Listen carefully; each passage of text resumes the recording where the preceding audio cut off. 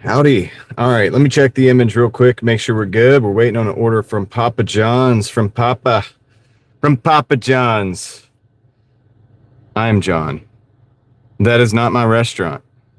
Just saying, no affiliation. But anyway, we are picking up an order there. Let me check the image here. I might have to switch this thing up. Do the old switcheroo if it's not looking good. Oh, man. It looks like it's all right. It looks like it's all right. Dude, they got it right one time. Good job, YouTube. Thank you. Thank you. Good job. All right, Mark, what's up? How's it going? I can't hear you, so I got some explaining to do. No, I just need to fix this real quick. There you go. I think we got it. All right, let me see if I can hear the chat now. How's your day going, Mark? Are you out there hustling? All right, we're live. Like I said, I am picking up an order at Papa John's. Just, I guess, a disclaimer real quick, right off the bat. I am using a text-to-speech system, audio to an earbud, single earbud, so that I can communicate with the chat, distraction-free, hands-free, in accordance with all state and local laws for my safety and the safety of others on the road. Just to get that out of the way. What's up, Julie Jam? How's it going? And Brittany, welcome in. And I can hear you, and so everything is working properly. That is a great thing. Food delivery morning shift and lunch shift was terrible. I'm sorry to hear that, Heather. Well, I had a pretty decent day. I haven't had a lot of hours in, but I've had some good orders. Interesting. You didn't like Disclosure Day? I heard that from a lot of people, Maverick. I heard that from a lot of people. It is hot out there. It is hot in Raleigh. Realistically optimistic. Yesterday it was 104. I was out here in this, but I have AC. It is working. So anyway, Reed Jones is in the house. What's up, Mitchell? Thank you for the number six like of the day. Appreciate that. You guys are on it. I appreciate each and every single one of you. I'm going to go pick up an order right now, and I'll be back, and we'll continue this we'll get the conversation started, really. We haven't even got it started. You got the money? What money? What money? No, I'm just playing. Yeah, let's go. Hey, Leslie, how you doing? Let's do it. All right, so let me go get this order, and we're going to get the day kicked off here. And I'll let you guys know where I'm at on the totals when I come back. All right, so yeah, should be easy. I'm going to show you how long am I going for? I don't know. I'm not even sure, to be honest with you. Maybe 12 o'clock-ish, maybe a little later. I'm just going to play it by ear. Definitely going for 200 at the very least. But I'll be right back. Let me get this order, and I'll see you guys in just a second. I'll also see you in the chat.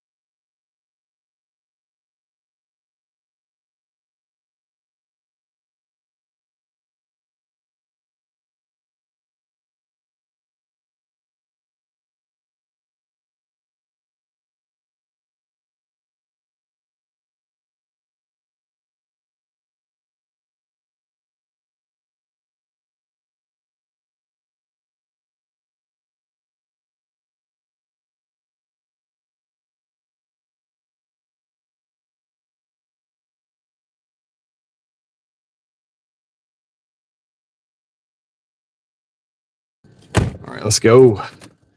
Let's make a noise, something like that. Change it. I got to change it. Switch it up a little bit. Exactly why. All right, cool. All right, we got it. We're back in the car. We're rocking and rolling. And we're going to make this delivery, and you're going to be, like, amazed. Well, not really. For me, in my market, the numbers are going to look pretty decent for considering the hours we've put in.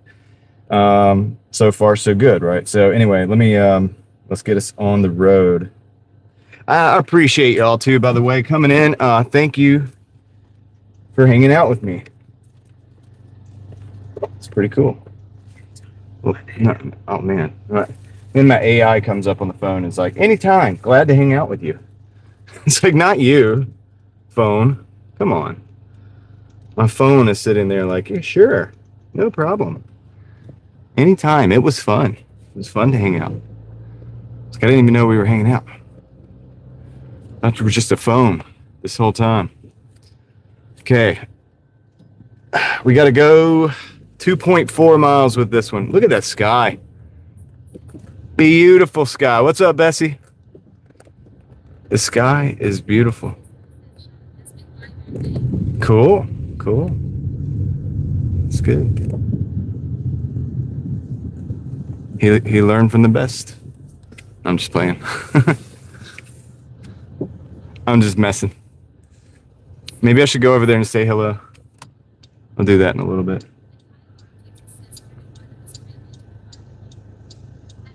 What up, Tyler? How you doing, Teal Horse? 93 and humid. You're back in the south, Heather. Get used to that. Cool, cool. As soon as this car comes by, we can go. Let's do it. Yeah. Sweet. Coffee and a chocolate chip. Can't beat that. That's pretty classic right there. Pretty classic.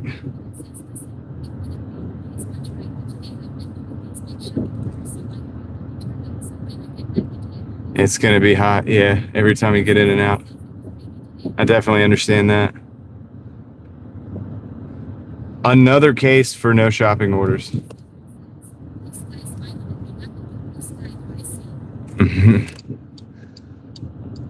Mitchell's gonna try to get me to sing.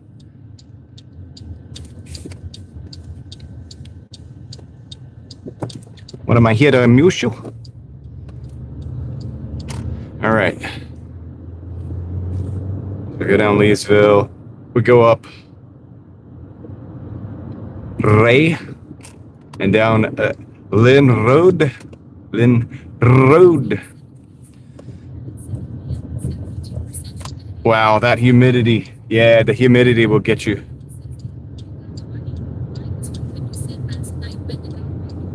Oh, yeah.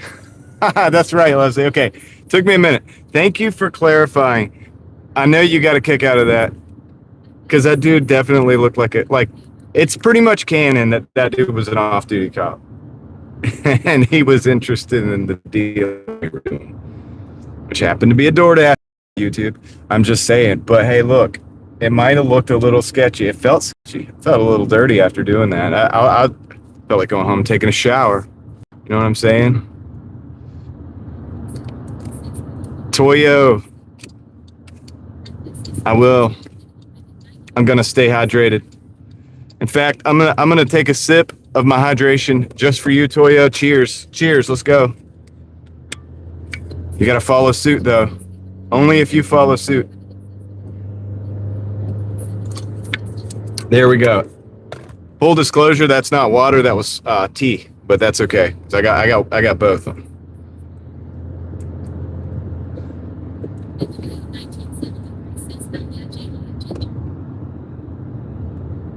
Connor. All right, we're 2 minutes from this drop off. I will reveal where we are at in the day. Yeah, it's good, Reed. This car up here is all over the road. Have y'all noticed that? They've been all over the across the. I think they crossed the mustard and the mayonnaise. I'm glad they're not going where we're going. We're gonna cut off this way. It's safer this way. Skylar, how's it going? Could be, Troy. Could be. They're still partying from that game last night.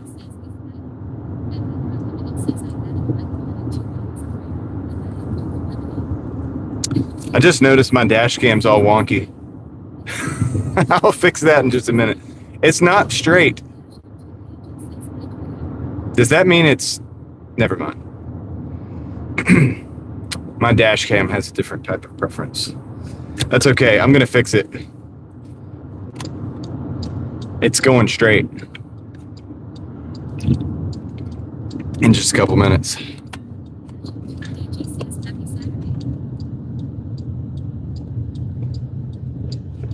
Happy Saturday. Happy Saturday to you. No coffee. I thought you said you got coffee and never mind. Insert that.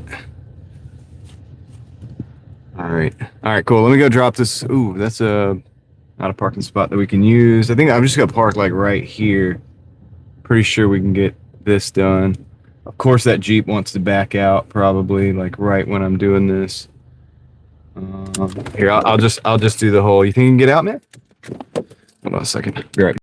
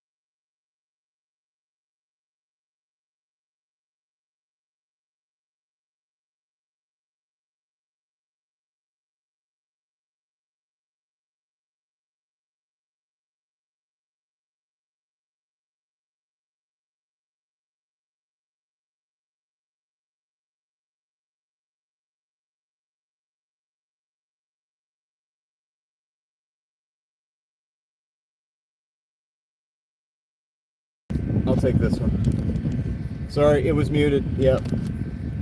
Okay, let me check the alignment. I think. Oh no, turn that down. I'm messing everything up. All right, let's see. Let me check the alignment here.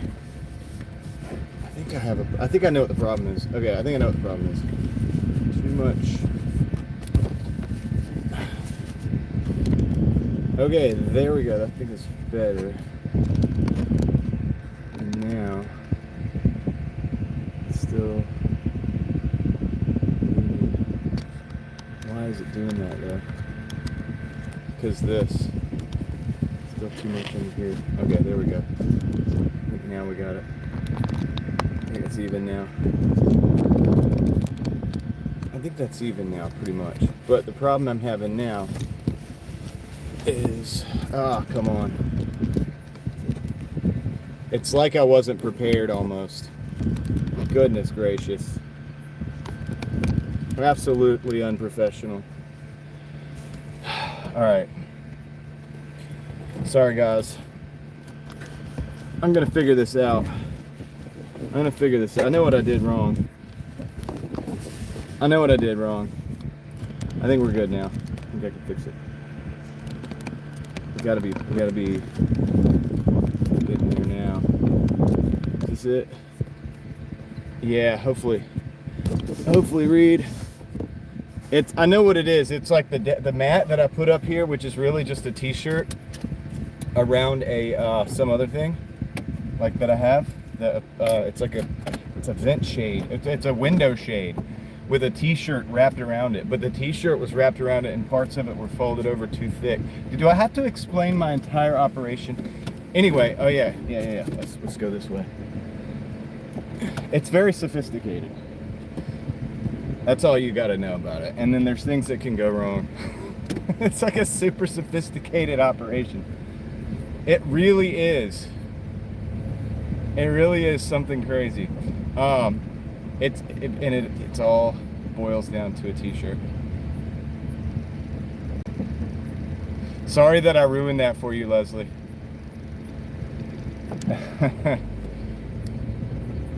Dude, once I got a microphone, once you go microphone, you can't go back.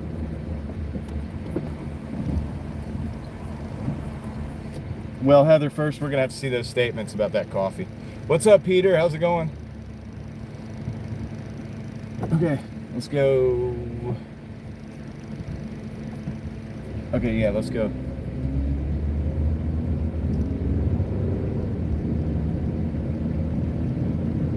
Almost picked up another strap on the dude, this sky, by the way. Whoa, you know, like, let me just say that.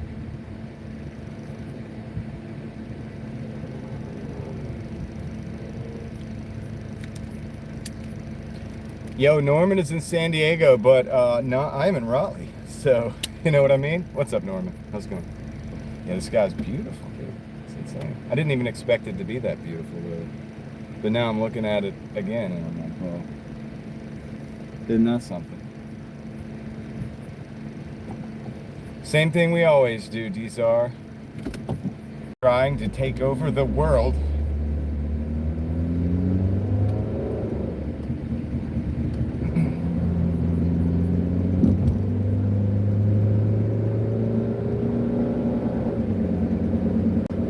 But first, we have to take some deliveries.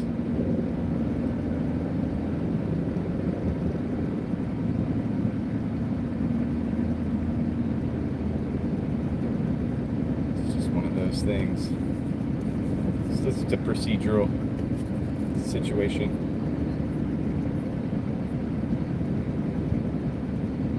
Peter, thank you.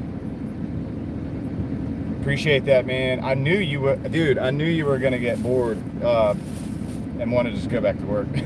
I told you, dude. You're like, yeah, there's plenty of work going at home, but like, it's like, yeah, you run out of that stuff eventually. And then you just want to go crush it at work. So what have you been doing for the last several years? All right. Thanks, Peter. Appreciate that. Flip. Come on, flip, camera. Flip, you silly camera. You're gonna fall apart like the rest of my operation here? Don't you dare. I need it to work. I need the camera to work. That's the bones of the whole thing. If I didn't have a camera, you guys wouldn't see anything. This would be like a Discord server, a crappy Discord server that you can't even speak back.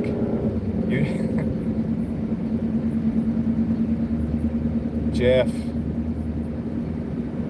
What up, No? So unfortunately, just because of the modifications I just had to make to my setup, my super sophisticated setup, you can really tell it's a t-shirt. And it looks kind of messy, dude. If you were to walk up on my car right now, you'd be like, man, what is going on here? Like, what's up? What is that in the dash? But I promise you, it makes it look a lot better. It makes the whole image. It's highly professional. Why are people paying me? Because I'm cool. Dude, why would people pay me? Because I'm delivering their food. That's why they pay for the service, the delivery service. It's not like they're just out here like, oh yeah. Okay, there's one parking space. Unfortunately, there's only one parking space. Okay, very careful here. Gotta squeeze in. I don't know if we're gonna get this order. Oh, I thought she was talking about the like DoorDash. Like, why does DoorDash pay me? I'm just like, well, dude, obviously it's because I'm delivering food. Like, I'm not doing it for free. Oh, I don't know. Look, man, you're gonna have to take that up with the rest of the world. You know what I mean? That's who you watch. Why do you speak? Why do you do? What do you do? Right? Okay, we gotta figure this out. We gotta figure this out here. She's trying to figure it out. Not quite ready yet. Let's see. Okay. Hey,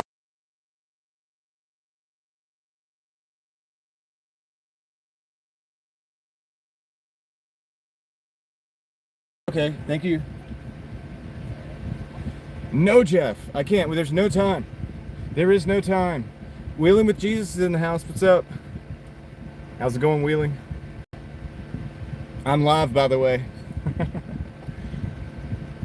It's funny, the other day I forgot to answer you. I thought I was going to answer you in the comment. I looked back and I didn't actually answer you about going live. I don't think. I don't think I did. Which is my bad, totally, but...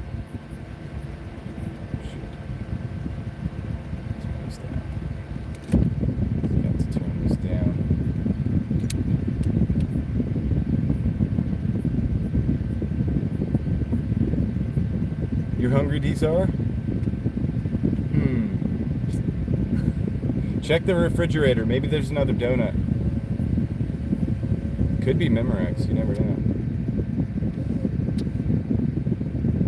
All right, let me get into my own lives. There we go. Now I can see this. Troy keeps me up to date on all the sports stuff. Oh wow. All right, cool. We got I think she's got our order. I really do. Dude, this is fantastic. With all these people waiting, I really do believe it. I believe it. Yep, appreciate that. Okay, you rock. Have a good one. Here we go. That's awesome right there. Items. You gotta scan the old receipt. Well, we have two orders, Troy. We got this one, and then we got to go to Little Caesars. The Little Caesars part's going to be, you know, we don't know what's going to happen. It could be anything, really. It could be good, could be not. She is running. She's hustling. She's hustling. She's got a bunch of cars here. She's getting everybody straight. She's got her little notebook, or not notebook, what is that called? Clipboard. Oh, I gotta turn the car on. It doesn't go if you don't turn the car on. Alright, she's got a little clipboard and she's keeping everybody's orders straight, doing a great job. I'm mostly pretty excited because I'm gonna get out this way. This is gonna be the way. It's gonna have to be this way. Because our order was ready, so she gets bonus points because our order's ready. Let's get out of here. Nandini, what's up?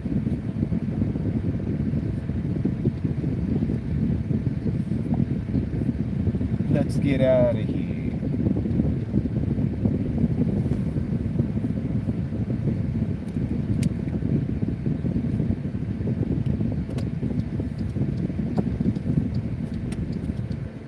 So we got to go to Little Caesars. We're not going to Big Caesars, we're going to Little Caesars.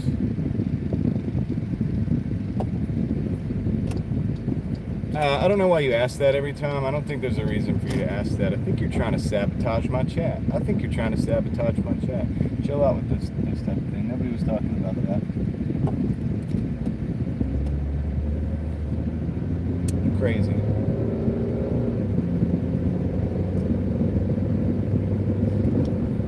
You do that every time. I've noticed that. We're sitting there having a good time, and you're just like, oh, let's bring something up random that could be divisive.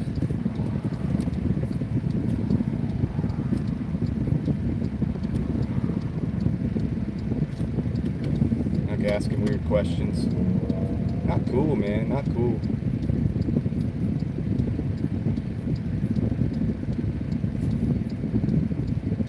Yeah.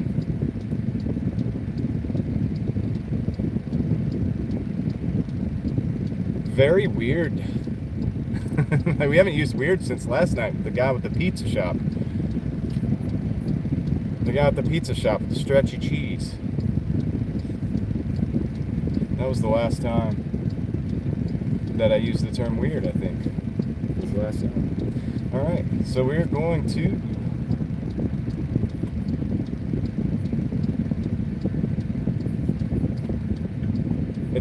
It's okay, Wheeling. They do it every time. They do it every day, or every couple days and stuff. They come in or whatever. Last night, yeah. So we know what's up. We're on to you. I think it's entertaining for me, but at the same time, I know like what you're trying to do. It's just my crew is just so cool, man, that you're not gonna be able to get that what you want here. It's just not gonna work, man. The people here are so awesome. Right on, Wheelie. Jeremy, how's it going?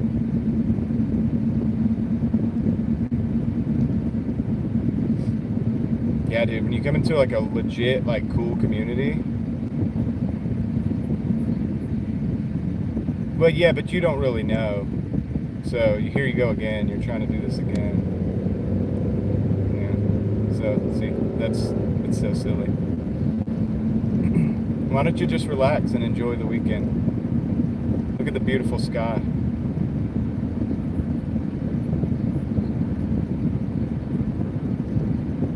Gas station pizza, everything on it. I wouldn't complain about it. Sounds good. I don't drink anymore, but if you got the Bud Light, just go on the side. Sounds legit. Sounds legit. Got yourself dinner. All right, 4 minutes, 2.4 miles, and closing on the Little Caesars. And once again, I appreciate everybody that's here hanging out with us.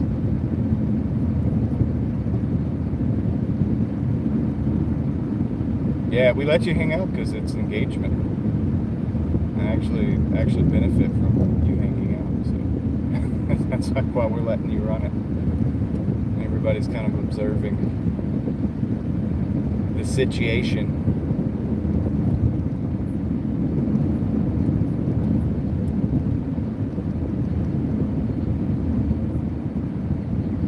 Interesting, Eva. Interesting. Any particular reason?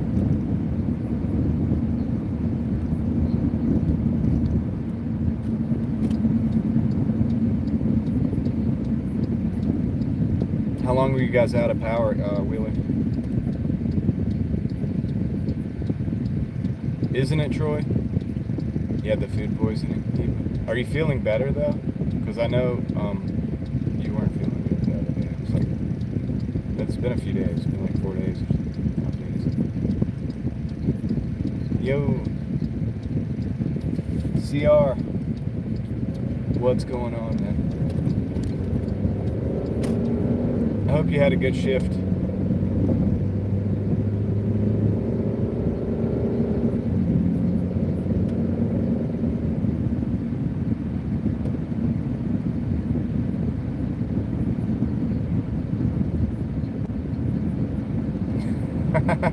Yeah. Good idea. Classic. These are classic idea. Go for it. What will you be driving, pray tell?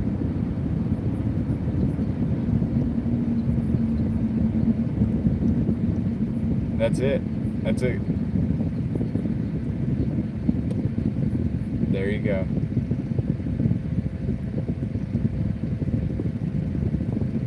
That's it, you know. And Crystal.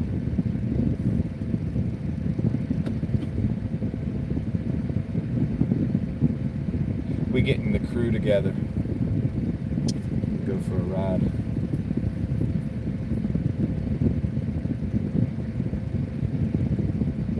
So the Little Caesars pizza is the wild card here, and so we don't know if it's, you know, you gonna be ready? Is it gonna be, you know, what's the deal? It's got a couple items. It's got a little bit of everything. Man, that's a pretty good amount of time. 16, 17 hours out of power is a good little bit of time. Got to start thinking about what's in the refrigerator and the freezer and all that stuff at that point.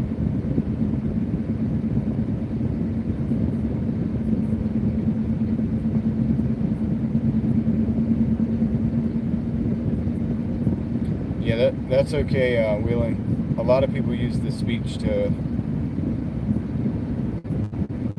text, like you're talking about. I kind of like translate it. I'm fluent in speech to text now.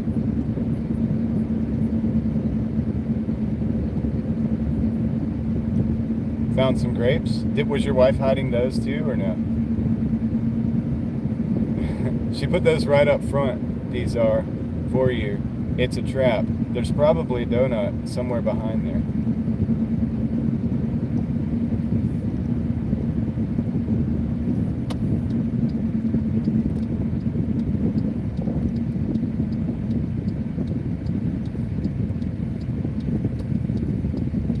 You took the bait. You took the grapes.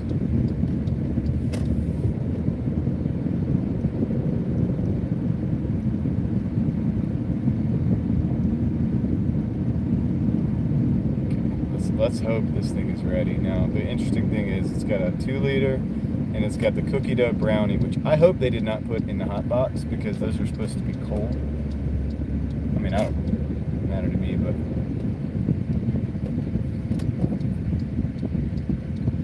I haven't had many 9-to-5 jobs, I'll tell you that. You asked that question, I'll answer. I haven't had many. As soon as I figured out how to hustle and how to do different things, I kind of found that that kind of works with me pretty good. So that's I'll work myself harder than any 9-to-5 boss would ever do. All right, I will be right back. Let me go see if this thing is ready. Get that thing out of it. All right, I'll see you guys in just a second.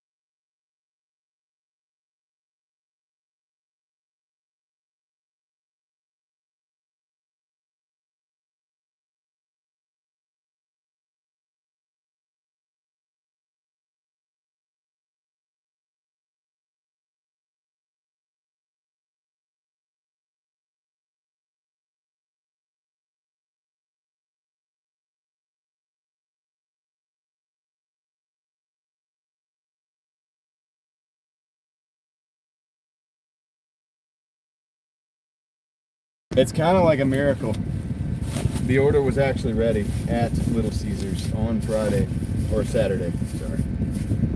So, yeah, that's a rare bird, man. I'm gonna take it. Let's see.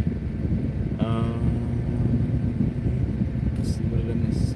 I heard some stuff that I was able to pay attention to because I was talking. Steel is Real is in the house. What's going on? It does bring clarity, Eva. I've noticed that as well in my life over the last few years, because I have also noticed that, and I have that clarity most days now because I don't do any of those things anymore. In fact, like exercise and stuff like that, if you exercise and stuff, it brings even more clarity, ironically. So it gets better. It actually gets better. Thank you, Wheeling. Crystal, that's a good point. Steel, how do you just hold it just at 100? I would always want to just like push the limits a little bit more. That's a good point, Crystal.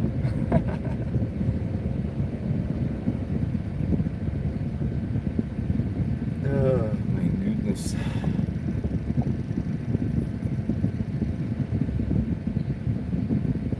That's good, Wheeling. Super cool. It's great to hear like somebody that's in a wheelchair actually is like, you know what, I'm gonna work out.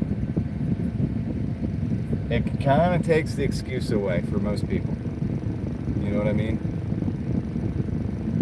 Like if people are like, oh yeah, I don't want to do any kind of workout because I it's so uncomfortable, whatever. I'd be like, yeah, my homie in a wheelchair just did a 10-minute workout.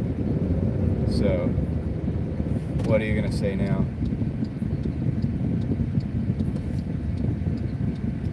Any more excuses? And we're not asking you to like become a bodybuilder. I mean, look at me, dude. I'm not a bodybuilder. But it's just like if you move the body, it's good for you. It's good. If you move the body, you can still the mind, and it's good to still the mind sometimes.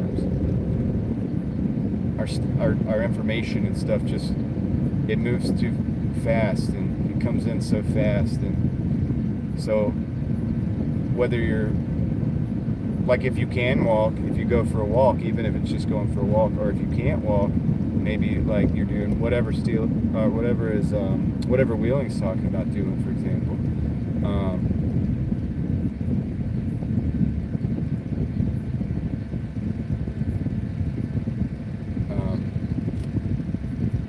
Whatever it is, you know, it's gonna leave you better off than if you didn't do it.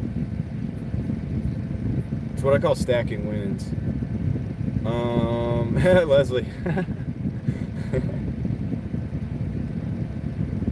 Nobody ever seen a hoopty before. You should say that. You should roll up, Leslie, and be like, my goodness.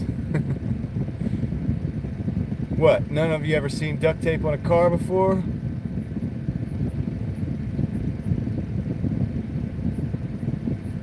Jason.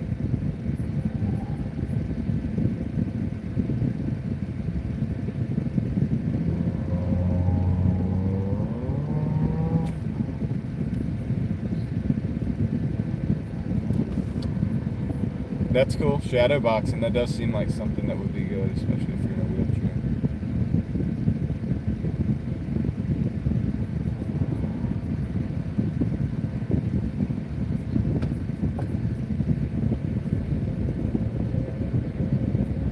Well, I used to do car parts. I mean, look, a few. Dude, these clouds are like majestic. This is like, you know those old Bibles that would have like a picture of like the sky? You know what I mean? This is like one of those, this could be a picture, like that sky could be that picture, like something like that. Just wow. Yeah, I am kind of skinny, but I'm like a pretty dang strong skinny Marie Campbell. I like being flexible. I like being flexible and being able to run and jump and roll and lift things. I like to be able to do a lot of different stuff. My body type thank the Lord, allows me to do it.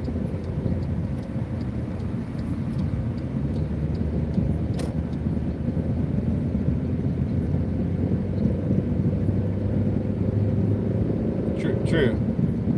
Yeah, that's true, Wheeling. You got to kind of work with what works, like literally.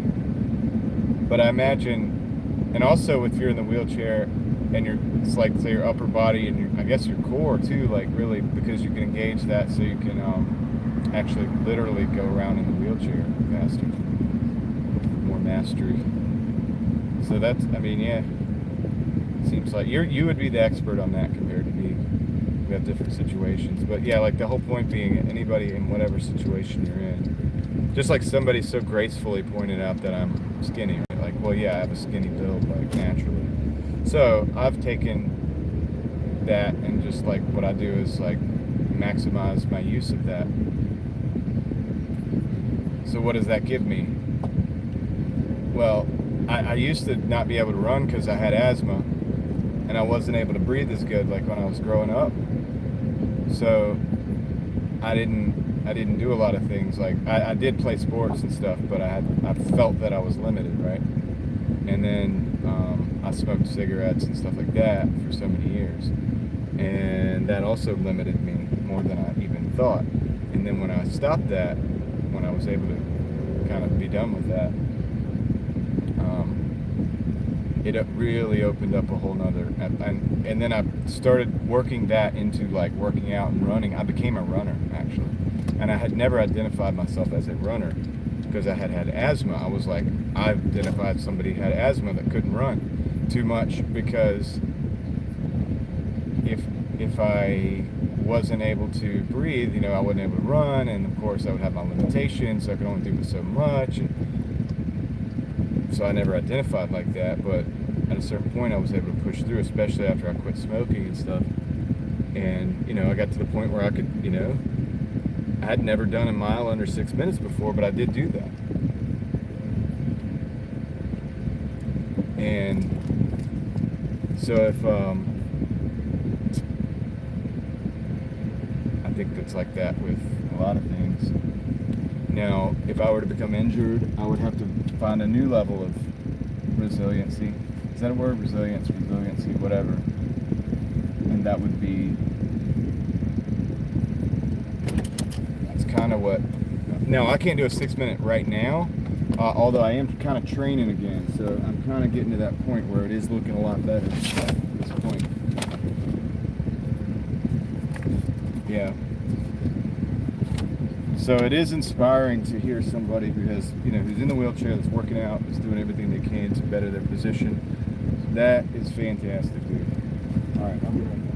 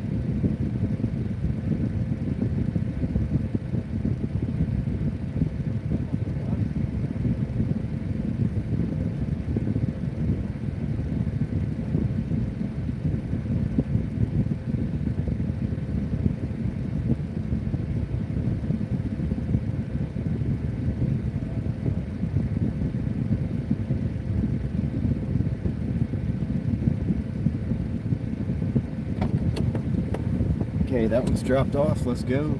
Just had a conversation with an individual who was taking a picture of the beauty as well. So we sat and talked about the beauty of the sky for a minute, and that was awesome too. That was a cool interaction because he was just taking pictures of it, and I was like, yeah, it's beautiful, isn't it? And then he was like, yeah, you know, I came out and I noticed something was special about the colors, and I was like, yeah. And so we started talking about how the clouds were changing, like how they would change from moment to moment, and then like we kind of got into the moon and how the moon moves when you take video through a telescope and stuff. Anyway, that was a cool conversation. I love that things like that happen. Stuff like this brings people together, and we're like, wow. This is amazing.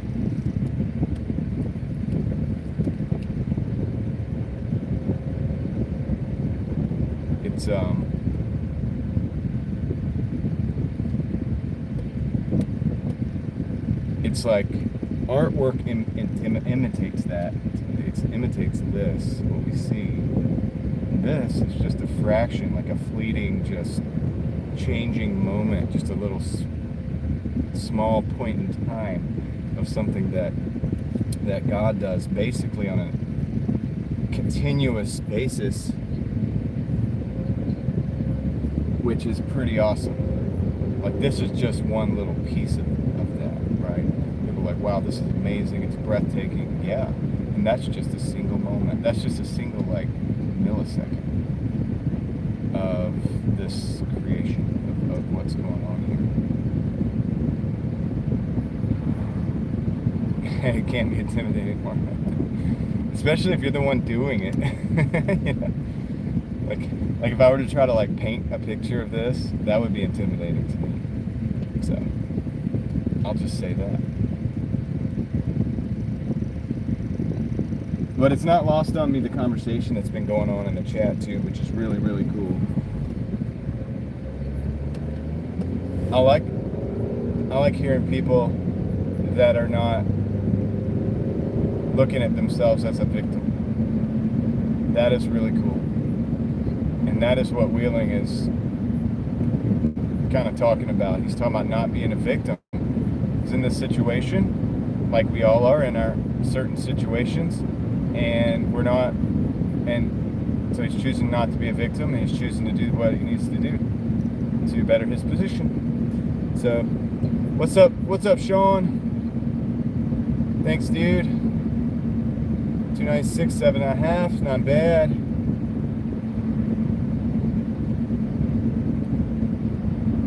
All right, 250 on, oh, DraftKings, okay, nice.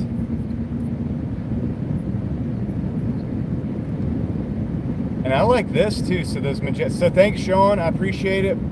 If you stick around a little bit, we'll get a Hulk smash going, but I'm driving. But yeah, I was gonna say, I like this, the vibe of these clouds too, like with the darkness too. It's almost like dark, crisp. It looks so crisp, and there's a certain time of day, and I want to express this. There's a certain time of day where the colors, and it's my favorite time of day, and it's like right now, where the colors are very sharp, and on a summer day especially, sometimes this happens.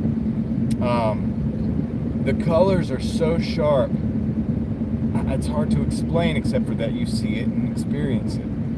And you have these like deep, sharp greens, and these, of course the sky is either pink or purple or whatever it is, but it's just piercingly sharper than other times of the day. And I used to think, well, what's going on with that, until I did something. Now, do you guys remember the eclipse a few years back? My wife and I, we drove down to a little place called Lexington, and I think it's in South Carolina, Lexington, South Carolina. And we went to what you call the totality of the eclipse. Okay, this means that the eclipse,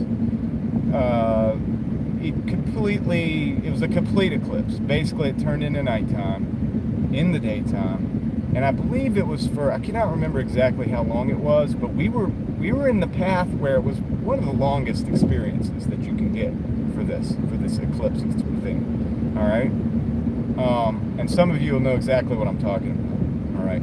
Now, coming in and out of that totality, so you have this where the moon's going across, you have the sun, everything lines up like perfectly. Then they have this, what they call this diamond ring, which is this little piece that shows out.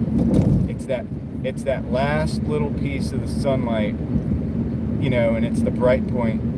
Okay, and then so then after that, it's that perfect, complete eclipse, which is amazing too. Another testament to God's creation of this whole thing, because that particular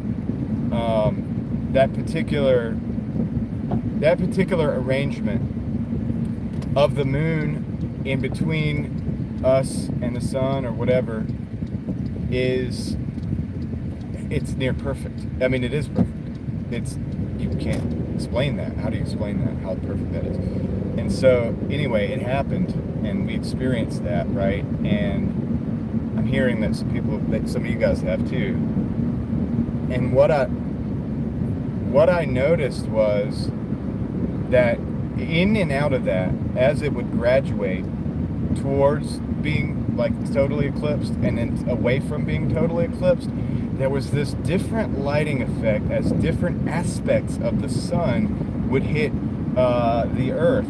I mean, your fingers, the shadow of your fingers would become elongated.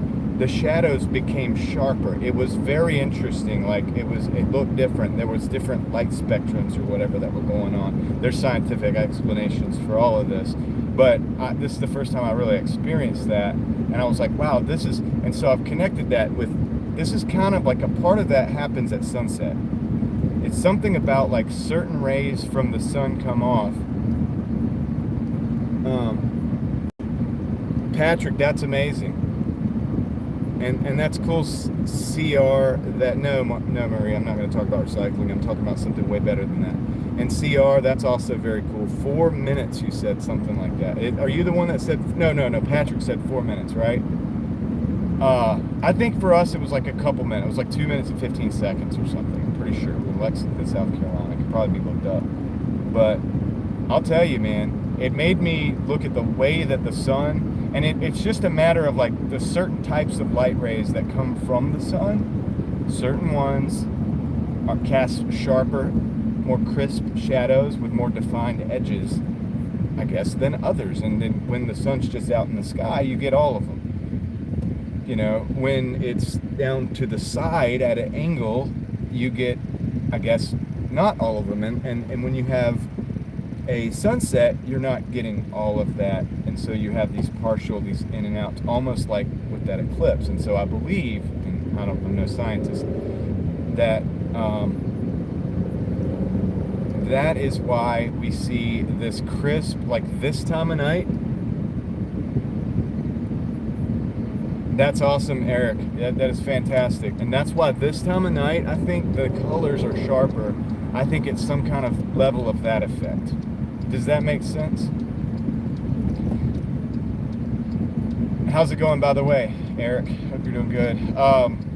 So anyway, yeah, all of that stuff, there's like an explanation for why we see things differently in the sunset. And I always wondered, why is the colors so crisp and deep and different this time of night, for example, or this time in the evening, as opposed to during the daytime? And it's simple. It makes sense. There's a scientific explanation for it. It's because the partial portions of the sun rays, the outer parts of the sun, that not that intensity of straight from the whole sun, but that partial, whatever you call that we do get every evening. And that's why we like the sunsets, because they look so cool. And that's why sunrises look so cool, because it is a different spectrum of light. It's amazing. It'll blow your mind. And when you think about it, and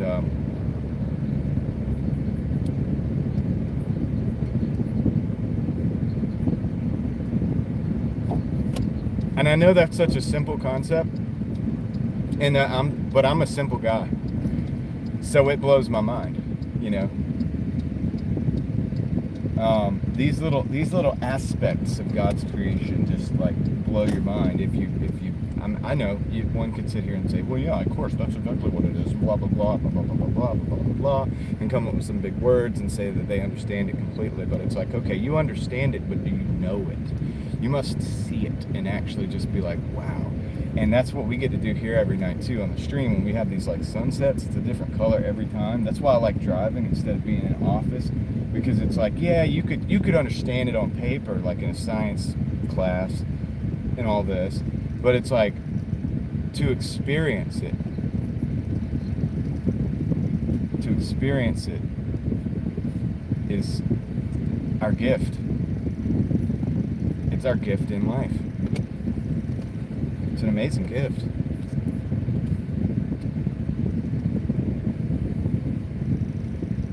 So sometimes I just think about it. I'm like, wow, I'm thankful for that gift. That's like if you're not like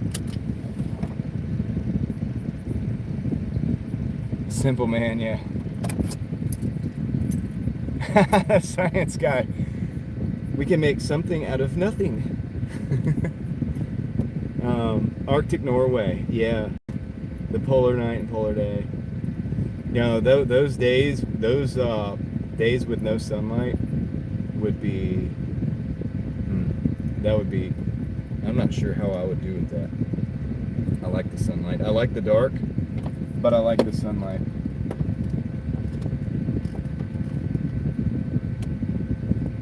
Extremely unique, have our perception of the colors. Yeah, Warren, that's true. That's true. How's it a gift?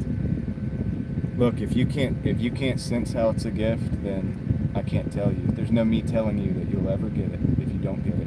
If you don't understand that, there's no amount of me explaining that you will ever understand. All right, so I'm gonna go drop this off, guys. I'll be right back.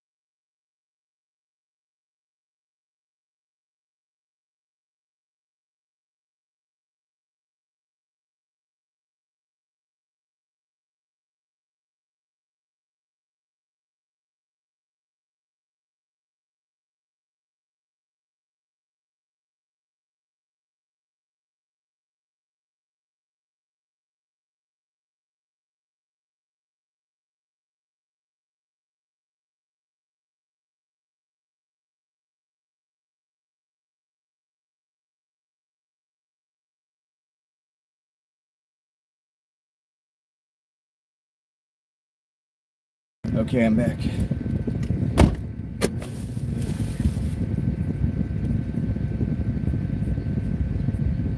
Happy accidents here. Remind me of that if I ever do any painting. All right, so we're at $154.71, 5 hours and 29 minutes. That's the goal. That's how we're doing right now. I think pretty good, dude. 5 hours and 29 minutes, 154. I don't know what that is hourly, but I think it's pretty decent, man. Somebody asked if I was driving a Crown Vic. I am not. I am, don't switch zones. Okay. I am driving a Chevy Malibu. That's what I'm driving right now. Esmeralda Grill. $10 for 13 miles. 13 miles gets me back over here. Do I really want to do that though? Let me see what I gotta do to get this.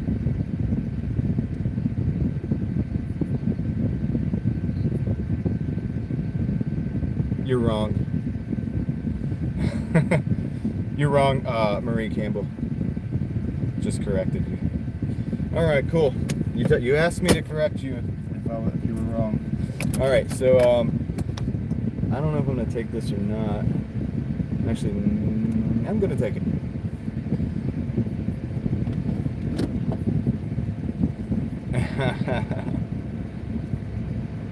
Victor, I don't think I said hello to you, but I did notice that you were there. I heard you chatting. I hope you're doing good today, man. This evening.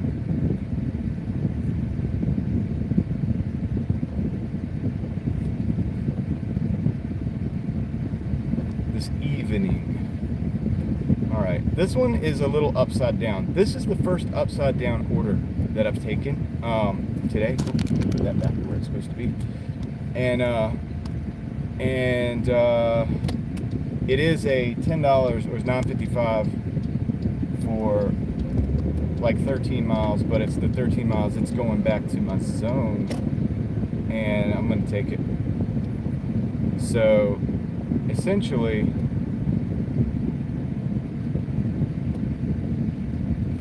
it's good. We've had such good orders today.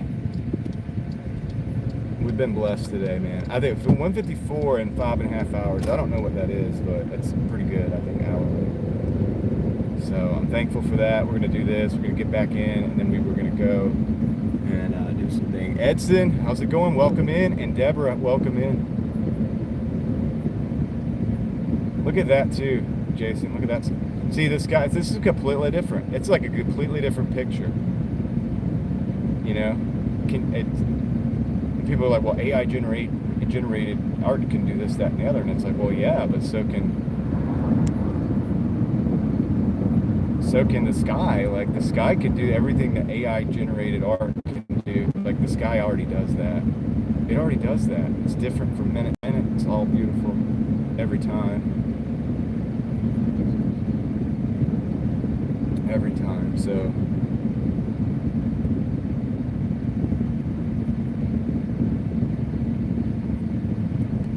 back to the zone, auto zone. Thank you, Leslie. Yeah, and like I said, this isn't the best order in the world. Now it's getting dark. Look. It's getting dark.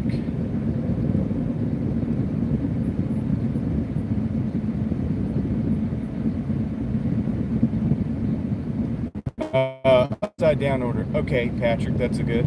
So anything under $1 per mile. So like a 1 mile, like say 10 miles for $10. If you go 11 miles for, or $11 for 10 miles, that's right side up, I guess, in some way. Just generally speaking, right? Upside down would be $9 for 10 miles, right? So that's less dollars than miles, less than $1 a mile, which I have not had to take anything less than $1 a mile today. In fact, a lot of the stuff today has been $2, $3, or $4 a mile, which I'm super thankful about. The thing about it is that we're kind of out of our zone right now, so I'm taking this one to go in the zone. So this is the reason I'm actually taking this order this time. Any what?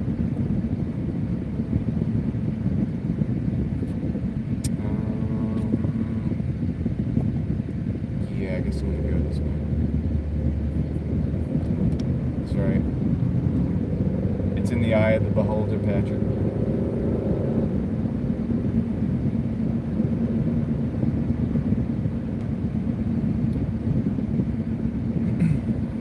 I guess the science behind the ink blot is to figure out like what that says about you, right? Is that correct? It's like, what does it say about the person that they see this certain thing?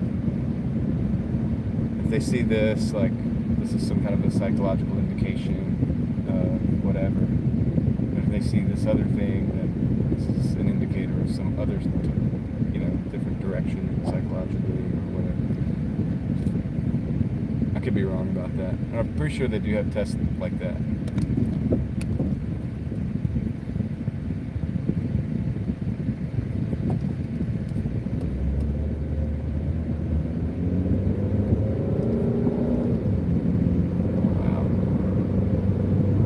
Sean, I don't know if you're still here, man. If you are here, I owe you a Hulk smash. If you're not, I'll just get you later. I have other ways of getting back with you. So that ended up being a really long drive after he came in.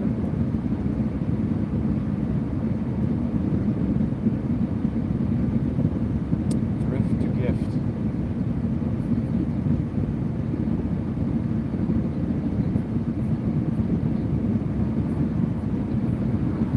Oh, I bet it is. Some of those Florida skies are definitely beautiful, Nana.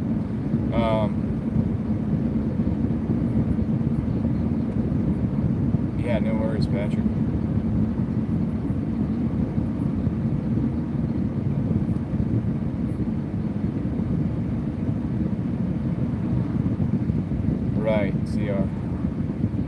like that, right? Hard to explain, hard to pin down, but definitely something there. And it kind of is, right? Even all of our big political stuff that everybody's like, it's like all the people that are corrupt, all the corruption that you see, and that everybody gets all up in arms about. And like, and I look, I get it, right? I don't like the corruption either. You guys know where I feel about how I feel about all that stuff, right? Of course. But let's just think about it this way for a minute. In a matter of years, all of the corrupt people that we're worried about right now would be gone. They'd be gone anyway, just as a natural course, and that's how it is. Think about that.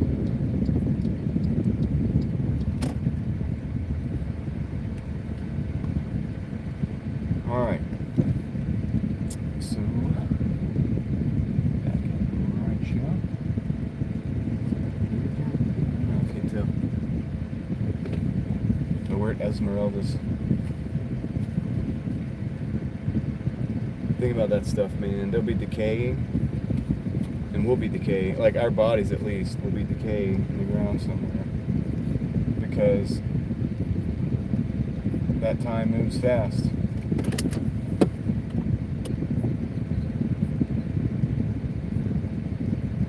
Thank you, Patrick. I appreciate you hanging out, man. Good conversations.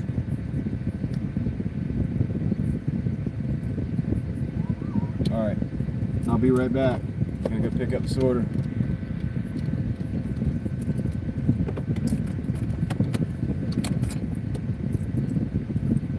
I would hope so, Edson. I would really hope so. All right, I'll be right back.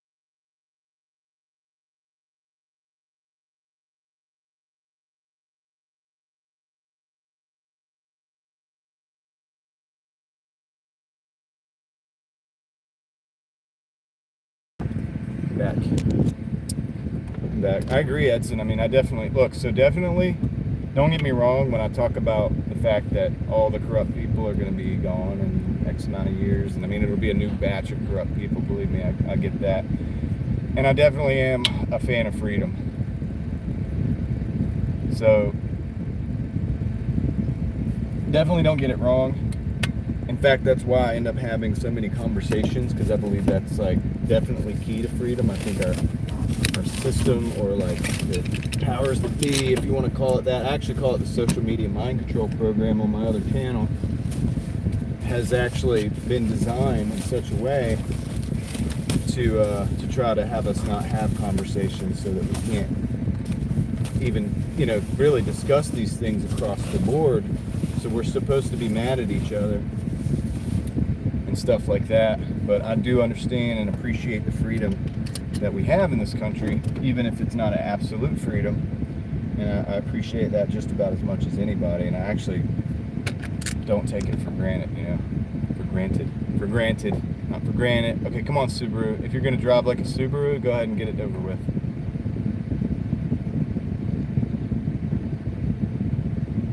Definitely driving like a Subaru. All right, let's go. But yeah, for sure. No doubt about it.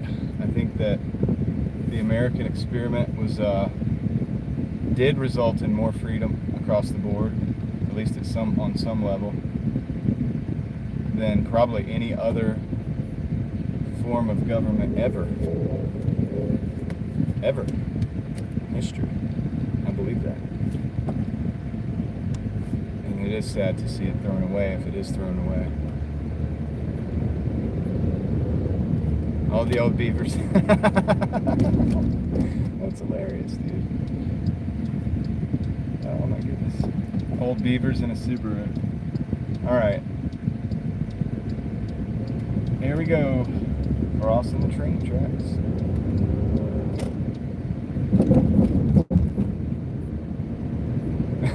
That's true, CR. True that. So yeah, when people bash our, their own country, I think it's really bad, because you could be critical, but you should definitely start by recognizing, like, if you're my age, you grew up with a relative amount of freedom that is insane when considered by people from other countries.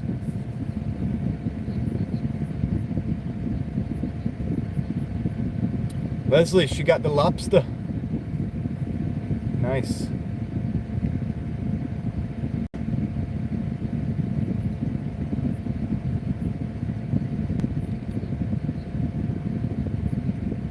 Eva, I don't know about the time moving faster. I do feel like as I get older, time moves faster.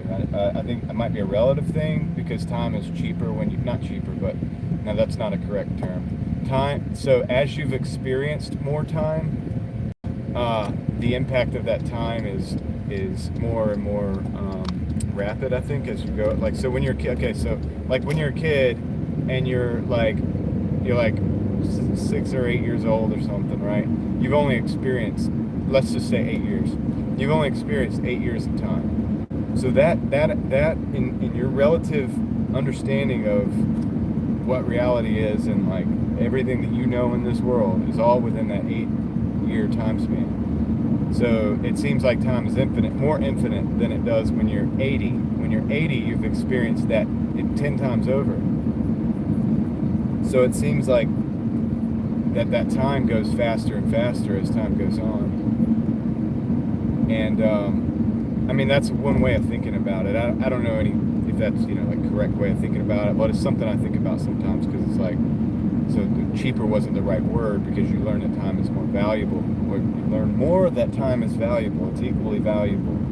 But I guess the term is, I don't know exactly how to say it. Time seems bigger when you've experienced less of it. As you experience more of it, it seems to go by so quickly, more and more. I'm probably butchering this whole concept that I'm thinking about, but that's kind of the way I don't know, because I noticed that as I get older, time does seem to be going faster. And like when you're a kid, I know that it seems like time is taking forever to go sometimes. Right? Like you're sitting in school and you can't wait to get out. You're sitting at your job, you can't wait to go out. You're young and you can't wait to get older. My goodness, you just chill out, right? Just enjoy being a kid. But sometimes we think like, okay, I'll be able to get out and go drive and do whatever I want, right? So I can't wait till that happens. It seems like it's taking forever. All these things. Then you get to this point where it's like it changes, and it's on the other side of it, and it's like, man, I wish things would slow down. But they don't. They keep speeding up. And I think that's from my limited, in my 30s, my limited understanding of reality, it's just, that is something I've noticed, maybe a concept that I've noticed. And it could be off as to why that is, but I think it's a thing. A little road trip on this one, got to go back to town.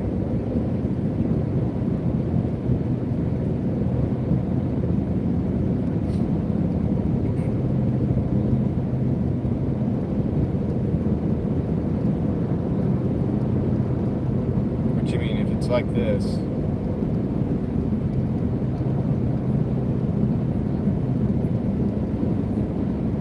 "94 years,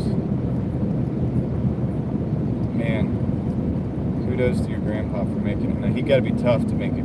He had to be tough to make it to 94 years.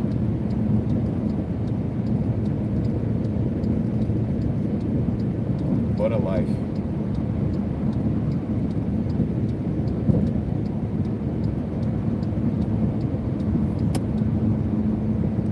Things that you could see in that time frame too. Let's think about that for a minute.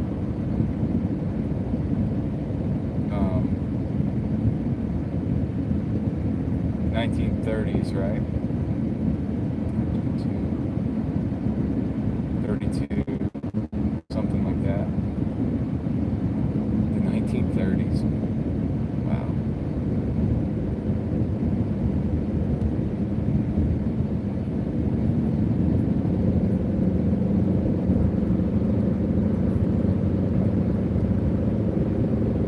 I guess the secret to keeping time moving slow is just to do a bunch of stuff you don't want to do then, huh, Darren?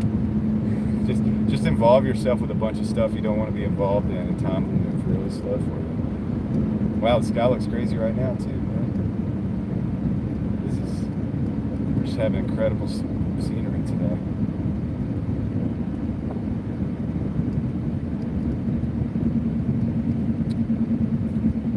Between the 30s and now, the progression of like technology and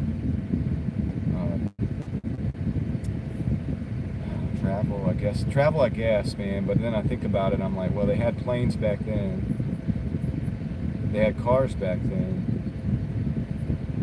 How's it going, Benjamin? A little bit, yeah, actually a little bit, because I came out at a certain time.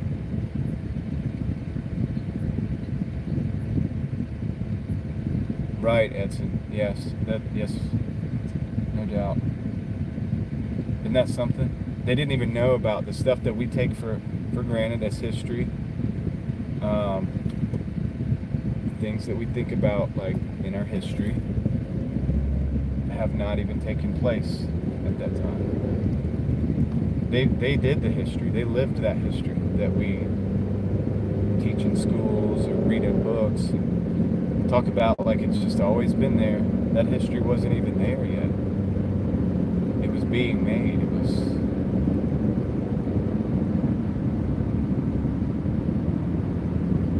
unfolding. It's incredible. And if you think about the generation before that, switchboard operator, yeah, if you want to make a phone call. Communications definitely have sped up. I think that might be one of the big things that's changed a lot is the communications. Yeah, because now we have like text. I mean, I'm talking to you guys. You guys are talking to me. We're speaking with one another right now, real time, and I'm sharing footage from like a city like thousands of miles from some of you, and it's like not only do I get to speak to you, I get to speak with you. We're actually having a conversation back and forth, and I have this technology, this text-to-speech technology, where I can actually hear you, so I don't even have to read it. It's like I have a digital assistant read it for me, you know, and all of these things. All right, Jason, take care, man. We'll see you soon.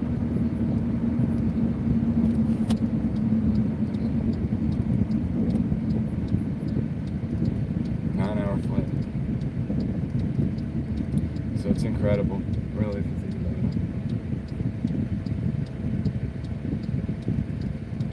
it. And if you think about that, CR, when we talk about like AI taking jobs and stuff, it's like it may not be as this doomsday thing like they talk about. If you think about it, that switchboard operator job doesn't exist anymore, right? So I mean, I'm not saying that AI is good. I don't really like it, but necessarily, you know what I'm saying? I'm not really. You look at my other videos, you can kind of get an idea. I'm open-minded to certain things, but at the same time, I realize the downfalls and the potential pitfalls of some things too. I'm just saying, I think we might still have jobs, you know? Like, because that switchboard operator job is not there, obviously, clearly. That went away, you know? My mom used to do stuff because she could type. Like, she could have a certain job because she could type. But, like, typing now, you don't even have to type. You can just speak, and it goes, you know? So that's not a job anymore, specifically. That's not a specific skill set that matters that much anymore, you know. But yet, she could get a job if she wanted to in the modern day. She could still get the job. So I think it's like always a balance. When people start freaking out about, and yes, you're right about that, Benjamin, about the knowledge increasing and people going to and fro. We're traveling all around the world. The knowledge is increasing. Yes, definitely, we have like more knowledge at our fingertips and all of this stuff. So that is kind of interesting, isn't it? But yeah, that's what I think about. I try to keep a level-headed thought process when it comes to AI and stuff like that. I think a lot of people want to believe that when I'm talking about why I don't use AI for my titles and why I don't use it for my thumbnails and I don't make AI music, I think they want to think, or the tendency is to think that, oh, you're anti-technology or progress or anything like that. It's like, well, in a way, it's just because I realize there are always these negative side effects. They give you the trinkets first. They always give you the trinkets, right? I'm looking for maybe something that has a real value that doesn't have an agenda behind it. If I go and click into any of these different AI chatbots, it's hard to know that it's really hard to know that that you're getting an answer back that is not biased or doesn't have like an agenda tied with it, because the people who train the model or whatever, the model can be tainted, it can be messed up. So you can't really know that the model is pure and that you're getting an honest answer necessarily, unless you're just trained on pure data sets. But these things are trained on the internet. The internet's full of garbage. Remember the whole saying, oh yeah, you can believe it because it's on the internet. Of course you can believe it, it's on the internet. You believe everything on the internet, right? You get what I'm saying? So now we have these AI models that believe everything that's on the internet. Like, we used to say it was a joke, you know, and now it's real. Like, they like turn it on its head, and now that's how you get your information or how you get your answers. And that's why when you do the Google search, you get these information data sets that are incorrect. Using more than one might be a good idea, Edson, if you're going to do that.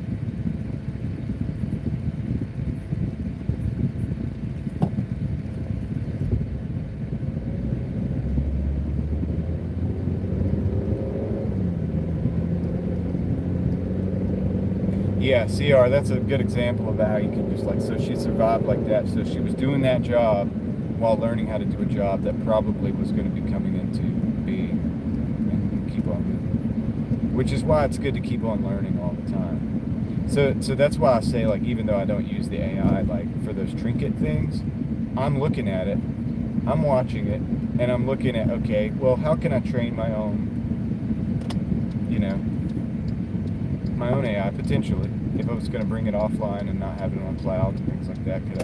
Could I potentially give it real data sets and make it useful for me? Now, that is something I would use, and that would be the first time that I would use AI. Now, technically, this is called AI, this text-to-speech that I'm using. I just think it's a reading program. It basically just reads what you guys type, and then it puts it into my ear so I can hear it. So it's just reading. It's an assistant in a way, but I don't think it's that advanced, the technology. I don't look at it that way. But I'm utilizing it because it helps keep me safe while I'm driving. What's up, David? Welcome in. Is technology endless? I think Eva asked that, and that's kind of one of those big questions, right? But it is a big question, right? Well, and I guess we would have to ask, what is technology, right? I mean, like, what is it? You're like, well, of course, technology is like us creating tools that are more. I don't know. What would you say that it is? What is technology? You know, what is the internet? Like, what is that? It's like, well, it's the internet. It's like, yeah, but what is it? Well, it connects everything. Okay.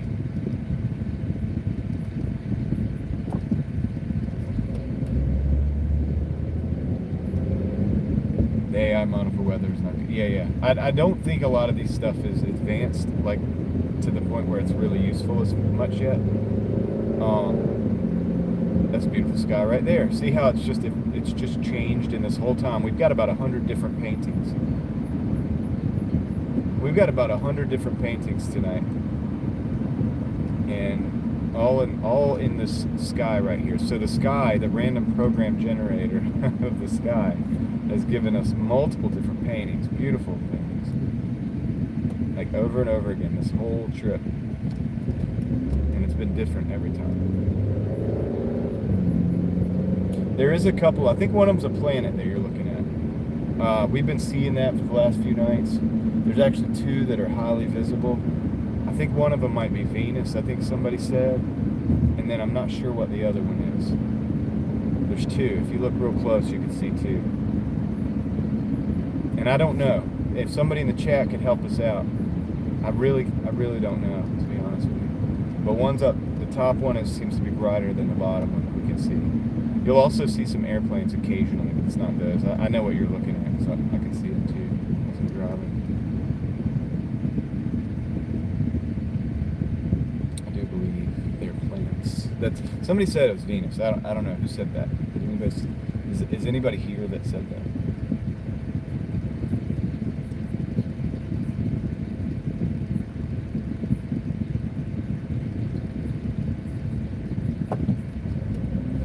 Yeah, it's a question. I don't know. Like, it's interesting to see like what different parts of the world see when they look at the sky. Jupiter is the other one. Interesting. Which one's the big one? The one that we can really see. The one that in my image, it's on the top. Like if you look where I'm looking.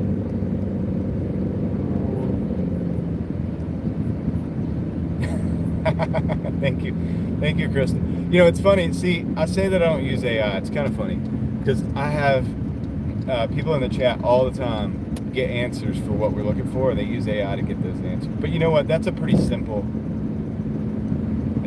It's probably correct, right? Because it doesn't take much scrubbing to get that information. It's not like you can misinterpret it. Now, that being said,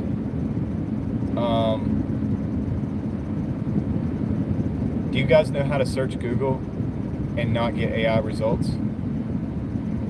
Donna, who hangs out in here quite frequently, actually sent me a message. It might have been a comment, but basically explaining that to me, how it works. Essentially, now I'm sitting here trying to think of how to do it. No, so Edson, here's what you do. There's actually a way, and I tried it and it works. You search your query, right? You just type in what you were looking for anyway. And then you do, and I can't remember this, and I'll look back in just a minute. I believe you do like negative so the negative symbol, and capital AI. Try that, guys, and see if that works. I honestly feel like an idiot because I can't remember, but I did do it and it worked. You didn't get the AI results. If somebody wants to try that, let me know. If it's not that, I'll look back at that comment. I think that you could be right about that, actually, Benjamin. That's interesting concept, but yeah. So no excuses. The no excuses technological advancements. Okay, so there you go. So that is how you search for Google results that are just simply based on the old search engine style with no AI results. You know those AI results that pop up? I'm supposed to park over here, but I'm actually going to park on the other side for a second. So you do your search query. At the end of that, you do a negative. So you do a minus, capital AI, capital letters AI, and that will give you the results like they were before the AI results were a thing. Let me go drop this.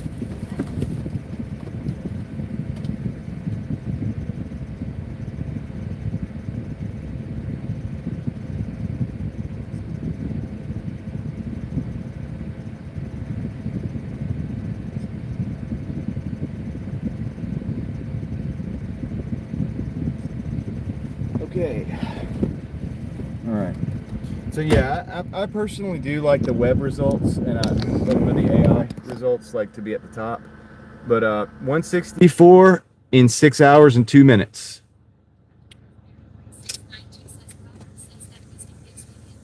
Fairly happy with that. Okay. Continue dashing.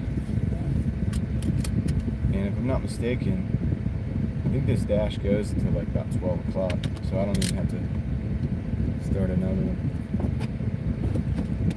It's annoying on social media though. Yeah, I could see that for sure. Look, as long as it gives the references to check, the thing I don't like is if and I never liked this when people did it, if you go and tell me something,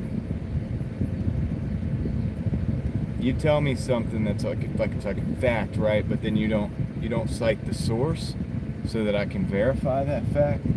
I don't like that. I'm not a fan of that, right? So, because I want to be able to, well, where did you learn? Right? And so that's why you'll hear me say things like, if I don't know where I heard something, I'll make sure that I tell you that so that you know, like, okay, he's probably wrong. And I actually just invite, and the great thing about having like roughly 100 people in the chat at any given time is that I can just invite you guys to help me look it up to make sure that we're on the right page, and then all together we can get it, you know, and we can really come up with some good information, and it can be verified by multiple people. So I like that.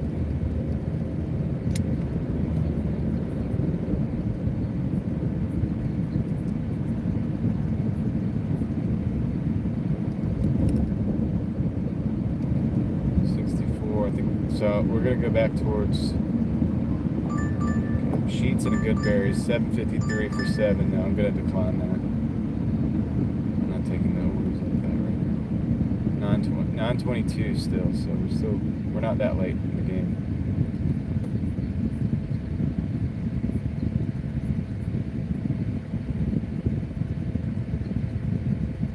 Yeah, no worries, Amanda. Well, Donna sent that to me knowing that I would proliferate that information.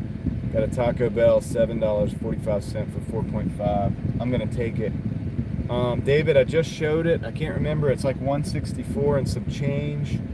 Honestly, I've gotta like turn around. I'm gonna turn around. I am gonna do it right now. All right. Yes.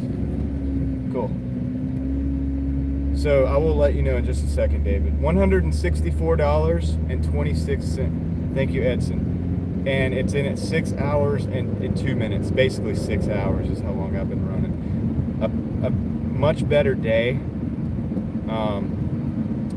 for me than normal as far as hourly and stuff.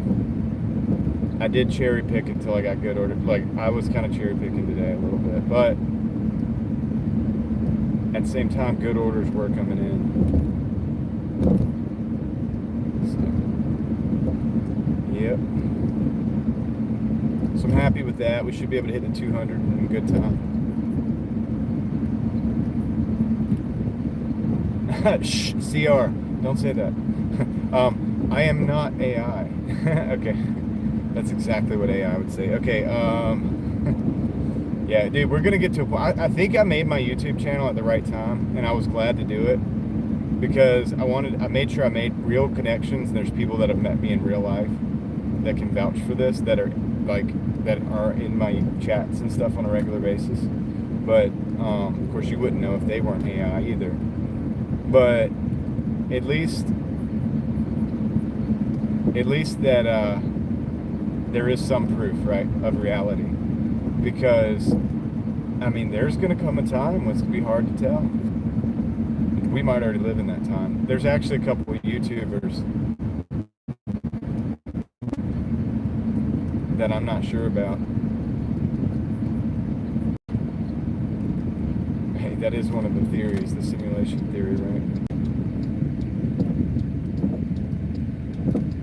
Which of course, I take issues with some of the interpretations of that theory because it's a dangerous road. I think somebody came in and was saying something like it's all an illusion or something the other night. This was a couple months ago, and so I explained to that individual my thoughts on that, and it was something like, if it's all an illusion, then you're an illusion, I'm an illusion, then nothing's real, then none of your actions actually have true consequences. And I just simply don't believe that, because I act accordingly, and to the belief that actions do have consequences. And in other words, if I do something and it affects somebody in a good or a bad way, that it actually does affect another real human who is experiencing their life in a good or a bad way. Now, if we go with the illusion theory, then we no longer need morals. We no longer need, and I believe that's why it's all an illusion. Now, in a way, there are things that are illusory, so that I understand where that theory could be coming from in a lot of ways, and I get that, I totally do. But you can't go so far as to say that, well, all the other people in your life are just simulation as well, or like an illusion. And I think that's almost where this person is kind of going, but it's like, well, why are you even telling the chat that then? If you don't think that we're real, then it doesn't matter, and you don't have to try to convince us, because we're just an illusion too. And so that, this whole, it becomes a vicious cycle when you really think about it. And then, why would you even have any level of like moral responsibility to any other person to do right by them, right? If they don't really even exist, it's just an illusion. And they would say, oh, well, that's a trick. Anyway, I hope that individual got to think about that, because I do know that a lot of the new agey type of stuff pushes that kind of thing. Now, the simulation thing, that's a different look. We are in a constructed reality, a constructed universe. God created the world. So, Claire Obscure Expedition 33. I've never heard of that. What is that, Cloud? And what's up, Ella, aka Elana? Mafia alias Ninja, by definition, operates at night. Of course, Steve. Of course. An AI ninja would also operate at night. No, I'm just playing. All right, I'll be right back. But Cloud, I'm interested in that game, because this thing is being pushed on people, this idea and this concept, and I think the ultimate reality of it, or the ultimate iteration, if you push it out to its furthest line of thinking, or you just reduce it to its bottom line of thinking, right? That's why I reduce a lot of things, like to the very bottom, and then I extrapolate it out to the very far, and I know some things are different in between. However, it's like, okay, hold on, painters.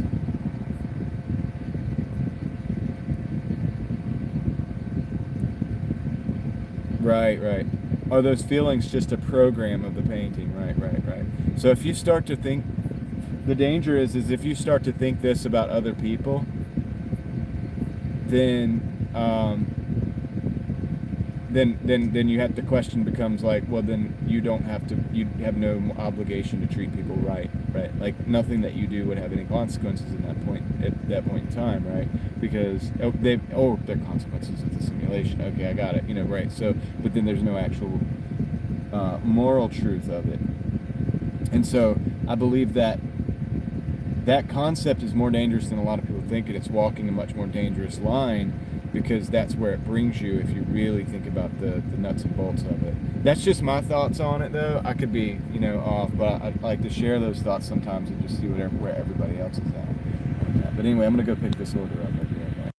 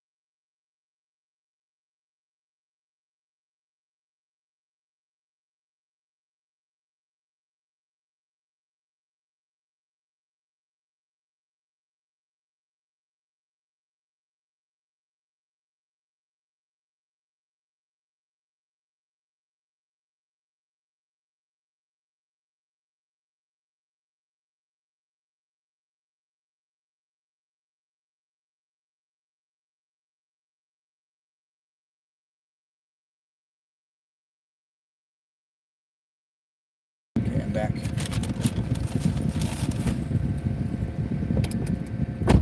Let's see where you guys are at. AI failed again. All right. Julie Jam's birthday is tomorrow, and since I won't be live, let's get a big round of a happy birthday for Julie Jam. Happy birthday, Julie.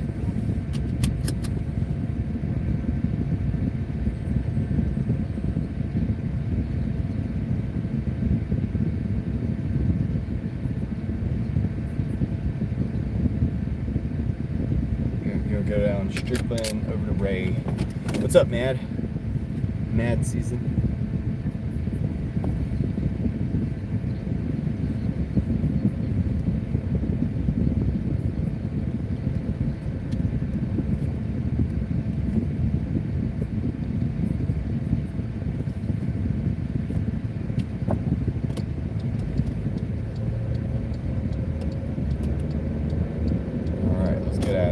So we've got 5 minutes, about 5 minutes to drive.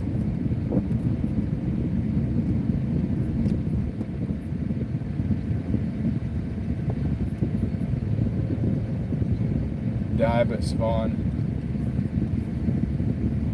Pretty good. Yeah, actually I would say so. Yeah, mad season, because I'm only 6 hours in, just roughly, maybe a little over, and I'm at like 164. So yeah, I think I am actually killing it tonight, crushing it, whatever. Cloud, no, I haven't heard that. I mean, so let me get that straight. So like when you had a near death, then you actually, instead of dying, you spawn into another reality. But see, here's the thing about that theory: is like there'd be no way to verify that, because if you spawned into a different reality, or a dimension where you didn't, they call it dimension. See, I of course believe there's different dimensions, but I don't believe that those dimensions are different us's. I think it would be, if you ever were in a different dimension, it would be the same you. But I think really the dimension's just a perception. Like we have the first dimension, second dimension, third dimension, and then there'd be like fourth, fifth, sixth, eighth, whatever. I think like if so, like God would be able to see and understand those dimensions, but that's the dimensions of the same reality. It's just an understanding of that reality, of being able to see it and know different parts of it. Just like there's things that are possibly going on behind the scenes, kind of as so to speak, like in the spiritual world that we don't know about. That would be because of the dimensions. This is part of the dimension we can't see. We're limited in our ability. You know what I'm saying? Kind of. So it's like, so if we're living in like 3D or whatever, and then whatever 5D or 6th dimension or whatever, like God can comprehend that, we can't. So there could be things going on outside of our comprehension as a result. But I don't think that that's an alternate universe. I think that's just a more expansive understanding of reality that we don't have because we're limited. Does that make sense? And I don't say does that make sense as if I'm teaching anything. I'm just, that's my understanding of it.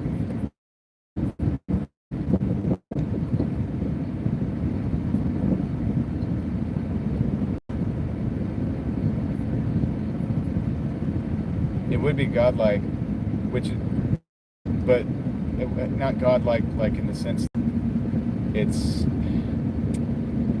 it would just, so they would say that it was godlike, maybe even little g godlike, because like I said, it's possible there are things going on that we can't see in the spiritual world that would be potentially dimensionally different, right? So once again, does that mean it's necessarily God? No, but I mean, if you go all the way up to the top, I think God would be the only one that would be able to understand or comprehend the very top dimensions.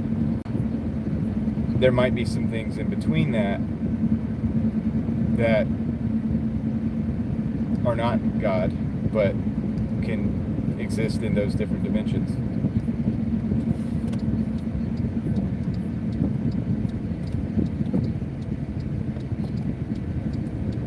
Well, it could be like a Truman Show, because like I said, if you're in one of those other dimensions, if you're a being that can exist in one of those other dimensions, for example, oh shoot, we gotta go somewhere else. The map has me going this way. I know this place. We gotta go into another entrance way. That road is blocked off. I've tried that before. The other night I tried that. So we gotta go this way. But yeah, so if somebody, so it would kind of be like the Truman Show. If other beings were able to exist or like perceive from those other dimensions, but we're not be able to perceive them, they would be able to perceive us, but we wouldn't be able to perceive them. And that might be happening. That could easily be happening. Obviously, God would be able to do this, but there could be other, things that are not humans, but also, and I think this is like what a lot of people would say, like the quote unquote. Hold on, I gotta call this.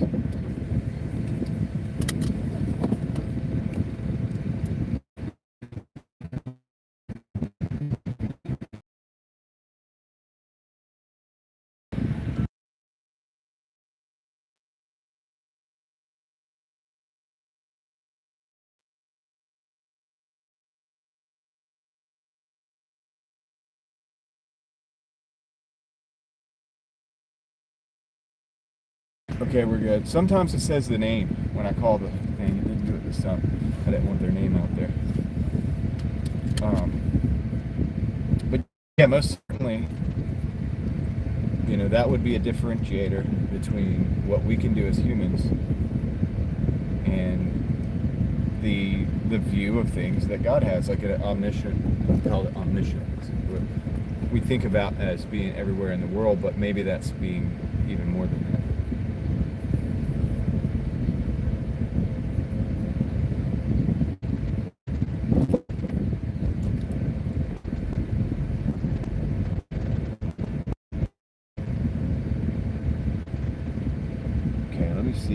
what we got here. But these are like, I don't think we can understand it. Like, that's the thing. I don't think we'll ever be able to understand some of these things. I think some of the stuff, that's why there's a heavy emphasis on that, because, well, not things like that exact thing. Because, is the signal all messed up? The signal's probably all messed up. Nice, sweet and sour. We're making progress on the car.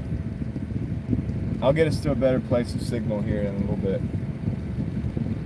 If it's looking terrible, it probably is. But yeah, that's why we talk about faith, because people can't understand this thing. Like I don't think we can have a I don't think we can grasp it. I don't think we, in this iteration of being, we're not in a place where we can really grasp it.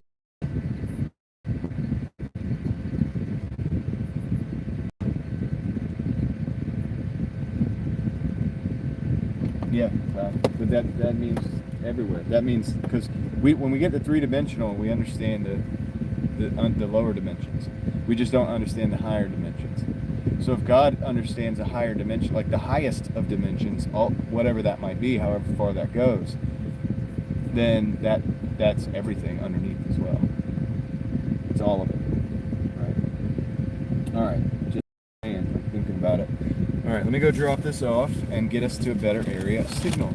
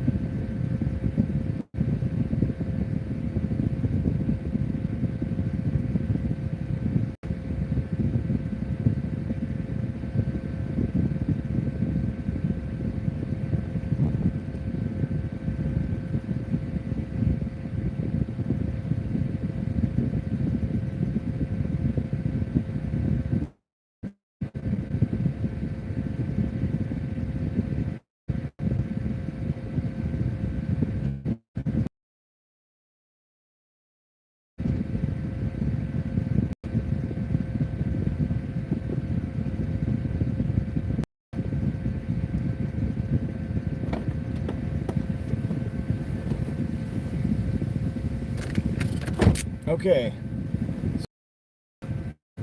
we got that. We got a Jets Pizza, $4.75 for 6. Gonna decline that. We're at 171.71 in 6 hours and 23 minutes. So I'm pretty happy with that. Let's get this place. We got a Nancy's Pizzeria, $10.55 for 13. Gonna decline that. It's going to the east side. I don't want to go over there. 46% acceptance rate. That's okay. I can cherry pick for the rest of the night. I'll get back on Monday and take an order. We got a crumble cookies, 4.5 for 4.2. Now you might think that's not a good order. It's not a great order. I'm actually going to take it, because by the time I get over to Crumble, that's not a bad place to be, and it's very close.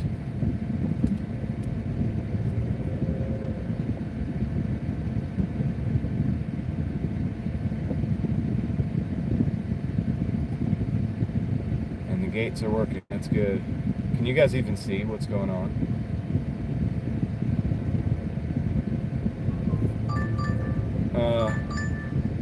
Hold on. We got a Vivo additional 6.5 for 6. Okay, that's okay.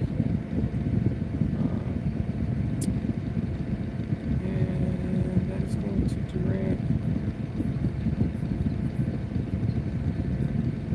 I'm gonna go ahead and pick that up. That's okay, guys. We'll get it in a minute. I'm actually going to decline that one as well.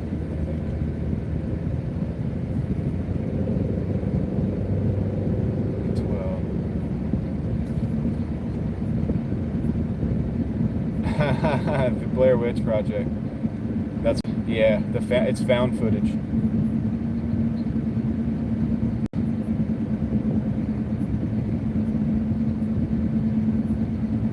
Yeah, no, sweet and sour, dude. Today, like, it's been great. Like, I can't really complain. And I know it's towards the end of the night, so some of these orders are going to be a little bit lesser, but it's been really good. Yeah, and Ella, it's not it's 4.95.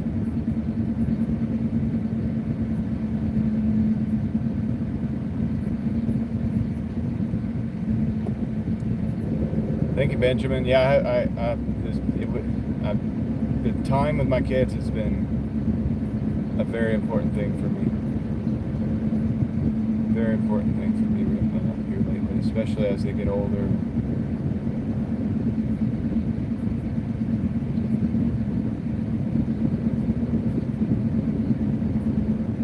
So maybe I should have. Thank you, Alana.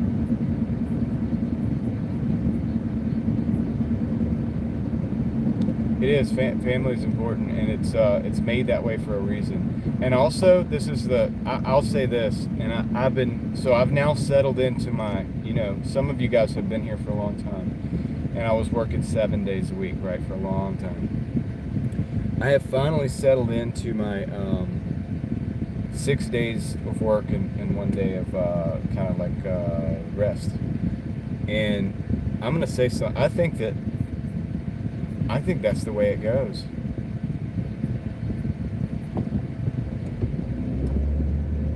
I think that's the way it's supposed to be. I think it's designed that way. Because, and it took me a while to adjust,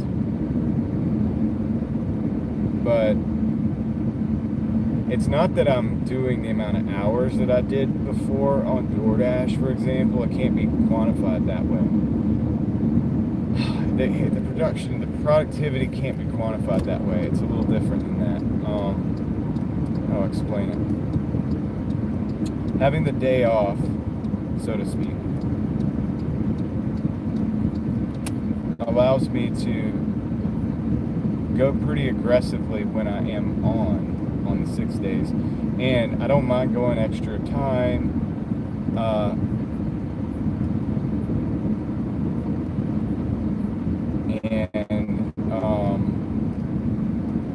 I get to formulate.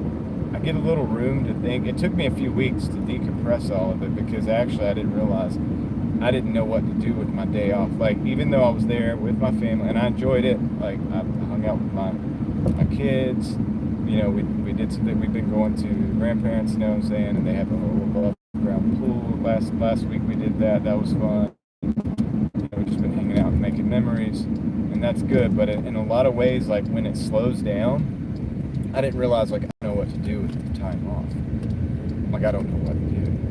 And because there's so many things going through your mind, but you're busy working all the time, you're not able to throw things out as they come through, just let it go. Or say, okay, oh yeah, this is something, we're going to work with this. We're going to keep working with this idea. But if you do content, or like if you do YouTube and stuff like that, you're always working with ideas. You're always, you're processing ideas and you're thinking about things. And it's like, whether it be like how to improve something that you're already doing, or maybe something fun that you've been wanting to do, but trying to figure out how you're going to do it, or getting ideas like that, right? And you're always going through those ideas. The day off helps with that. And you don't only go through those ideas and things like that on the day off, but it helps you reflect and see how those things align with what it is that you're doing. Is this something you're supposed to be doing? What is going, do we even want to do this? Like, is this even something? But anyway, you need that day to do that. You need that time to do that. And so I think I'm an advocate for it right now. Like, it's only 2 weeks, but I think I'm starting to see the rhythm and the benefit of it. Granted, Sunday on DoorDash used to be the most profitable day. It is. It's like the most profitable day, Sunday. But it's the best day for me and my family to consistently get and be together. You know what I mean? And so, yeah, it's working out right now. But we'll see. You know, I'll keep you posted.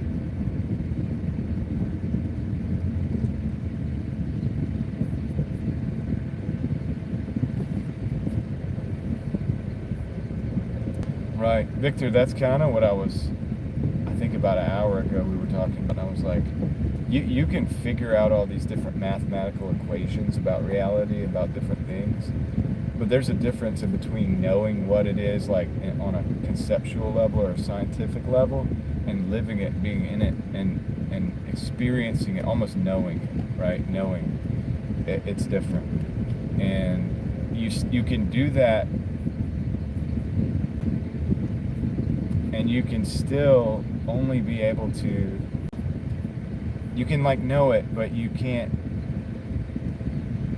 there's a possibility of actually knowing it in that way, but still not being able to explain it scientifically. And I think I would rather be able to know it and not explain it scientifically than be able to explain it scientifically and not know it. Does that make sense? And I only say, does that make sense? I'm not trying to be condescending, because I don't actually know if the things I'm saying make sense to you. You know what I mean? Like if I'm saying that right. But anyway, let me go see if this order's ready. Be right back.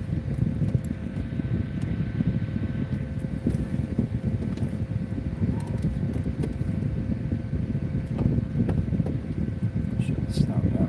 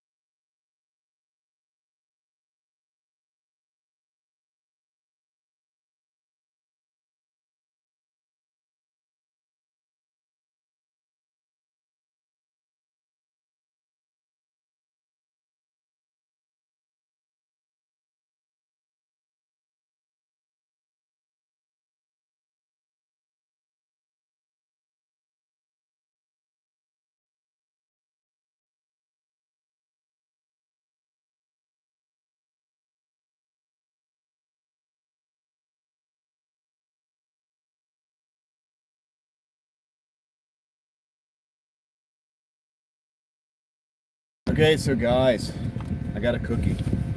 They gave me a cookie. I got a s'mores. It's a s'mores cookie. It's a graham cracker cookie with s'mores and chocolate chips, like marshmallows and chocolate chips, etc. So I'm gonna put that right here, and I'm gonna put this other one over here so I don't get them mixed up. And then I'm gonna go deliver this other cookie. And I'm not sure what I'm gonna do with this cookie right yet. Exactly, but I was definitely gonna. I did. I got a free one.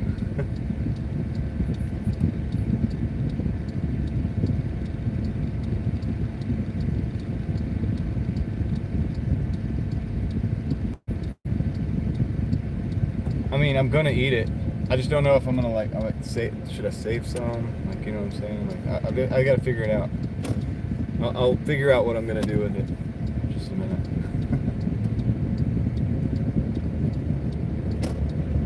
But yeah, I saw it. It's got two marshmallows on top, and it's got some like stuff sprinkled on. I was like, is it messy?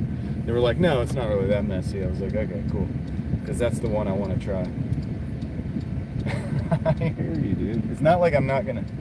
It's not like I'm gonna like throw it like off the wall and see if it bounces or something. Like, definitely the cookie's gonna get eaten. Don't worry about that.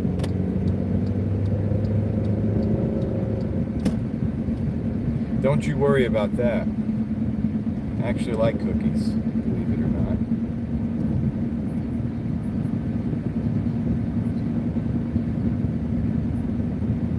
Yeah, thanks for being here, Benjamin.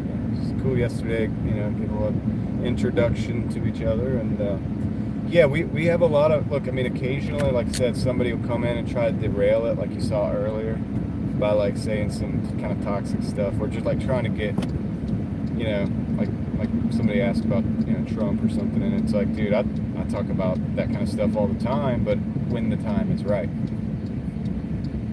We we don't just bring that stuff up just to be divisive. We will have conversations though, but when the time is right, if that makes sense. You know what I mean? So if it's like it's time to talk about different things and they might border on the political, then we'll do that. I'm not scared to even go there. And a lot of people are. But at the same time, I'm not going to just simply bring those things up just to be divisive or to talk about things that are out of our control and get everybody riled up. Like, that's silly. So there's a time and a place for everything. So this I've been blessed with a very good community over here. Like, people that come over here from, a lot of people are just here from the DoorDash type community, while other people from other types of places. And but yeah, it's kind of cool. Yeah, Ilana, I wasn't insinuating that I was going to use it as like a frisbee or something.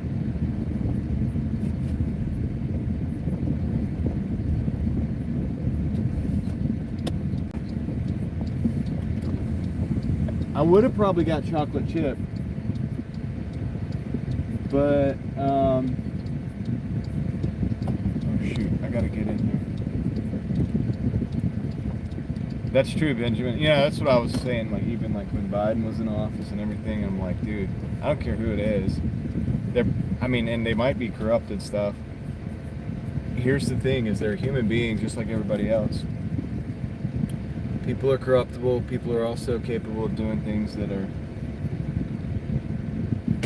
God can use anybody for pretty much anything God wants to do. Meep, how's it going? All right, let me get this cookie delivered, and I hope I'm at the right building, dude. I'm hoping at the right side of the building. We're gonna find out in just a minute. Kind of dark, quite dark on me. I'll be right back.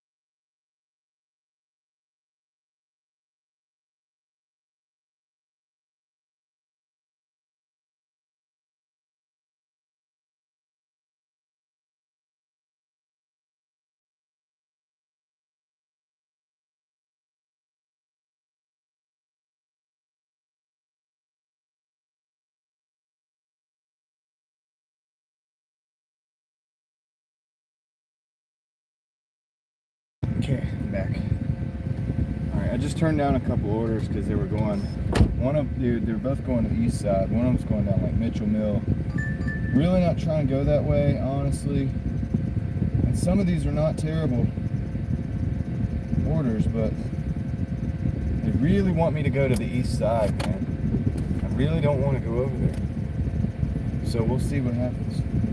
I know, I kind of like, I should have just left my lights on. Jose, Mexican, yeah, 16 for 21, decline.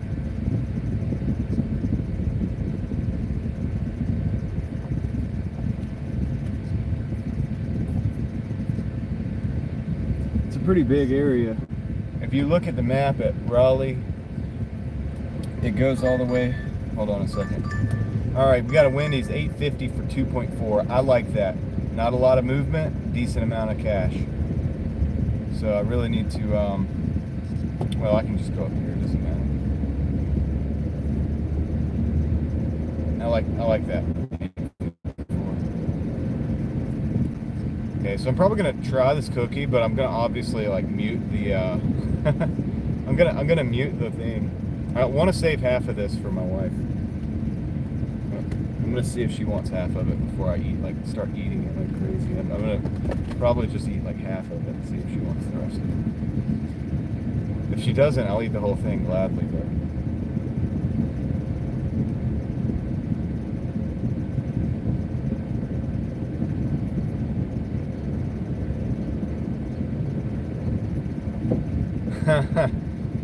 get off my lawn. CR, take care, man. I sure will. I plan on enjoying tomorrow. And I hope you get some good rest. Lord willing, I will be back sometime on Monday. We don't know exactly what will happen between now and then, but we'd like to see something like that happen. Of course.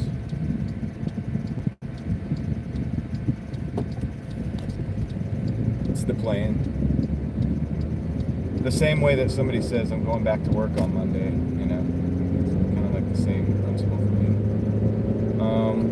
Yeah, we got these little raindrops on the windshield, and I don't like it.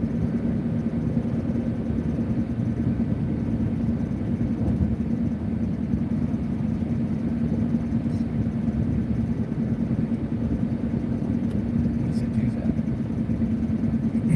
It's not raining.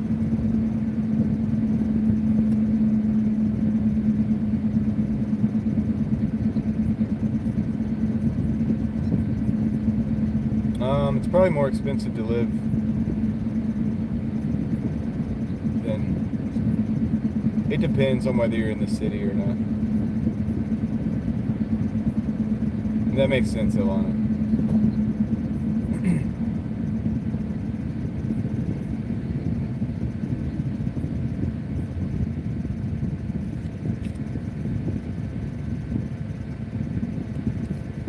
Trying to figure out how I'm going to split this cookie up.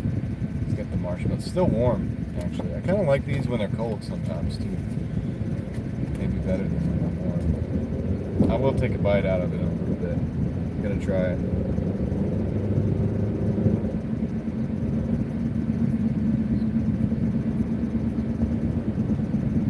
I know it was Ben that asked that question. I was kind of like, I was blending my answer for his question into a response for what you're saying too. Like, because you were talking about your being in a rural part of your market and going back in, and I was kind of blending that. It's weird because when I hear all this stuff in my ears, I respond to it real time, so it does sound like I was talking to both of you. I was speaking to Benjamin, and let's see if this door's open. I'm gonna test it real quick. I think it's not. It's not. All right.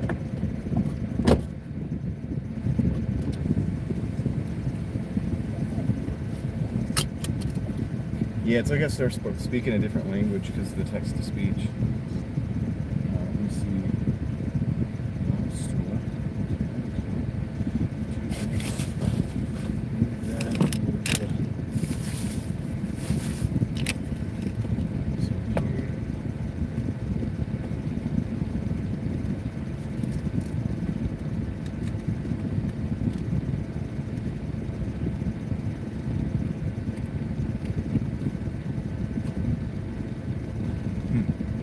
said anything.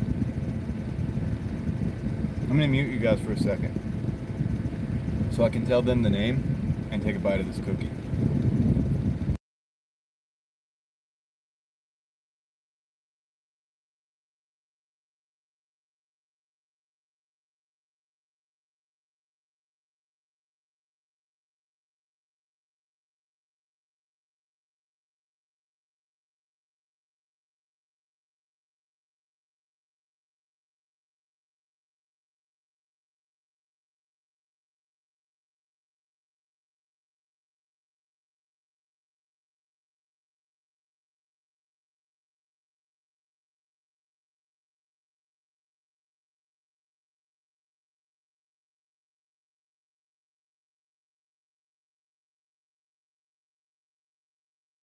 Okay, that cookie is good, and they do have the order, so that's wonderful. We're gonna go pick up the order now.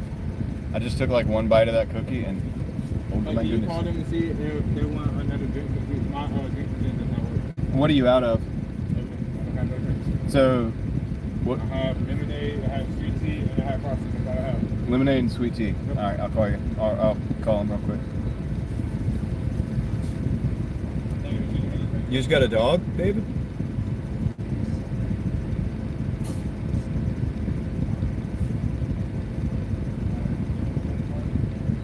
You got Chinese, but that's cool.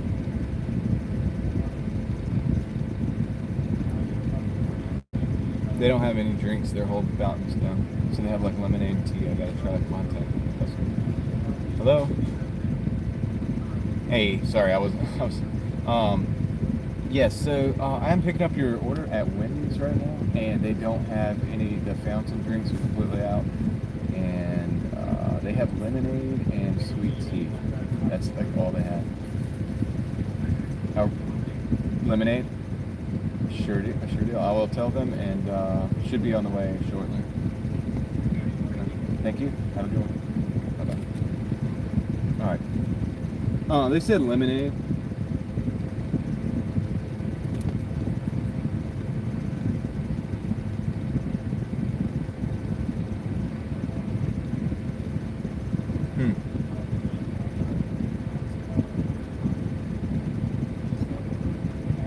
Okay, this could take a minute. I was telling you guys I was on the phone with the customer, and the customer answered. She was like, okay. I was like, oh yeah. So then I went right back into it. I was like, yeah, so they don't have the drinks.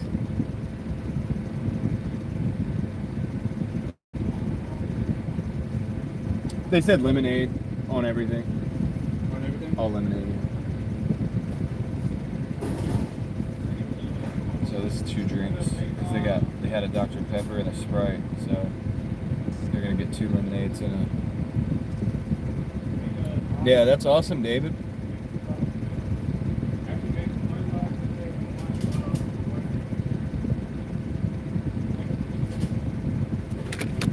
Cool. I'm gonna have you pull up the cab. We're gonna pick it out to you.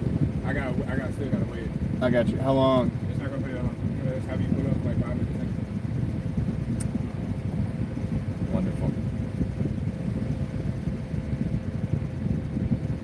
Not that long. The scientific answer to how long is it going to be. Well, I guess I'm going to mute you guys for another second, take another bite of this cookie.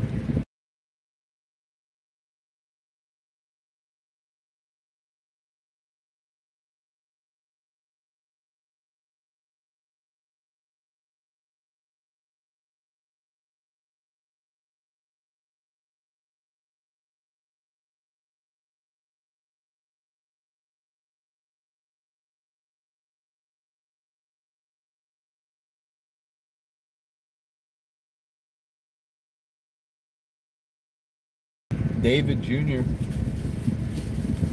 What?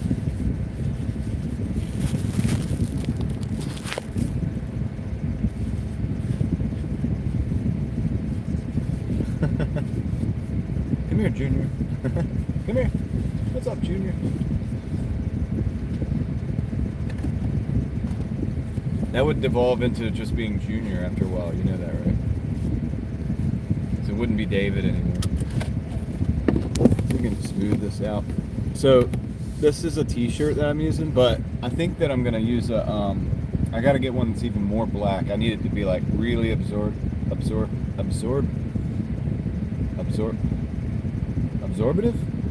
I need it to absorb the light way more than this one. This t-shirt's almost like a faded black, so it's not really doing a good job. I need like the darkest color black that I can get. It works great unless there's a light directly overhead. It still improves like 90% of the glare, but we're always improving here. We're always like looking to try to like get better, you know what I mean, at this whole game. So I could also get like a piece of cardboard and like figure out, I might could paint like the darkest colored black that I could find.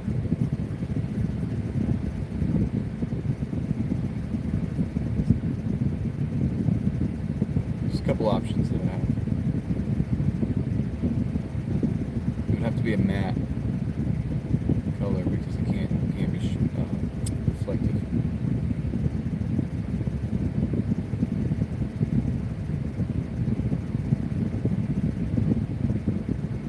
See, that's something I could think about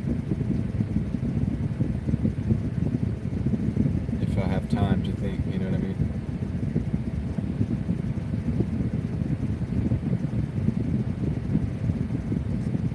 Well, I think I'm done with the cookie for a while. I did take a couple bites out of it, but I want to just save it, and that way she can get whatever part she wants out of it, and then we'll figure out the rest. I know she likes the marshmallow part. So, what's up, LV?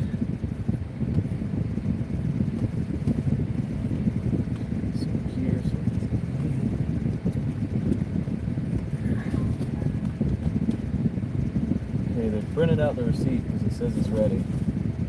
So at least they've done that.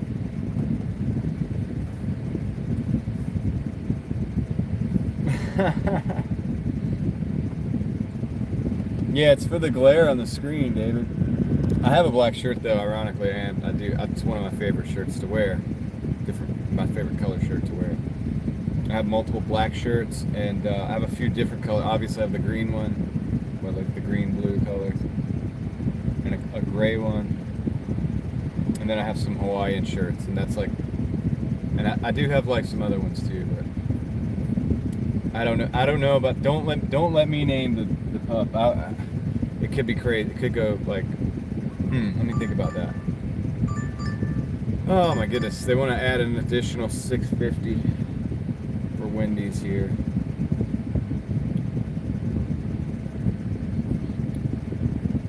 It's been staying cool in the heat. Yeah, I have a, I'll show you in a second. Let me look at this real quick and see if this is, I think I'm going to add this to the route, which means I have to wait for another round of order here at this restaurant. Let's see what they got.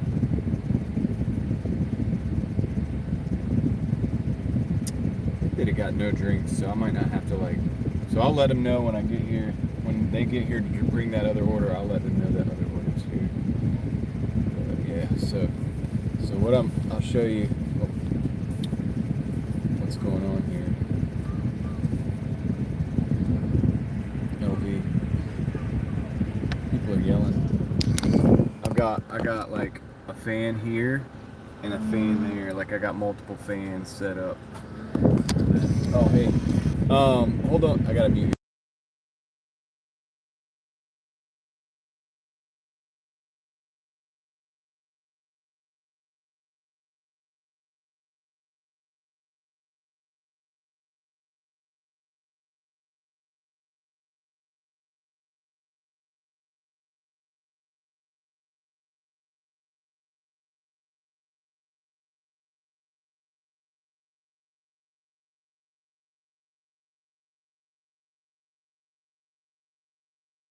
Okay, they gave me the order. I got that order. I've got to go back around in the line to get the other order. I asked her for another cup, two large drinks with one thin cup holder that's like already flimsy and falling apart.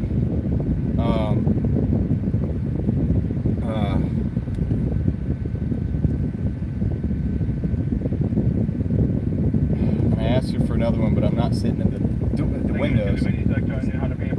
Yeah, no, I have.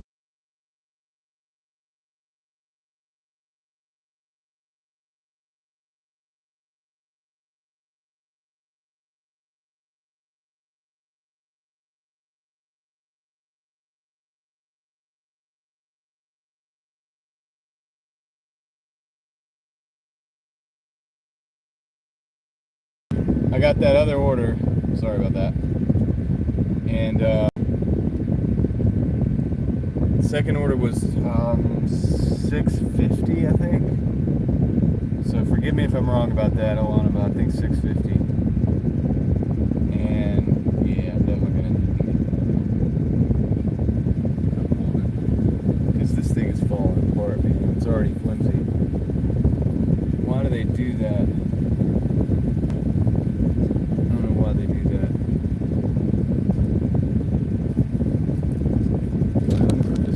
Yeah, that was to show you my setup, my cooling setup. If it's wrong, I'll if the total is wrong, I'll get with it a little bit later on. I wonder if Ellie's here tonight. Is Ellie here tonight? They didn't like David Jr. I could have figured they didn't. Right on. Yeah, you're probably right about that. You're probably right about that total. I'm like concerned about this cup situation because she was giving it to me. She was. I can do that for this one if you have. Like I can do that for this one, but for this one I need a cup holder, another cup holder. Cup holder? Okay. Yeah. So hold on a second. Let me get this one. Sorry, dude, because there's a lot going on with that. Come on. Oh, of course, the name's up here. There we go. But I need another because dude, that thing's falling apart. So there's that. Let me get that straight. Yeah. Yeah, you almost have to use two. It's like if they just made them better, you wouldn't have to. You wouldn't have to do that. But anyway, thanks, man. Have a good night. Okay, so I got both of them. Just scan this new one in. Hold on a second.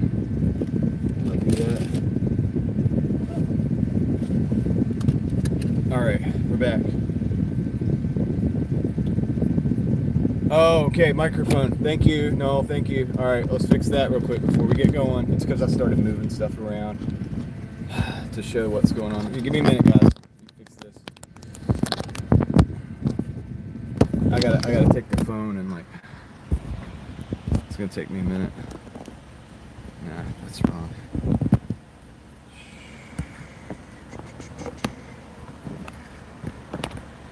Yeah, just give me a minute to plug everything back in. Okay, we should be back, guys. It's because I moved the phone and it's been touchy, the microphone port. Is that better? Is this an improvement, Noel? Thank you for letting me know. We should be good now. The sound you heard was literally a fan blowing on the thing.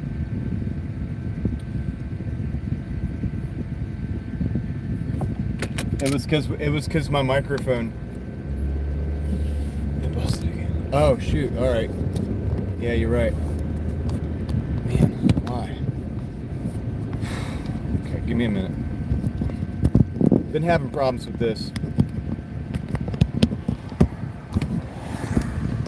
Been having problems with this for a while. Yeah, I know. This has been an issue. All right, let me just turn the fan off for a second. I'm gonna get this. I'll get it fixed, but it's just gonna take a. I'm gonna have to get stopped first. I can't do much right now.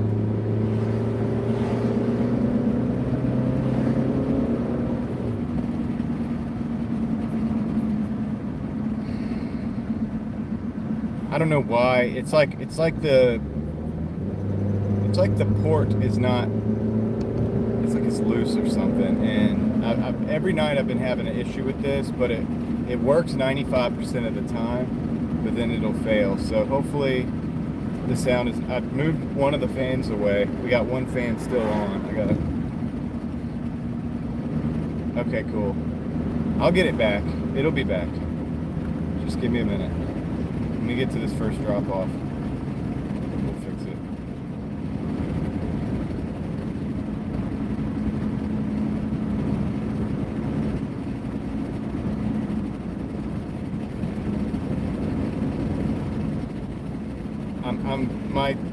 I'm kind of wondering if it's like the phone,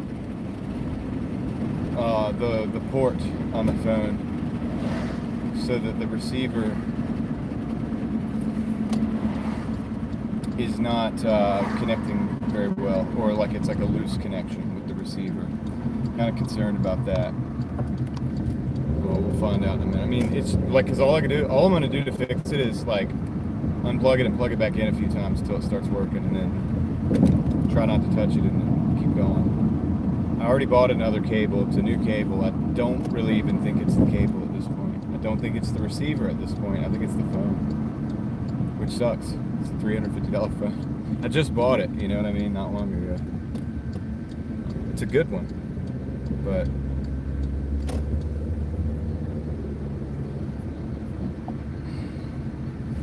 okay, as soon as I go get this dropped off,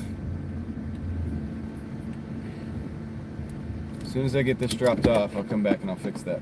What you call it? All right. Get this out the door.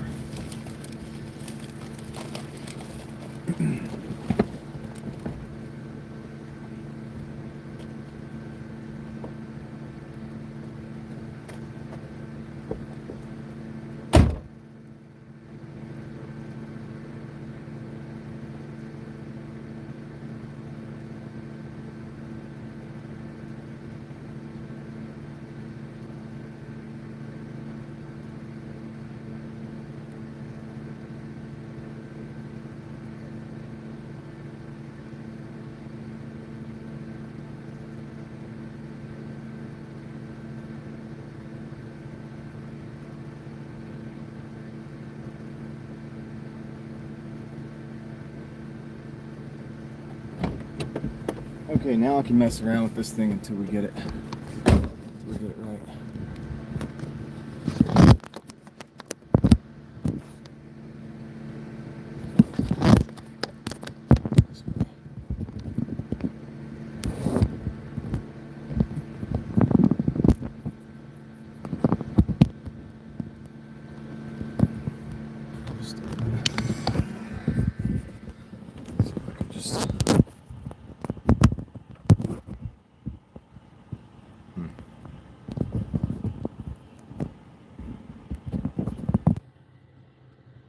Okay, I think I got it.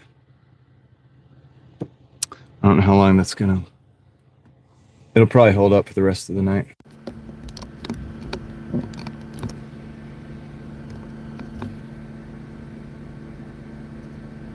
Should be good. All right. Oh, no, it went away. It went off. Dang it.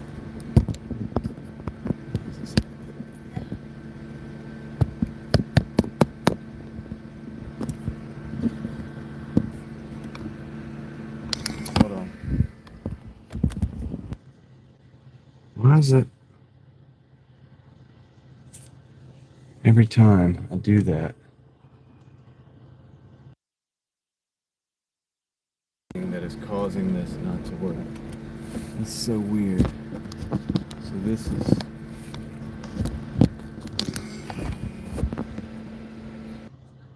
It doesn't like the charging for some reason.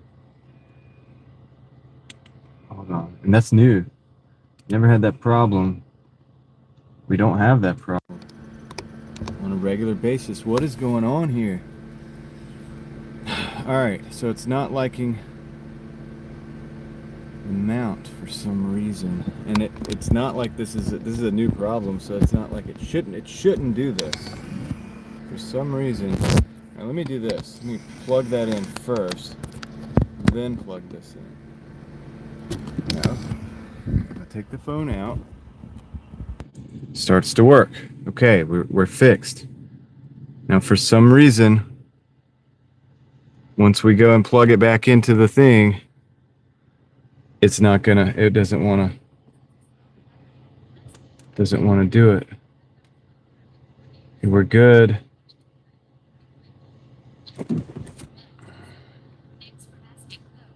Okay, let's see if this can hold for now. Let me get this other delivery delivered.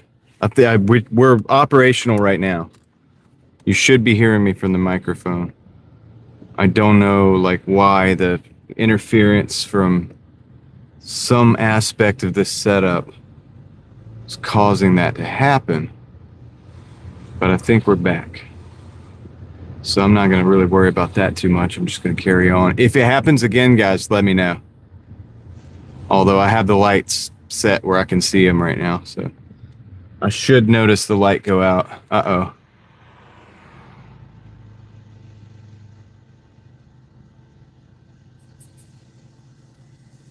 No, it's not you, Eva.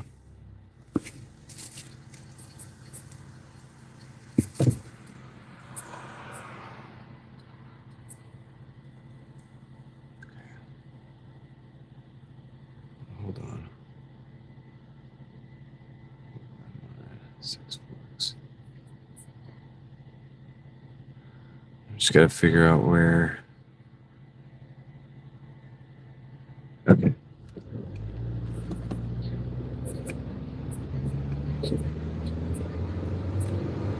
No, I agree. No, it bothers me. Like, it's kind of like the windshield. There's a reason why. I don't want to get too deep into it, but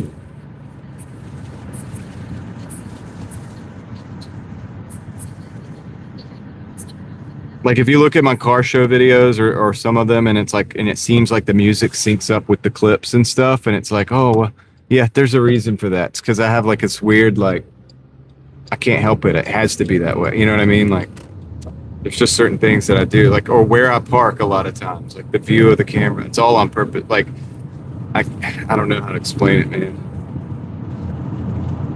It would probably be like a pain for other people to think like that, but that's how I think. That's how my mind works.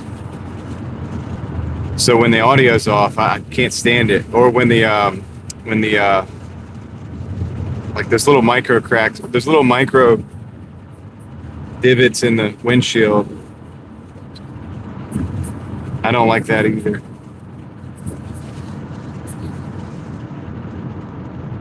But there's some things that I have to like sit back and say, okay, some things are outside of my control. I mean, yeah, I guess you could say that. OCD, maybe a little bit, maybe, but not always, not all the way. Just mostly with video. When it comes to like video, it doesn't have to be perfect. Like, I like some of the imperfections in video. It's kind of weird to explain because there's certain imperfections I actually like, and I'm like, that's a good imperfection. I like that. I'm gonna keep that. Like, I don't know, man, how to explain it. Like, to me, every video doesn't have to look like a movie, but there's certain things that bug me and certain things that I think look cool.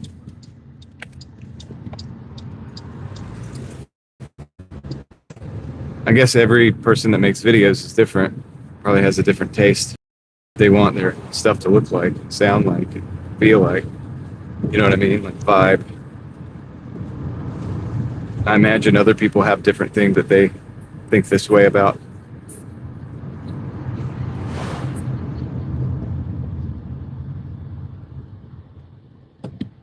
Anyway, 6 minutes, 2.8 miles, and closing. I'm glad we got that 650 because actually that was a reasonably easy order to pick up. We were already there. We were in the line, you know, and he ended up being pretty reasonable about it. You guys probably heard. He knew I needed the cup holder. He understood that. He didn't like. Sometimes they'll argue with you. They're like, "Oh yeah, you got a cup holder or whatever." It's no, dude. Like, this thing's gonna fall apart. These drinks are gonna end up on the customer's doorstep one way or another, but it might not be the way they want it unless we get a real cup holder in here.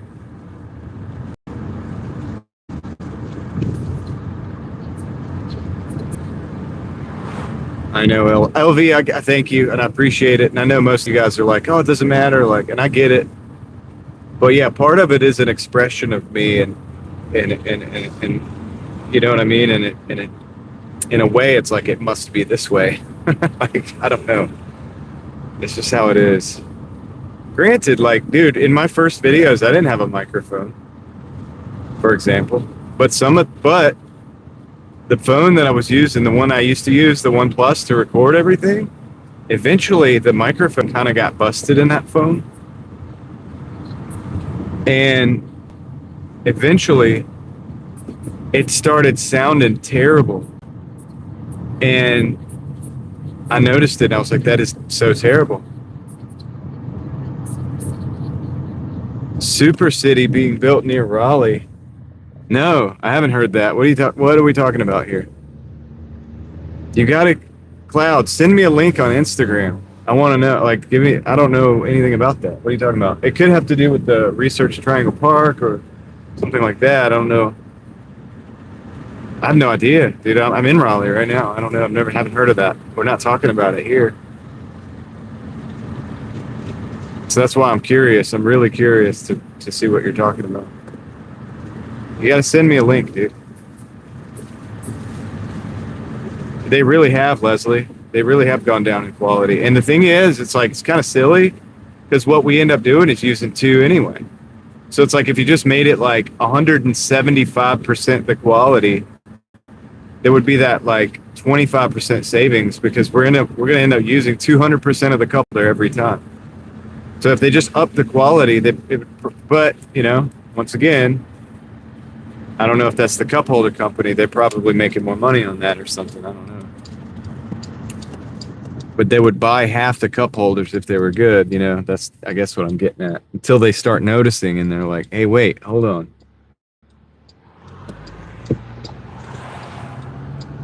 We're using twice the amount of these things. Excuse me. So.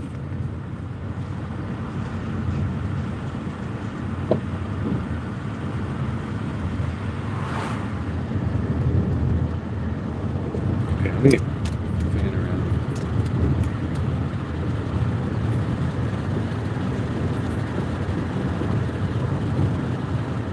Yeah, find it.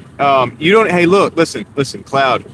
You can't post links here, but if you're on Instagram, you can go to my Instagram. You can message me there. Message me the article. I don't even want the Instagram thing. I want the article, like the original thing, and then better yet, the website. If they have a website for the project, that's the stuff I want. So if you send it to DrivingDaily, I will. Just let me know it's you, and I'll get that way I can look and research it. Because the links won't go through here.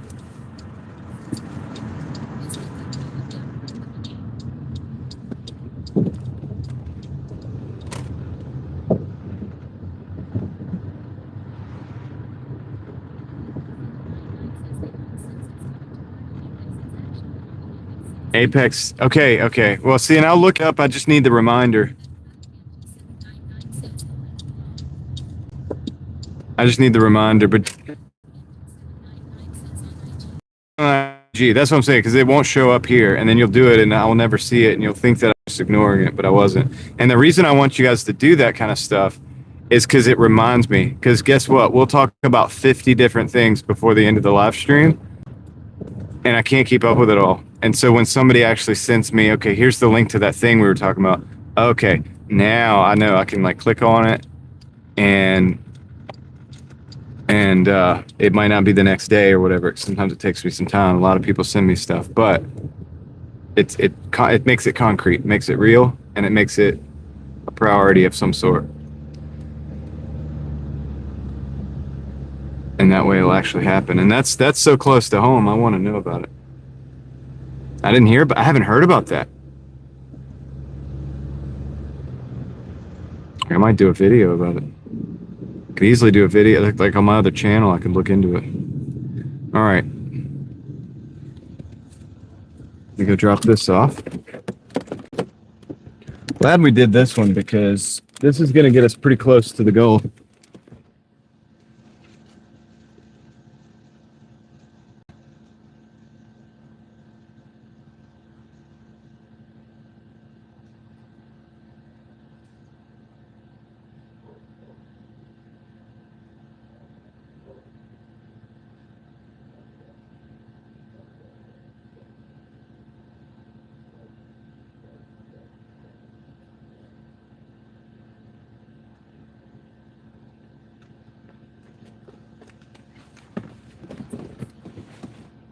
All right. Yep, we're at. I'm nervous to take the phone out because I don't want. Oh man, it happened. Okay, 192.66 in 7 hours and 17 minutes. Let's see if I can get it back in here and keep the microphones working. We did. All right. All right. A Taco Bell and a Good Berries. 15.55 for 11.9 miles. And I'm going to take them. I'm going to take those. That's going to get us over 200. And yeah, in 2 orders, so that's good. Under 8 hours, hopefully. And we'll see. Hopefully they have us going to the Taco Bell first. Oh man, it did. All right, give me a minute. Give me a minute. Hold on, guys. Let me park this over here. I'll figure it out. Hold on. Let's get the audio. That's what I was scared of. All right, let me get it operating first. All right, now let's see if we can gently get this down here. Why is it so touchy? I don't know. Used to not be this way. Yeah, that's the problem. That's a problem. Why's it doing that? Why is it doing that?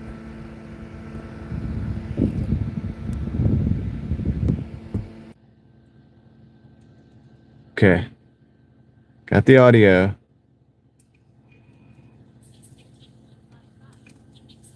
Let's see if we can keep it. It went out. Why is it doing that? Why does it do that?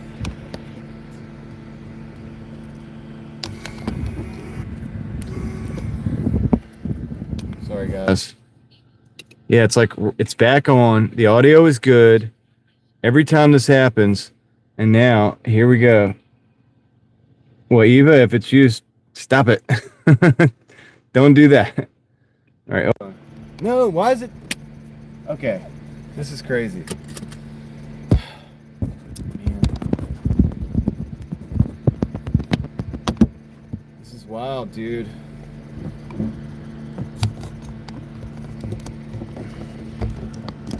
How does it do that? It never did that before. It never did that before.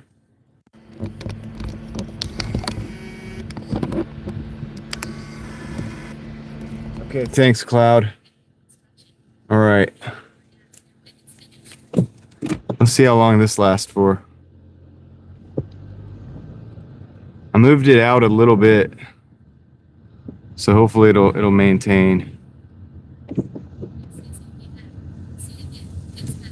I mean, it's better now, but it's because I tried something different. I did 15.55. Thank you, Cloud. I'll have to check it. I'll check it out later, and I will look at it. It's very interesting. I think so.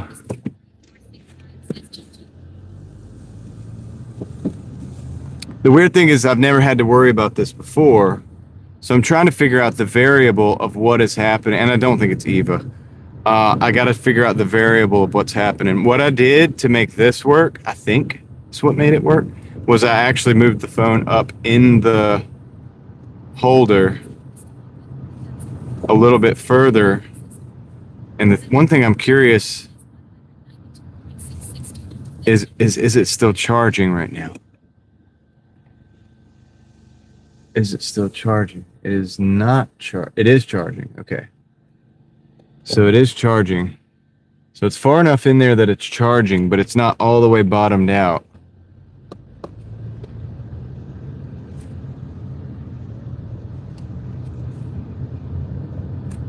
Huh. Interesting. All right. Well, we'll rock and roll as long as we can. One day I'll be a big YouTuber and I'll buy like a brand new phone and probably never not have this problem. I don't know, I'll buy better gear. I'm just playing. Kinda. Alright. I gotta figure out what gear I need first. This is David. You said Chewy, you said Gizmo, you said David. I mean, that was the original. It's Junior, David Jr.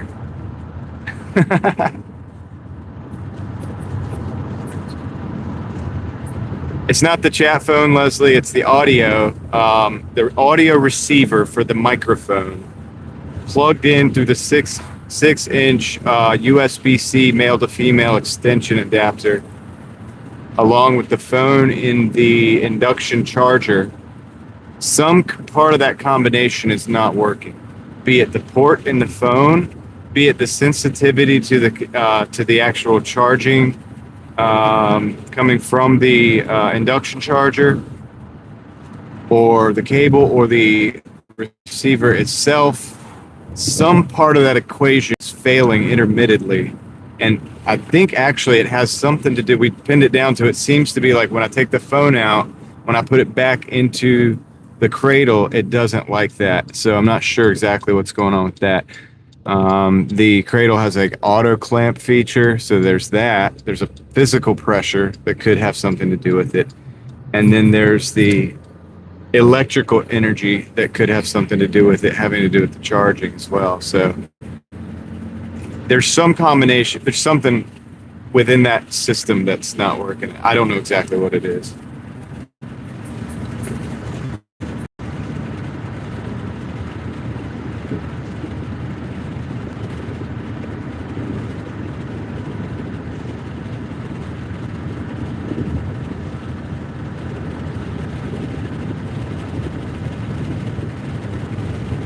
Anyway, we'll see. It'll work as long as it works. And when it doesn't work anymore, the problem is like the way that I do the style that I do these live streams, I take the phone out of the cradle quite a bit. So if it's going to be a problem going in and out of the cradle, I got to get this solved. I got to figure it out. And we've been doing it all day without it being a problem. I don't know if it's like, is it an overheating issue? I doubt that, because I have the fans on it, but I don't have the AC. I wonder if that's an issue. Let me run a little AC, cool some things off, and see if that helps.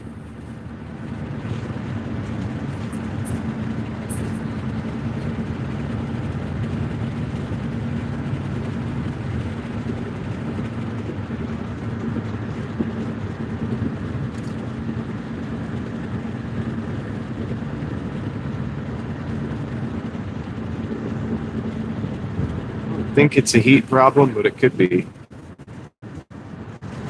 Could be exacerbated heat problem.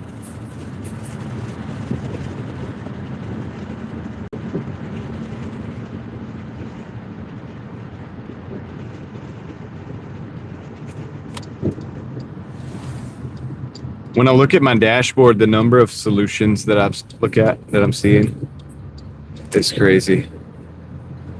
Hey, Angie. It has been a good one for me. We're about to break 200, and I think we're going to do it in around 8 hours.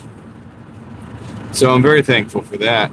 So like I said, I hope your day has been, well, you said it's been good, and that's good.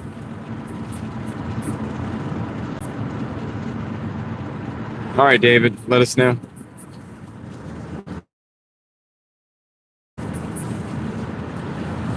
It is awesome. I'm very thankful. We've gotten some good orders today, and like before the live stream, cooking and laundry. All right. Hey, nothing wrong with that. What are you cooking?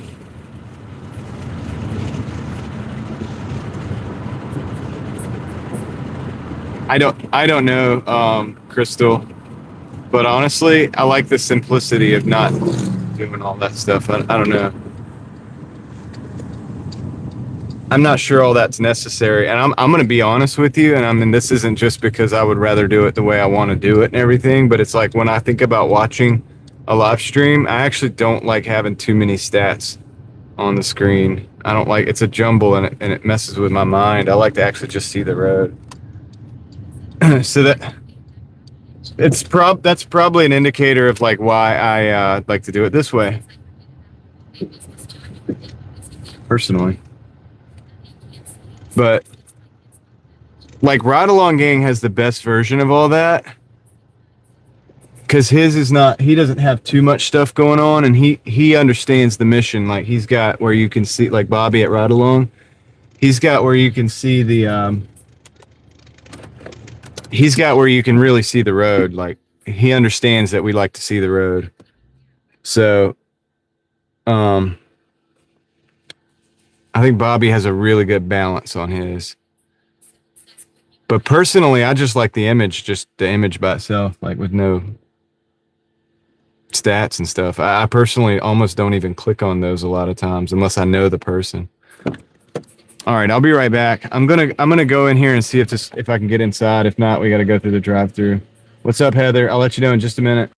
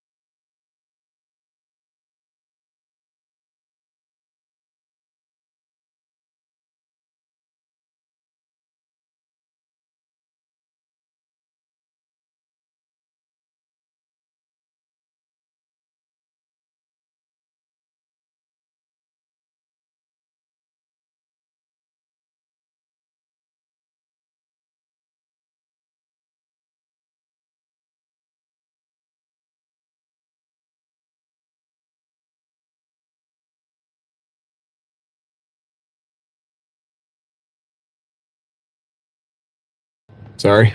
Not that I'm against yeah.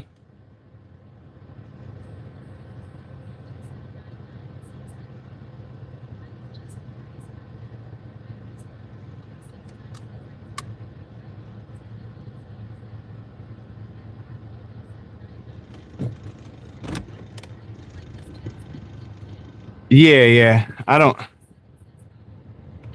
don't like the total stat, and here's another reason why I don't like all those stats for my live streams personally, okay? And you guys will understand this in a minute. A lot of times you might pop into my live stream and we're not even door dashing anymore. We've gone off and we're going like we're going downtown Raleigh to walk around. We're going over to Midtown. We're exploring the Illuminati building. We're doing all this other stuff. It's not always DoorDash. I just happen to be doing that when we're having our conversations.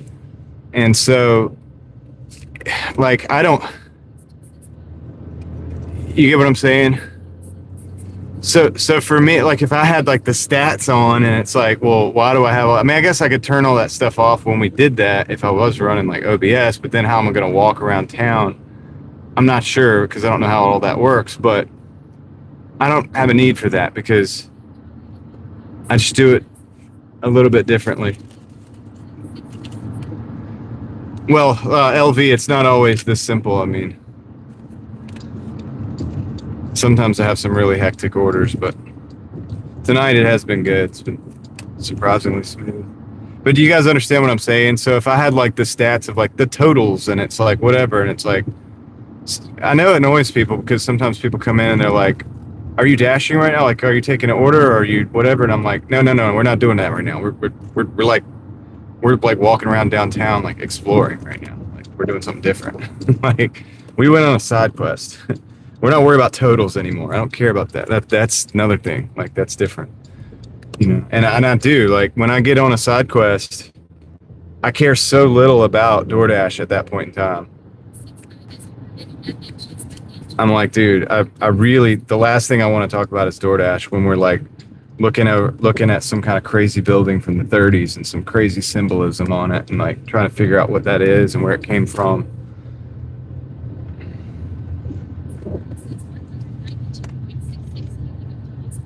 Yeah. Thank you, Leslie. So anyway, hopefully that makes sense, man.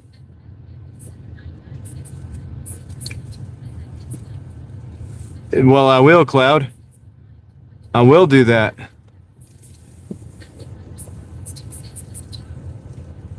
I will go check out that city. And sure, it's right up my alley, dude. You know what I mean? Like, we'll go explore it and walk around and see what it's like. I'll be right back. Let me go pick up this ice cream order and we'll go deliver them.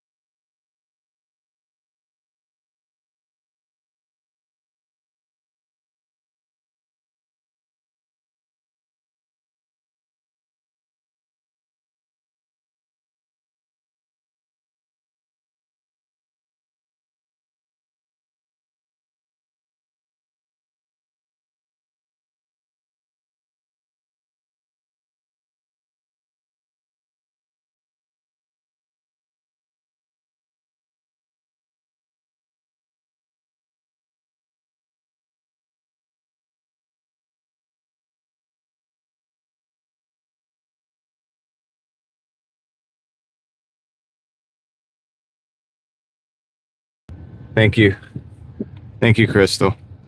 All right, we're back. I got the orders. I got the ice cream in its own little bag. The Taco Bell's in its own little bag. We're on the way, and thank the Lord, they put the ice cream first. So we're dropping off the ice cream first, which makes sense, right?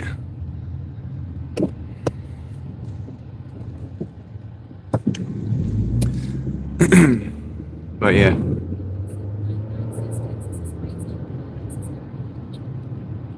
Everything's bigger in Texas, Cloud. Even the clouds are bigger in Texas.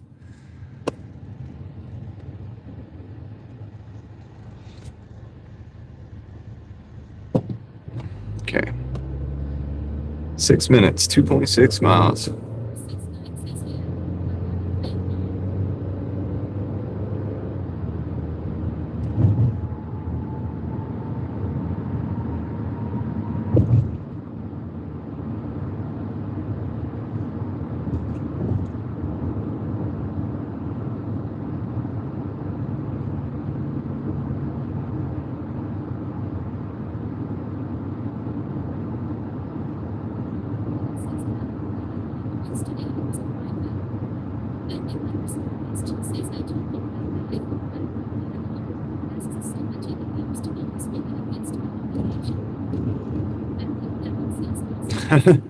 Hear that, Nick. Good job, Heather. Heather got another 300.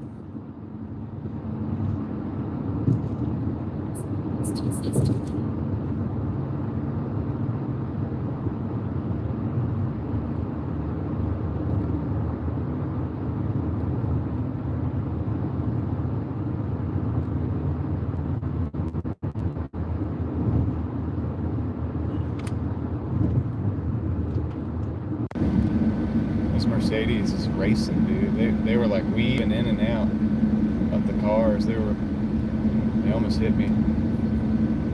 Hey, Joseph.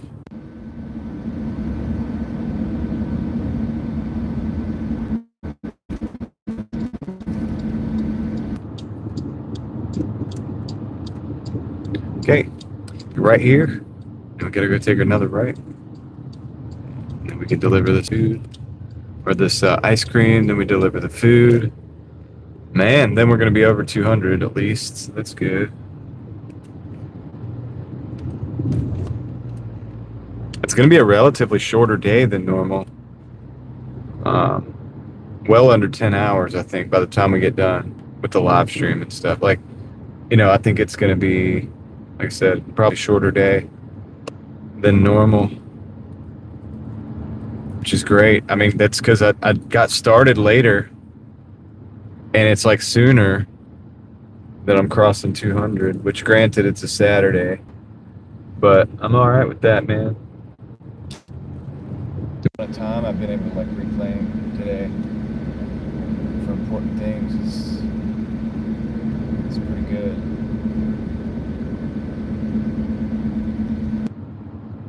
Trying to make sure I'm walking consistently and running consistently and like working out. Trying to stay on top of my health. Night's going pretty good, Joseph. Yeah, it's been good. How about you? How's the weekend?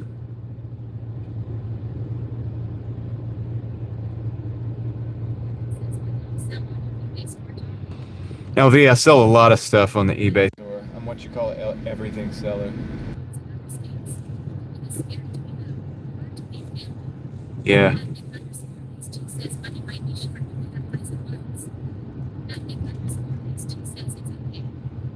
That's right, Nick. Yeah, LV and Cloud. Yeah, it's family. Like, look, if it's more valuable for you to be around family, chasing the money for a change in job might not always be the answer. You got to figure out what's valuable to you in life. Which, I mean, I know I don't have to tell you that, but I've thought about it too. And right now, for me personally, my kids being around their grandparents and stuff, it's just such a blessing that, I haven't thought about moving at this time. Like, just, it doesn't make sense, because they have such a rich life because of where we're at right now. So, I don't mean rich like money wise, but just enriched because of the people that are in their lives.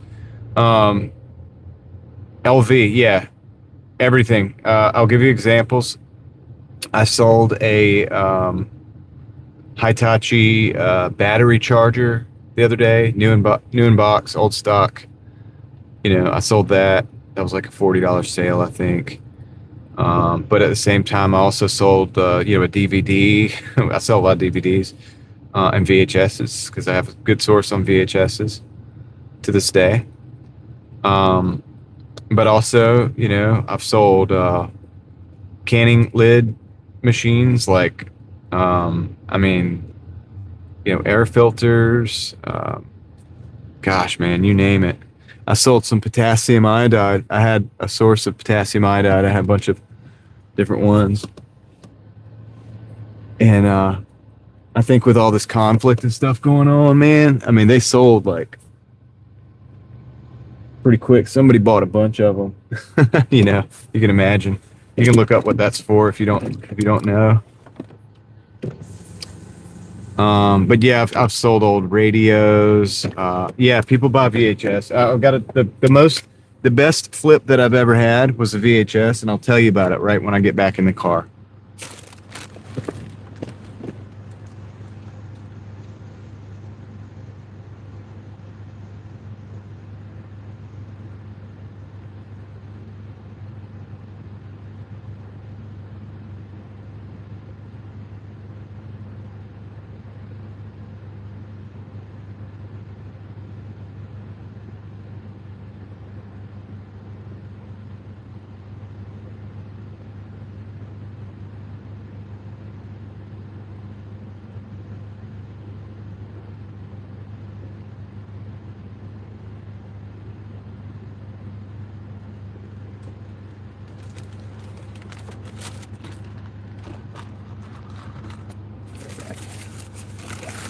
almost grabbed the Taco Bell instead of ice cream.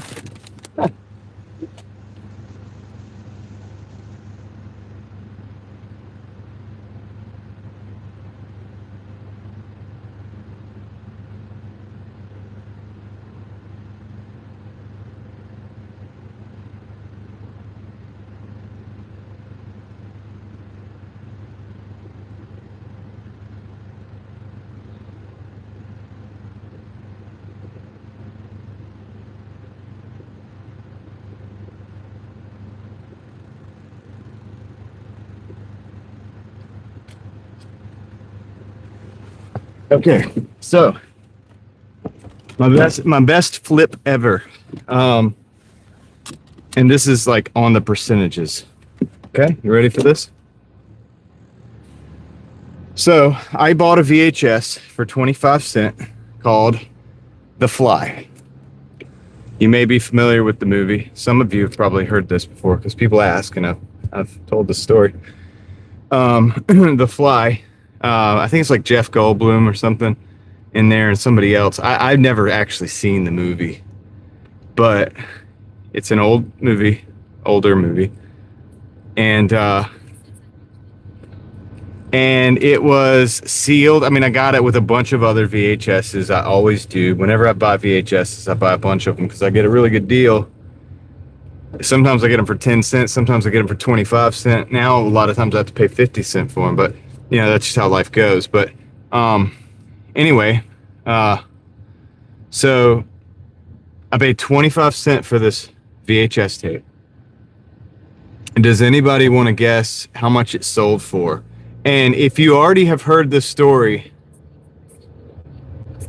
if you already heard this story, don't put the total in. For anybody that hasn't, and it's just on the honor system, if anybody who hasn't, I want you to guess how much I sold that tape for.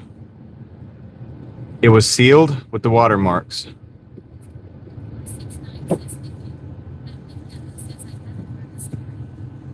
Okay, well, you can guess too, Elfie.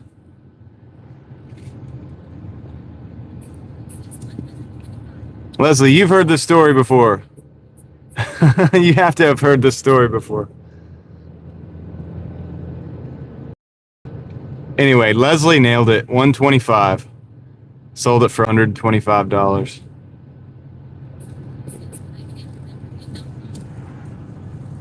Well, you did remember the amount. You didn't think you remembered it, but you did. But anyway, yeah, that's cool. It was $125 that I sold that VHS tape for. That was the going rate at that time. I haven't looked it up. That was Gigi. That's right, Crystal. So yeah, pretty good flip, right? I don't know what the percentages are on that, but 25 cents. I mean, when you think 125, you're like, that can't be your best sale ever, $125. Yeah, but the cost of goods was 25 cents. So, eBay keeps a good percentage. It depends on the category in which you sell in. So sometimes it's 10%, sometimes it's like closer to almost up to like 20% sometimes, depending on the category. And then there's a small fee for like what they call insertion fee, but like if you have a store, you have so many of those for free. It's part of it, et cetera, et cetera. Then you have the shipping. Now the shipping's been tough lately because the USPS is going way up on their prices. So I'm getting killed on some of my 8-ounce and 12-ounce rates right now, man. The 3-pound rates, the 2 and 3 pound rates on the Ground Advantage, actually, I'm doing really well on compared to where I used to. So I think they brought that down a little bit by using Ground Advantage, but it's the 4, 8, and 12-ounce rates and the 1 pound and under. Those rates are higher now. So there's no like cheap shipping. So that's a problem for $10 items and stuff, and $10 and $15 items, even $20 items. That really cuts into so the shipping is the big deal right now for me, that I'm seeing the biggest take from. from the profit. So I'm doing a lot of things like where I'm bundling items together. If I could sell like multiple units at once, you're shipping all that. The shipping might be more because it's more expensive, but then generally speaking, if I sell 5 items, right, and instead of $6 or $7 an item to ship, I can ship all 5 for like 10. Well, now I'm saving money there. You get what I'm saying? So, no, the listing is not necessarily free. I think the basic account, you get 200 listings free per month.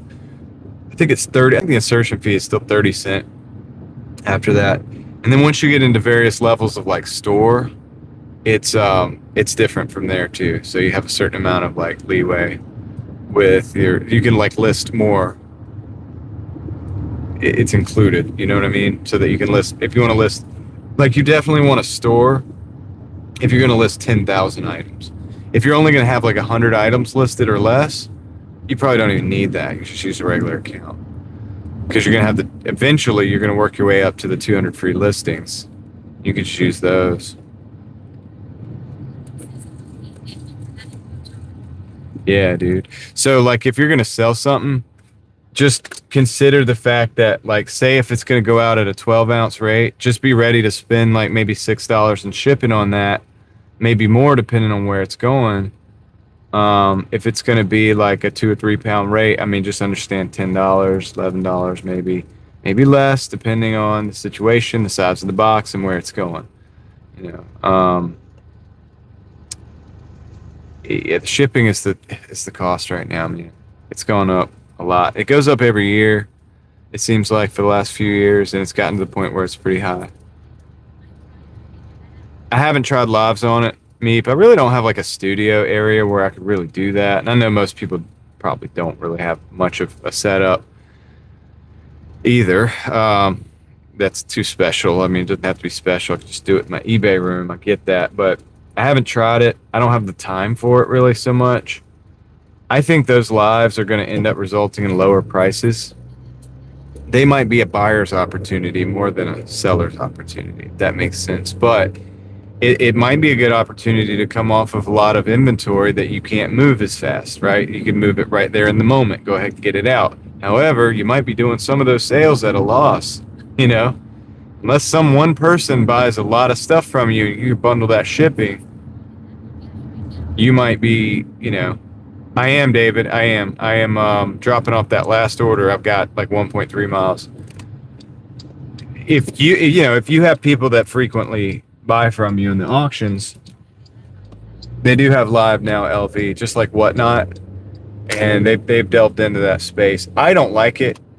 Honestly, I looked at a couple of them. I'm like, okay, I'm not buying that stuff anyway. I only go to eBay to buy stuff that I'm looking for. So I'm not going to sit there and just go through a live stream and like just shop just for the sake of shopping.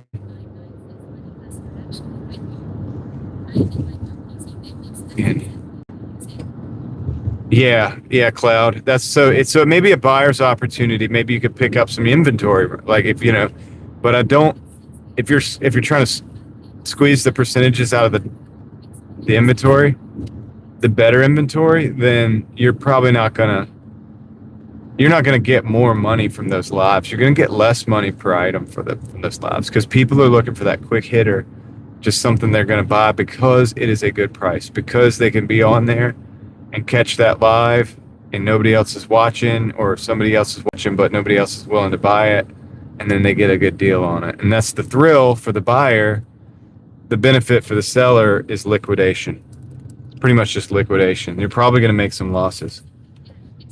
Now, if you have some loss leaders in those live streams, it's possible if you start getting some regular buyers coming in there that occasionally you will win on some products because, I buy some items sometimes for almost nothing. I mean, you guys would be surprised at how much junk is out there, dude. I mean, stuff people buy because it's just the sheer amount of stuff. $25 item. This is a $30 item. They're throwing that stuff away. They've got so much of it, and that's why I go to the bins. And like some of that stuff, like for real, like it's getting like tossed. It's getting sold in bulk to the bin stores, it's getting liquidated because there are just so many items. There's just so much stuff, you know? People don't realize it. That's why when people say like, "Oh, you resell, you're like taking from the poor, right?" Like you go to thrift stores and stuff, and it's like, dude, you don't understand how much junk is out there. I don't feel bad about it at all. In fact, I feel good about it because a lot of that stuff would end up getting thrown away. I find the items and get the items to the people who are actually going to use them so they don't go to waste. So I'm doing a service in that way, and I'm not just patting myself on the back, but if you're a reseller out there, you're doing a service for people because you are finding the items that people are looking for and you're connecting them to them before those items, not only for the person who needs that item so that they get the thing that they're looking for at a good price, at a better price than Amazon, a better price than Walmart, but you're also getting that item into the hands of an individual who is going to use it, right? So that doesn't go to a landfill. So it doesn't, end up just, like I said, just thrown away with the batteries inside and all the garbage that goes along with that and all the plastics and all the stuff and the clothes, same thing. They're trying to now, companies are trying to get people to recycle their clothes. Why do you think they're doing that? Well, of course they're doing that because some of the older, better clothing items last longer. So if you can get people to recycle that, it takes them out of the circulation. And guess what? You got to go buy the crap that these clothing companies are putting out right now. That's not going to last 2 or 3 years before it starts falling apart. So resellers, and I don't do clothes, but this is a good example. Resellers are saving those items and allowing them to be used again. And so whether you're I'm not really an environmentalist. I'm a common sense person. Like, we have a car that runs. Why buy like a brand new one? Just use the one you got, fix it. It's better than building a new one, right? So, yeah, if you get gifts from the casino, like you could probably sell those. People buy that stuff, LV. You could definitely do that. I'll be right back. I'm going to go drop this Taco Bell.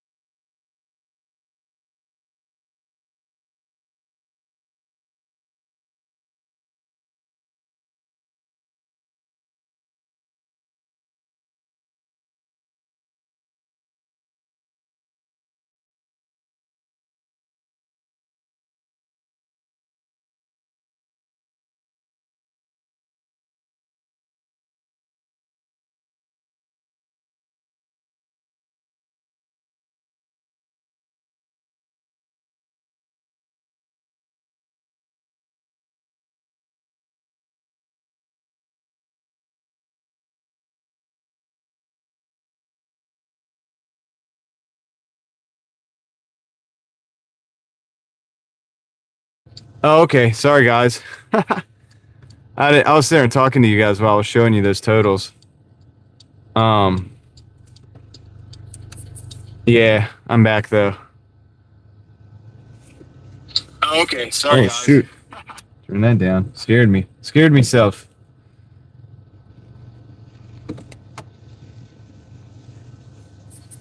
So I might be done for the day. Actually, let me get out of this way. I might be done for the day, guys. I don't know. Like, what do you think? That's 2:08. 8 hours is a short day for me.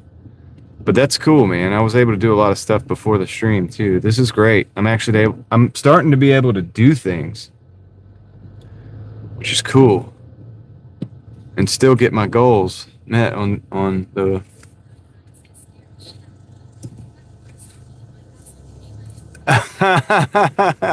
You're playing zombie game and I showed up. Yeah, that's funny. It scared me, dude. Like when I had it on my audio, trying to figure it out.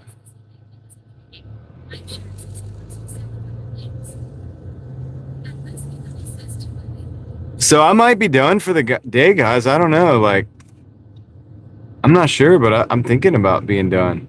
I'm thinking about it. What do you guys think? I know it's early. Probably want to hang out a little bit, but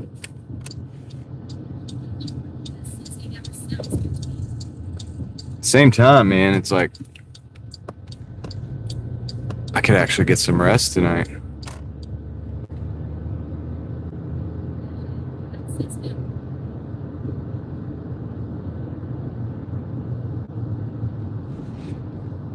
Know what? What do you mean no? Yeah, exactly, Crystal. Stash cam around these a little bit, and then we'll. Dude, I'm thinking about just being done, man. That's my goal. I mean, it was my goal, dude. I don't have to push it.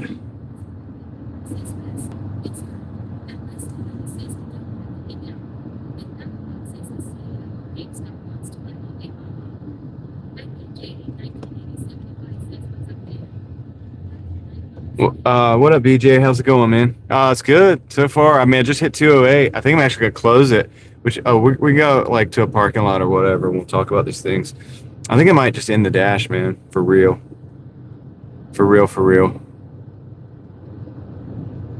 And we'll chill for a little bit. That's at 8 hours.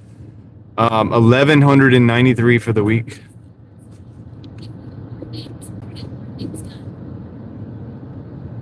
Yeah.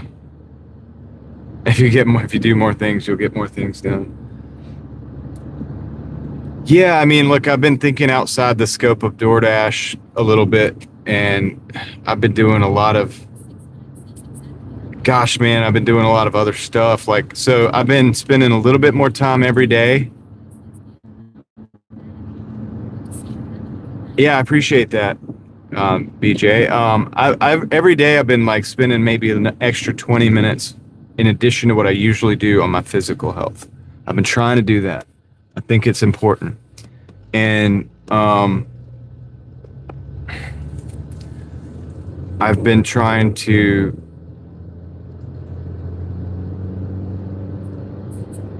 look at some of the other things that I'm doing and kind of look at it differently. Like yesterday I was exploring in the city and I was looking for things and I wasn't doing it on the live stream. It's like I'm going to share what I find with you guys eventually, though. It's going to be good, but I don't want to talk about it, if that makes sense. And I like there's like a certain freedom in doing something. It's like, I'm not getting paid for it. I'm also not even producing content at the moment. At some point, it will benefit the content. It might even benefit the pay, but like, it's nice to do things that don't have that direct correlation, because then I'm doing those things for a certain reason, and it's really cool. So I've been enjoying that, and also, like, dude, like I said, I think the productivity of that is actually going to be more than what it would be if I'm just like, I'm going to work. It's like I am working, but I'm not just doing stupid work. Like, And I'm not saying that DoorDash is stupid work. I'm just saying like, well, I've always said, guys, that like we won't be able to branch out, right, eventually, and just figure out what it is that you do. You know, like Leslie does the editing stuff, you know what I mean? And like here's LV talking about doing some eBay, maybe like thinking about that. Like we're thinking about things. We want to grow, like we want to expand and try to figure out what else is going on out here. And so DoorDash is a wonderful, wonderful, wonderful basis for all of that, because you can do that. You get paid to go drive around and explore your neighborhoods and explore everything, and that's awesome. And then, but the great thing about it is you could turn that sucker off. This is something I haven't been good at until now. I'm starting to get better at it. You can actually just turn it off. You can like pause the app, or you can just turn that stupid thing off. And then you can go and walk around. And that's what I did yesterday. I did about $38, but then I got towards the part of town that I wanted. There was a certain thing I was looking at. It's on some trails, and I was trying to find it. And I did find it. And it was really hot outside. I had to walk quite a ways because I didn't know exactly where I was going, and I walked the long way. And that's okay though, because I know a better way in now. But signal over versus noise, right? And so I was able to just say, you know what? I'm in this area of the neighborhood. This DoorDash has brought me close. I'm turning this stupid thing off. And yeah, I'm going to go work on this other thing that is very meaningful to me. It's not going to make me a dime. I'm not going to make any money doing it. I'm not live streaming it right now, so it's not going to do anything for my YouTube, although my YouTube viewers and people that hang out will benefit from it eventually, because I'm going to add this to my list of things that they're going to benefit. You guys are going to benefit. It's you guys. So it's going to benefit everybody eventually. It's that spark of exploring, of learning, of being able to go out and take that risk. To be able to do that, and then that be effective, and understand that, like, yeah, this thing I'm doing right here today is not bringing $5, $10 for, 10-minute thing I'm doing, or this 20-minute, or I'm going to go into these woods and these trails, and I'm going to explore for 45 minutes to an hour. I'm not making the $25 that you make when you do the DoorDash thing. But I found things in the woods that, I'm going to eventually show you guys. And the other thing is like, so that's good. The benefit will be much greater, and already is, than that hour of door dashing. Okay. Now I got my butt back in there. Once I got in the car, I'm all sweaty, and I'm trying to hydrate and stuff because it's like 100 degrees or whatever outside. I get my butt back in the car. I turn that app back on because I was like, all right, I got to get back into making money because I got to get the bills paid. Okay, of course, yes, we do that. But and what happened? This was yesterday. We made $208, or we made $208 today. It was the same thing. So we're blessed enough to be able to still get that gets the bills paid. That's still enough to get the bills paid. But I was able to distance myself from it enough to do something that it has much deeper work involved.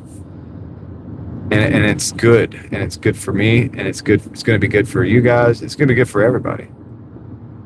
At the end of the day. I know it's hard to explain because I'm trying to be vague about exactly what I was doing, but I have to be because that's the surprise. I don't want to talk about it.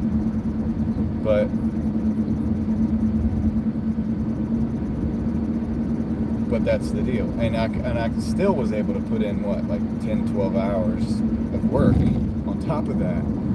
So I'm not saying go sit on the couch because you'd rather do that than work. I'm saying I'm doing this type of thing that it's something that I do want to do. I feel like I'm kind of led to do it. Oh, shoot, the microphone. Okay. It just went out, I hope. Hold on a second. Give me a minute. I'll fix it. How does it do that? I know. I got the audio. I'll fix it.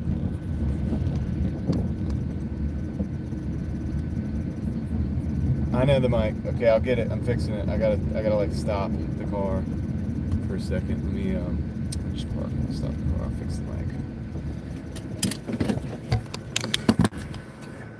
All right, we're gonna fix it.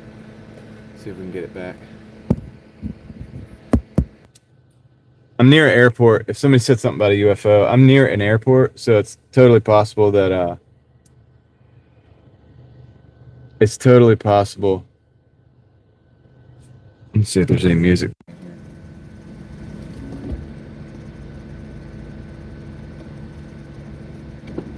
Yeah. No, it's not good now. It went away. All right. I don't know what the deal is with this. It's something about that signal. It thinks it's a charging cable, not a microphone receiver. And so that goes off whenever I clamp that thing down. Nope, it did it again. Why is it doing that? So now I'm wondering, okay, hold on a second. I'm wondering what will happen. I just want to experiment with something. I know the audio's messed up. Just give me a minute. What if I do that? And that goes off. The audio comes back. So now we're back. So what I just did was I unplugged the induction charger.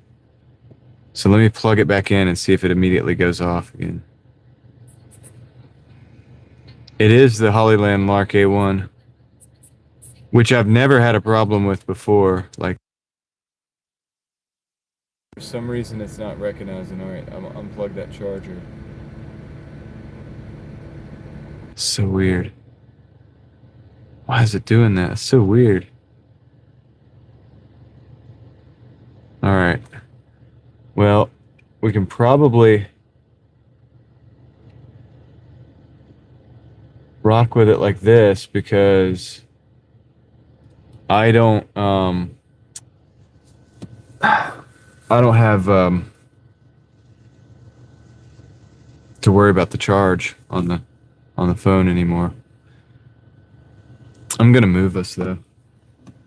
There's music playing over there, and I want to turn my car off. So let me do that real quick.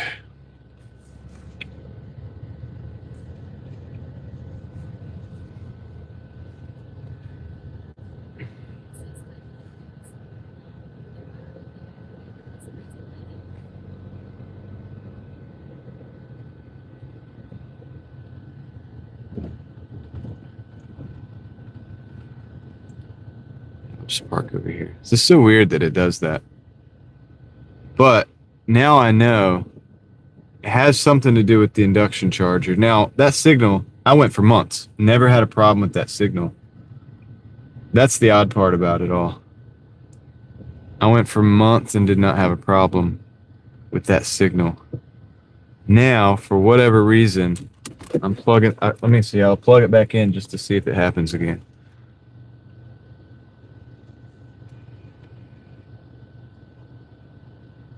We might be good.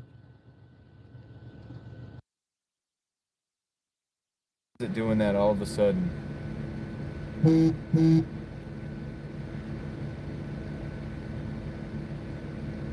I've been running this setup for months.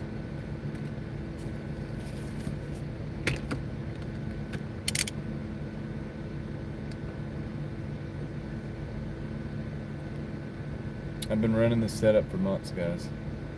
It's so weird that it's giving me problems now. All of a sudden, out of the blue like that.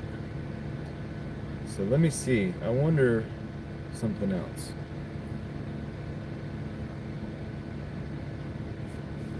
Unplug that. Take this out. Like this back.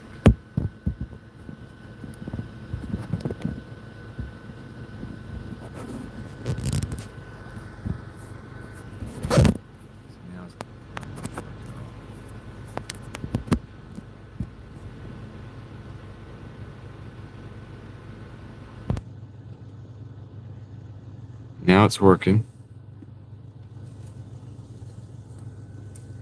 don't know if that has enough juice in it to hold the phone. Probably doesn't. No, because it's not plugged in. So hold on, I gotta plug the phone up. Thank you for being part of the experiment.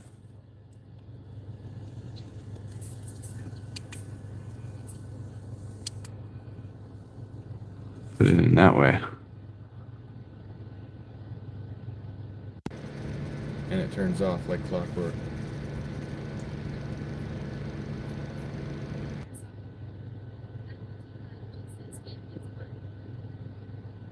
So it's back on because I unplugged it. So weird. So weird. Never had that like type of issue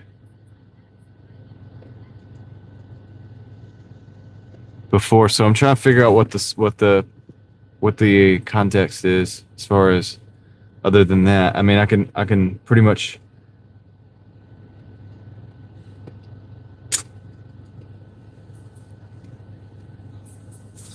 Wonder if I have a battery back here. I wonder.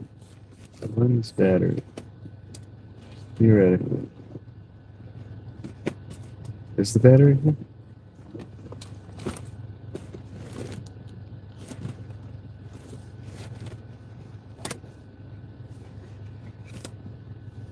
Where did I put the battery?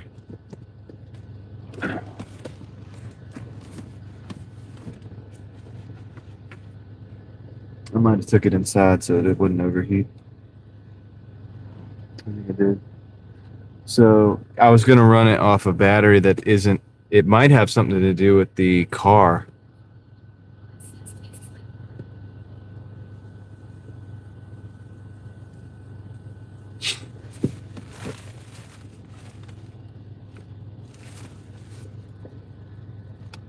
Let me use a different charger for this. Try that real quick. Unplug that.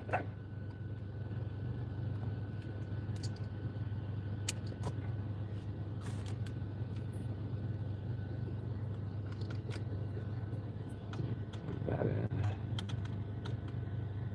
See what happens.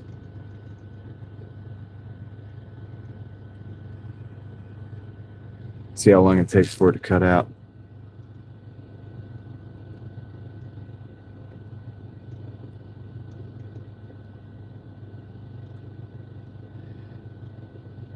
I'm wondering if it's like a bad piece in this charger. All right, let me test this. So I've just plugged the induction charger in with a different cable. It's USB-C to USB-C cable rather than a USB to USB-C. So what I'm going to do now is I'm going to take this out. Yeah, I'm going to take this out and put it back in. No, it went out. The sound went out when I moved it. Something about that sensing.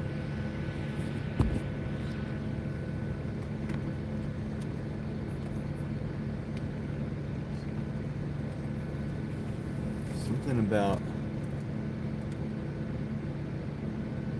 See if it comes back. I'm not sure about this, guys. Could be the phone. Let's do this. Let's take this out.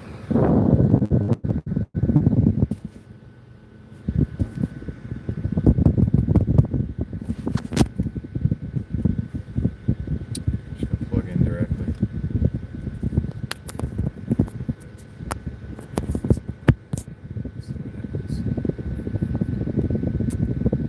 What's up, Valerian? Sorry, I'm having technical difficulties. I'm trying to figure stuff out. Yeah, that's not working. I'm wondering if it's the receiver. I think it's the phone. I hate to think that. Man. I just spent a lot of money on this phone.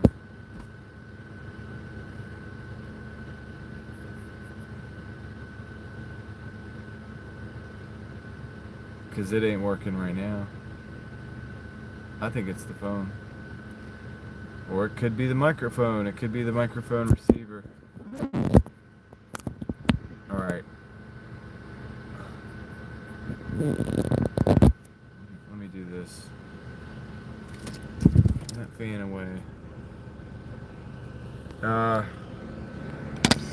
Put that there. Plug this into a different phone and see if I can get a signal on this.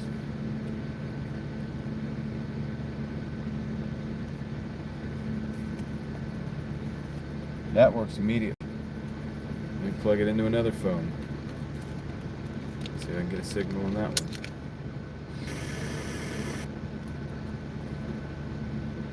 That one works immediately. I think it's the dang phone, man. I might have to go back to another phone. I'm just troubleshooting, you know what I mean? I'm just trying. Is the sound here? I got one more thing I can turn off for you guys. All right, that sound should be better now for you, even though it's coming from the phone speaker. Is it okay? Is it tolerable at least? Let me plug this into this phone. See if that one will work. Well, I can't because the case is made a certain way on that. Barely hear you.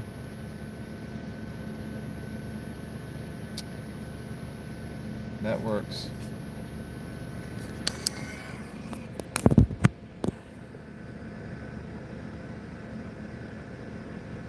I think it's the phone, man.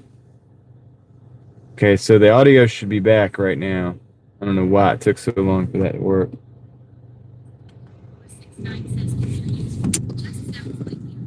Yeah, we're back now, though.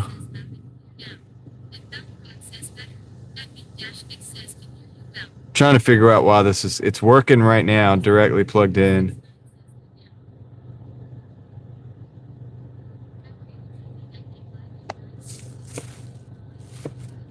I appreciate you guys bearing with me.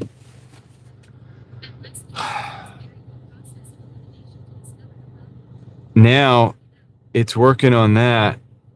I'm going to add the cable back in. The cable's necessary for the induction charging.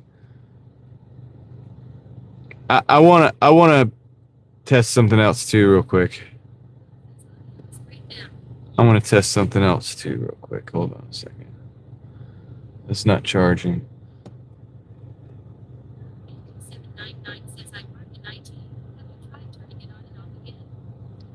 Turning what on and off? All right. Now let me plug this back in. Could be the cable, but I don't think it's the cable. I really don't, because, like I said, it didn't want to work on this phone at first. I think it might be the port on the phone.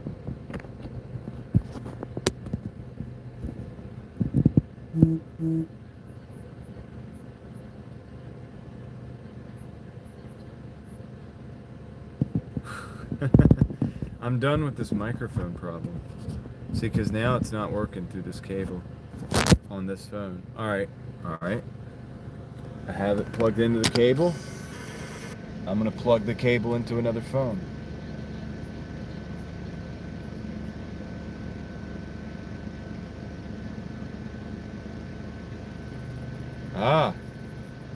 It's not working on this one either. Oh, it is. It is working. Took a minute to recognize it. All right, I'm going to try this on a different phone.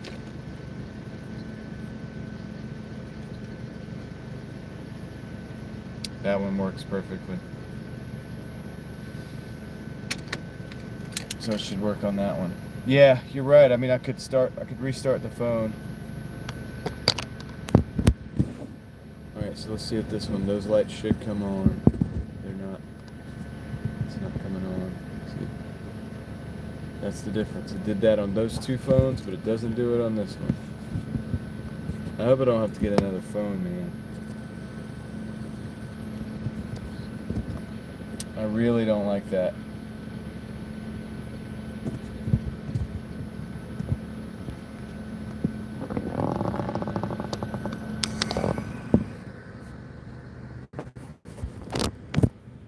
So that doesn't work. So now let's try it when it's not on the charger. and it works. Something to do with that induction charger, I think.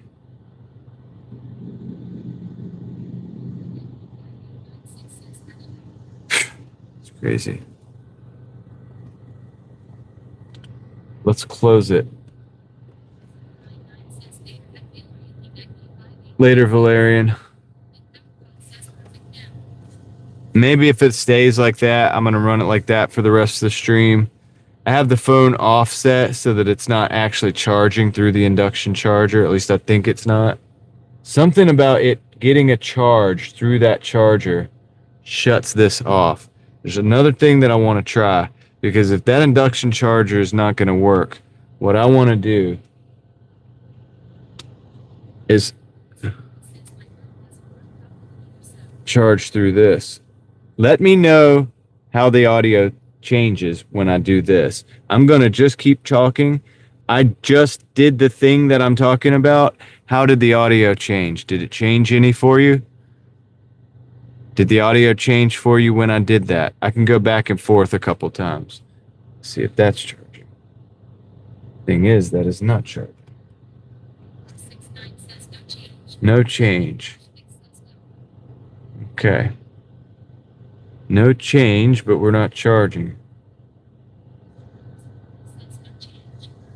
Interesting. This doesn't appear to have a pass-through charging situation. It's supposed to.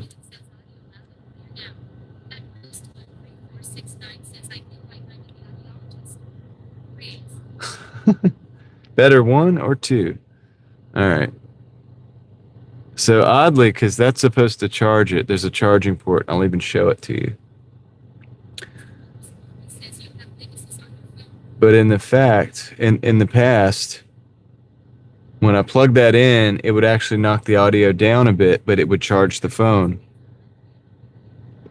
So now, it's not charging the phone, but it isn't bringing the audio down. So that's interesting. So it doesn't pass through. On my previous receiver, it did pass through. Interesting. Makes me want to use that other receiver. Microphone setup. I'll try that this weekend.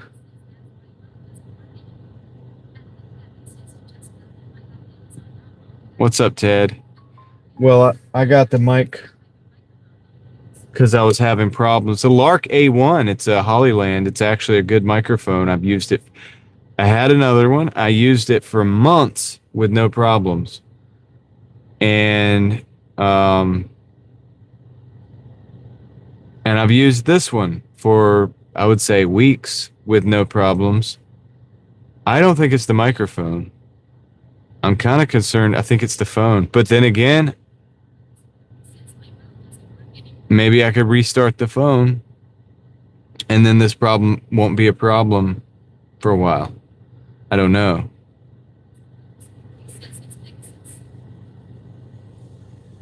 Ted, what are you going on about?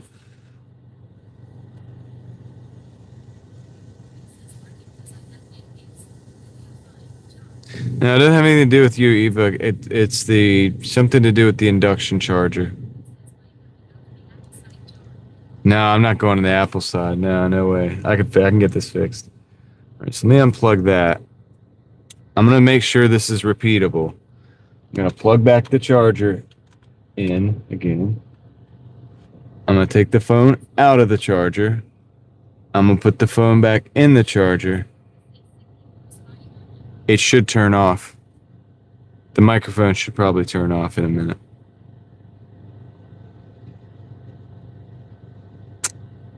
It's not right now. That's weird. See, I thought I could reproduce it, and now I can't. Phone is charging, audio's working, whatever. Now let me move it around a little bit.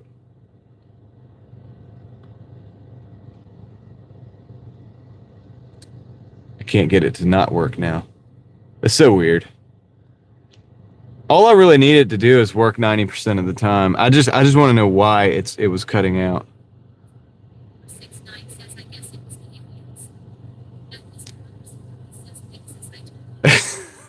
Ted, dude. What's up, man?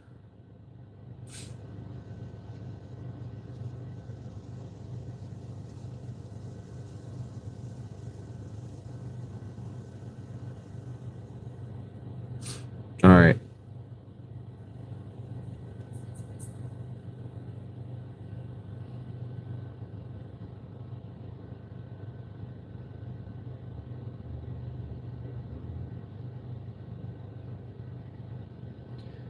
Okay. Well, it's still working, which is weird. I'm gonna show you guys the numbers because I think I can pull this on and off. We'll use this as a testing moment. Yeah. What's up? Is your name John also? Or is it John's? My name's John. Jon. Yeah, weird. All right. Well, look, if it works, it's just we're gonna run it like that for the rest of the day. And honestly, problem about not finding the problem is that we got to run it like this probably next week too until we run into a problem again because I can't just buy a phone. I already bought a cable. I don't think it's the microphone receiver.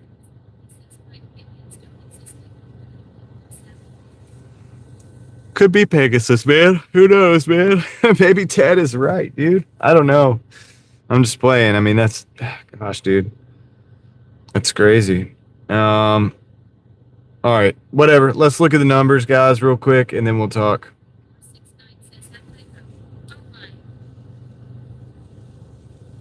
What typo?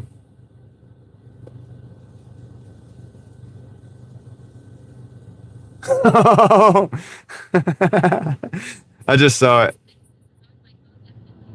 I just saw it. But Ted, you're glowy. You're supposed to be able to get rid of that stuff. You're supposed to know what you're doing. And you're trying to recruit me.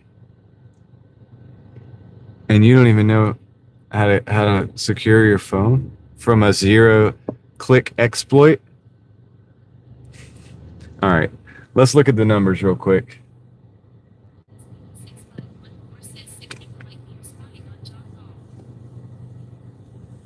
Oh my gosh, Margie, don't spy on me. All right, that's the week. I'm gonna show you guys the numbers. 1193, 60 hours worked.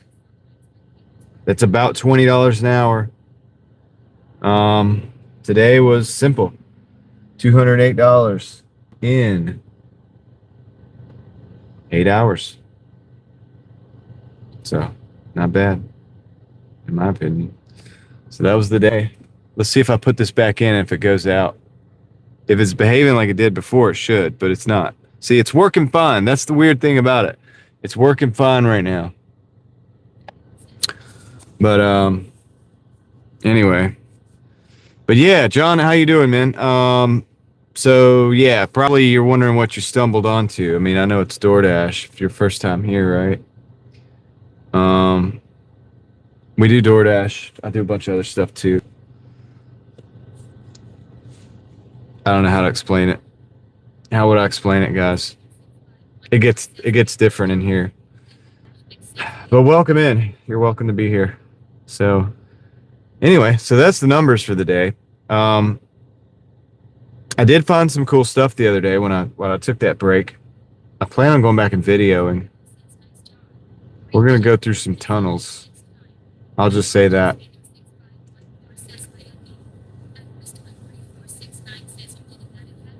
I didn't add a catchy title today, no.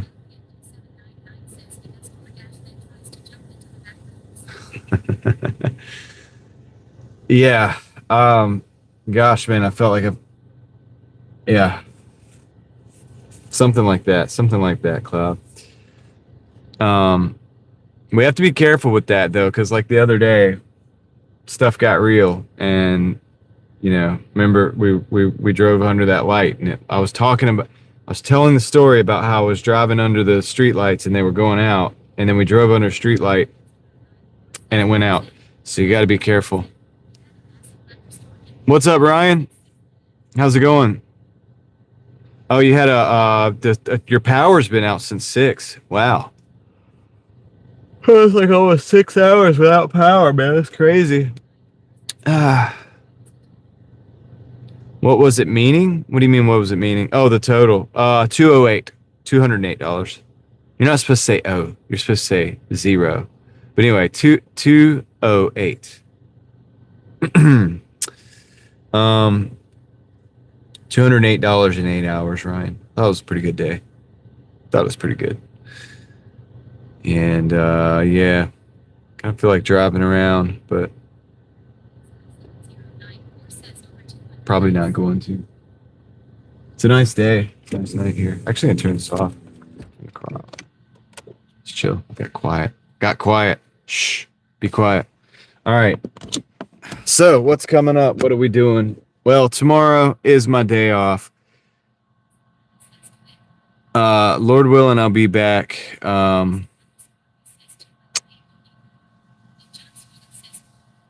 Monday. We're in Raleigh, North Carolina, John. If you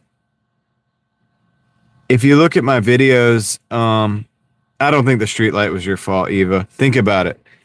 I'm the one who originally, I was telling you guys the story. The street lights were going off, and I'm not saying it was me either. I'm not. The street lights were going off. The story I was telling you about was probably 20 years ago. You know what I mean? It was happening to me then. It happened to me the other night. So that's why I don't think it was you, Eva. Not that that probably doesn't happen. I'm just saying, I don't think it's me either. It could have been just a total coincidence. I'm not one of those people that wants to just jump to the supernatural explanation necessarily. It was odd that I was telling that story and that it happened at the same time while 100 people were watching, but what are you going to do? I'm just, but anyway, I'm not worried about it. But anyway, Eva, have a good night. Leslie says, do it. What are we talking about? Do what? Drive around? I don't know. I probably am actually going to go home. But yeah, John, welcome to the channel. It's Raleigh, North Carolina. Crystal hasn't seen it.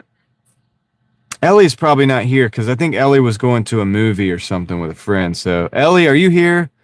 Probably not. I know you weren't going to be here tonight. Hold on. I'll find it, Crystal. I'm not driving right now. I can do a lot of things. I think I can find it.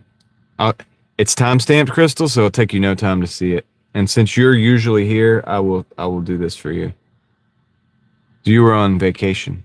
You were on the cruise. Take me a minute.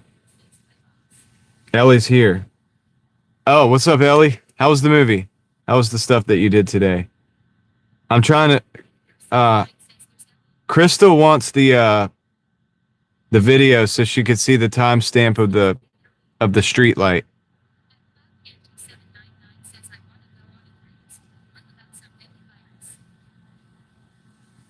And I'm trying to find it. I can't remember exactly which one it was.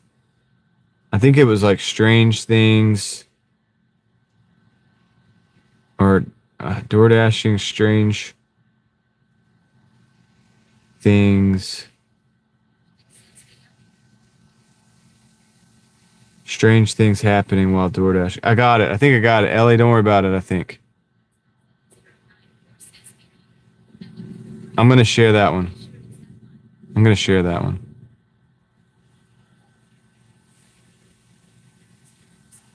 Let me get back in here. Ted, you can look at it. Everybody can look at it. I'm not going to make this like public, but I mean, it is public. It's on a live stream. I'm not going to like publicize it, like make a big deal out of it. But if you go to this live stream here that I just dropped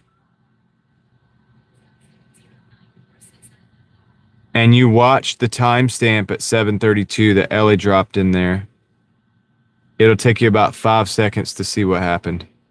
And it was just interesting because I was telling a story about the very thing happening. And then it happened. And it was just interesting. Probably a coincidence.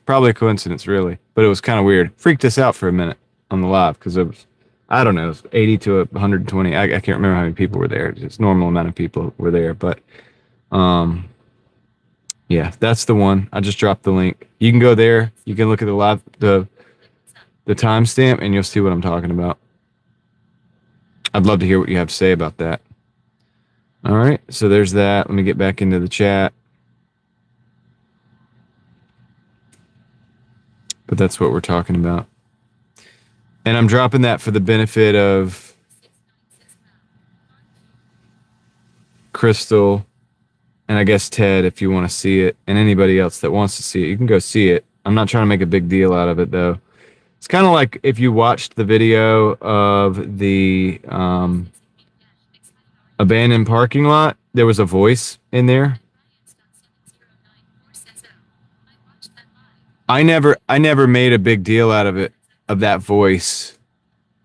I simply I did mention it, like I wrote some text in the video, but it's deep within a 17-minute, 18-minute video. And oh, what are you talking about? The voice? It's early on in my YouTube. Like I was exploring an abandoned parking garage. It's on this channel. It's kind of boring unless you just like exploring. I don't want to say back rooms like places, but dude, it is. It's an empty abandoned parking garage with lights that are like not working properly, and alarms going off in the background, all kinds of crazy stuff. But I didn't say a word in it. It was before I actually was on the live streams. It was a liminal space. If you want, if you were here, Brian. All right, Crystal, I'll find the video for you. Hold on a second. It was early on. Like, this is kind of stuff I used to do. I used to do this and not film it, but I started filming it, and it was before I don't say anything. It's just me walking around.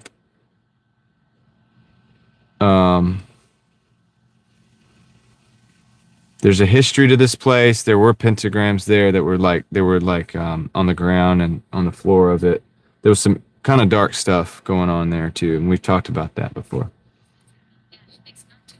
I'm finding it right now. I'll drop it so you guys can see it.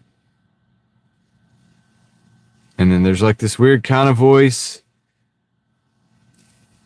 I think it says don't walk here. I don't know. It could have been the birds. It could have been somebody just messing with me, but I do not remember hearing it when I was actually there. I only heard it after in the video. In fact, I didn't even notice it. I sent the video to a friend who also knew the location. They noticed it and told me to listen to it on headphones at this particular, and I was like, okay. So my point is that I didn't make a big deal out of it because I could use that and say, I heard a creepy voice in this thing. I don't like to do that because I don't want that. That's not what I'm trying to be like known for. So, you know what I mean? Like, I'm not into that like that necessarily. I just like to explore places.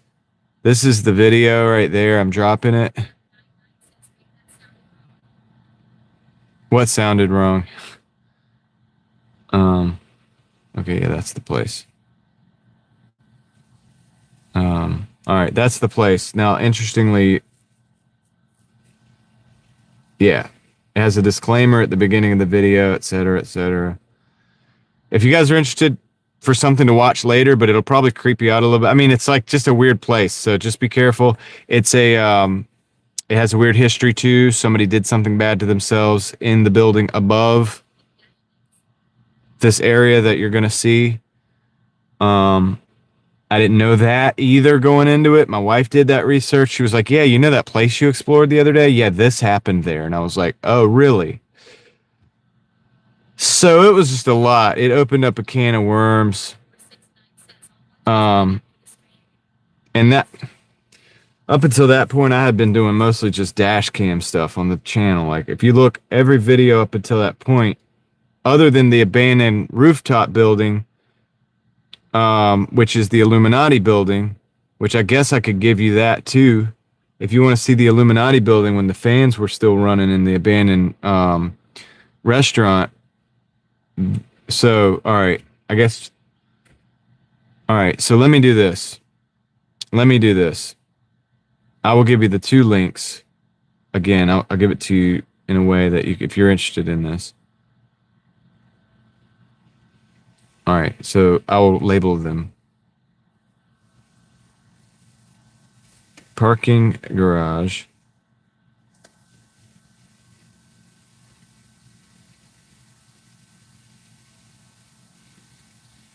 And paste that. That's the one we were just talking about. It's the same one I just posted.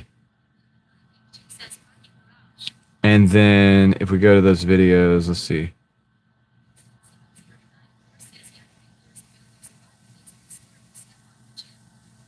Yeah, I have a lot of stuff, Ryan. It goes way back.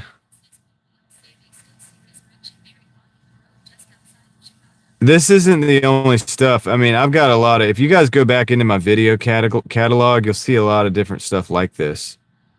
But I'm just giving you two right now. All right, this is the Illuminati building. This is not our recent walkthroughs of the Illuminati building, though. This was my initial walkthrough of the Illuminati building. And the name of the video is not Illuminati building. It's not what I call it in the video. Another video of me not talking, no talking. I added music over this one completely. So this one's a vibe. This one's a vibe with like music.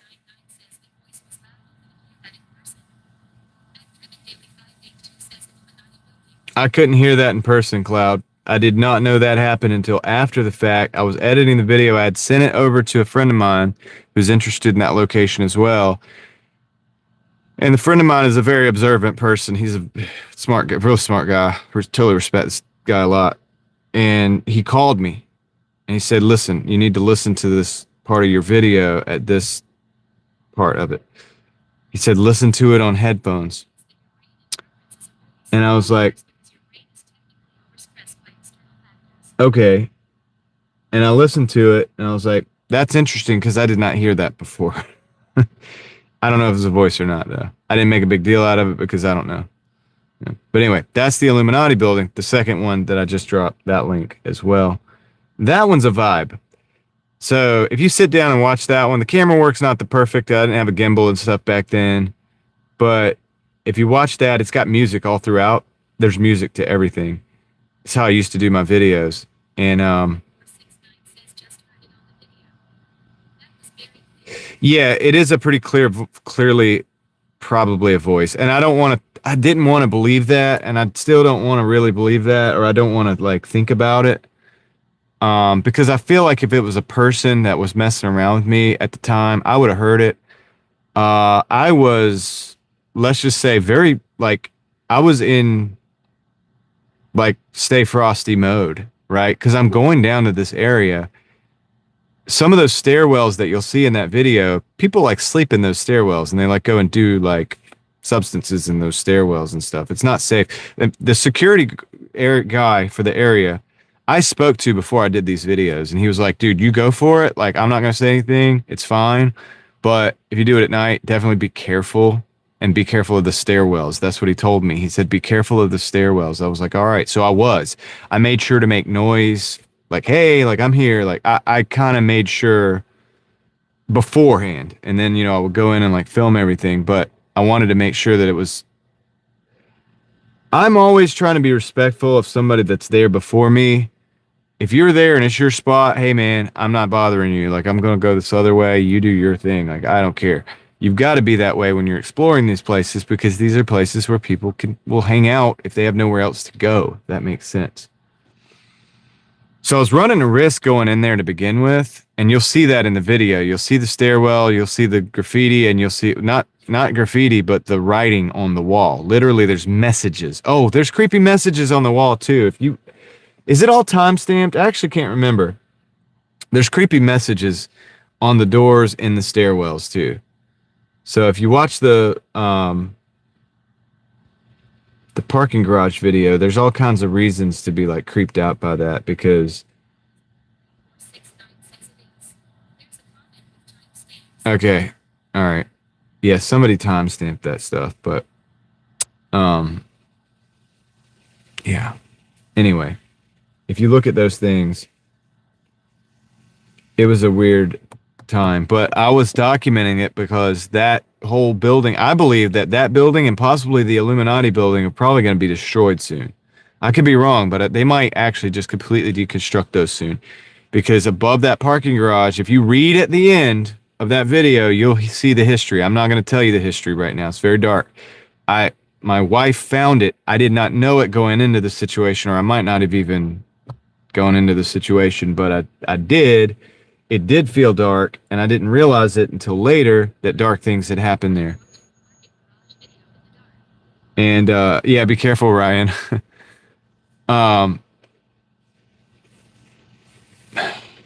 And I found out after the fact, and I was like, well, I'm still going to put the footage out because it's documenting this garage. I should have probably done it during the daytime. Probably not the smartest thing to do. Go out there at night. But that's how I was. I was DoorDashing. I was DoorDashing overnight. So it was the time that I had to go do it. So it just ended up being and the moon was crazy that night. And also it was a Van Gogh building at the time. They had a Vincent Van Gogh, which also has its own dark connotations that are very equally paralleled to the dark connotation. It was weird. Okay. It actually was really weird. And I don't like to think about it like that. I don't want to think about that voice much. I wanted to just dismiss it. I don't really believe in ghosts, okay? So for me to hear a voice and think it was anything other than a natural voice, I don't go to ghosts, right? Do you understand what I'm saying? I go somewhere else because I don't really believe in ghosts as people believe in them. All that stuff is something else. And so I don't like to think about that, but it is what it is. It is what it is. And so I left the video up, but I don't advertise it too much, except for to my crew and my people, because you guys have been with me. Like, you've been with me in the Illuminati building. We've gone in there live before. So you've seen that. They are in the same complex. That whole complex is effed. Like, that whole complex has weird stuff going on. And I'm just going to go ahead and be real about that. Yes, Victor. Are you watching the video, Victor? On the floor, they had the pentagram.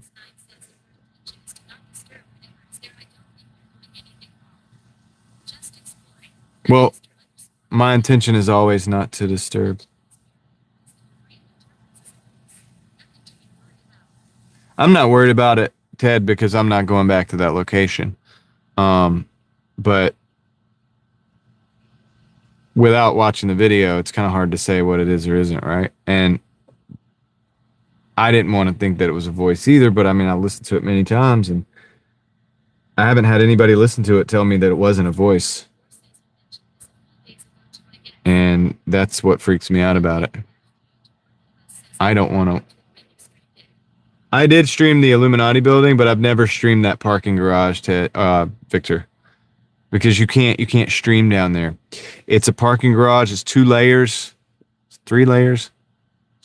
It's 2 levels. And then above that, there's a level. There's what used to be a movie theater above. So it's way underground. So you really can't, you can't stream in there, especially when you go into those doorways.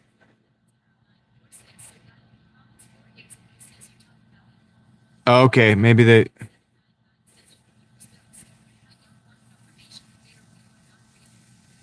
Yeah, Schrodinger's ghost. If you go in those stairwells, the signal completely dies. If you walk under there, it completely dies. Yeah, so you can't live down there. But it's in the same apartment. It's in the same building complex as the Illuminati building, which you probably did come with us. because I did do that. I've been in there I filmed there 3 times. 2 times, 3 or 4, but 2 times was the live stream.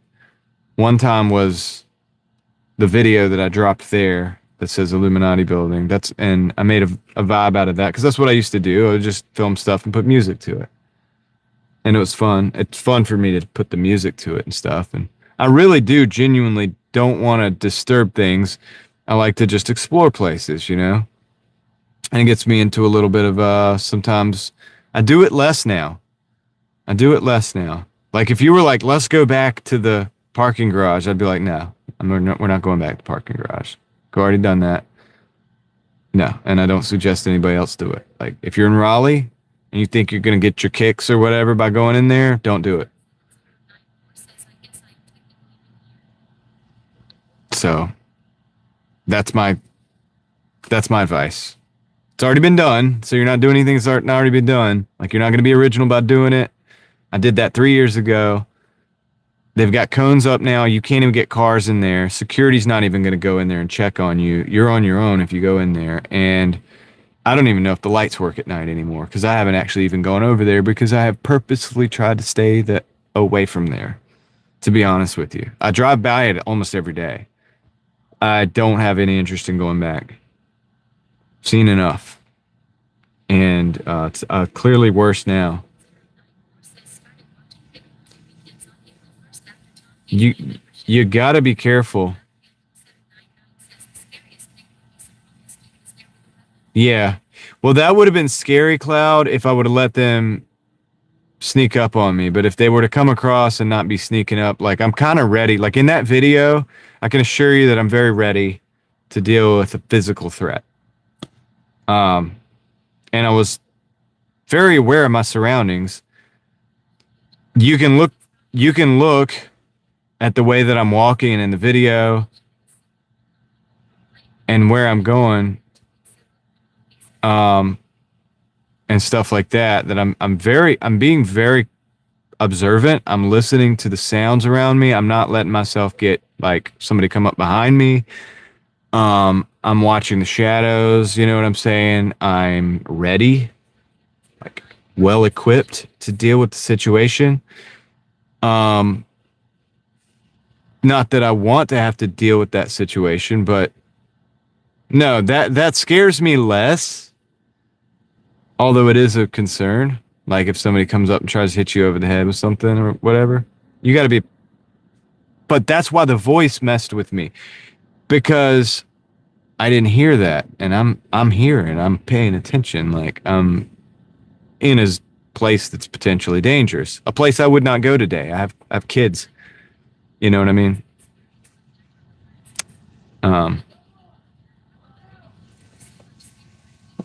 You're right about that, Crystal. No, I don't think aliens and so on exist either, Ted. I'm with you on that.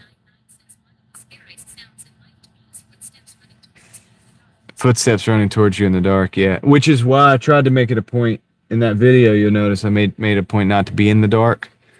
And also to keep enough distance between me and the areas. And then when I go into the doors, I also do that in a specific way.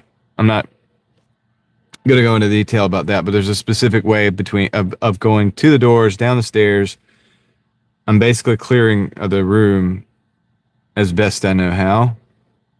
Which I know this sounds ridiculous. It's like, John, why would you put yourself in that situation? I wouldn't today. Like I'm telling you, if you are in Raleigh, don't go to the place because there's no reason to do that. All it would take is one bad person, like somebody says, like somebody that's out of their mind. Maybe they're scared and they see you coming, they hear you coming, and they're like they got something and they want to hit you over the head with it. And honestly, even if you're strapped, let's just be like absolutely real about it. And if they get the jump on you and they hit you in the back of the head, there's nothing you can do about it. So be careful. That's why I put a disclaimer on that video.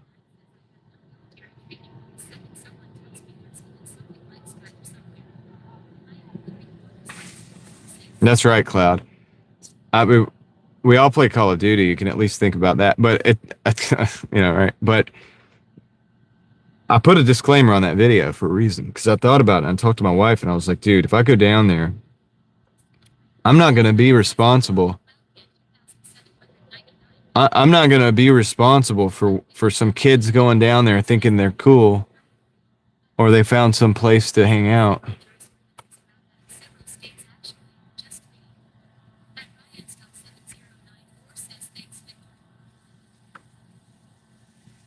About what, Ted? Um,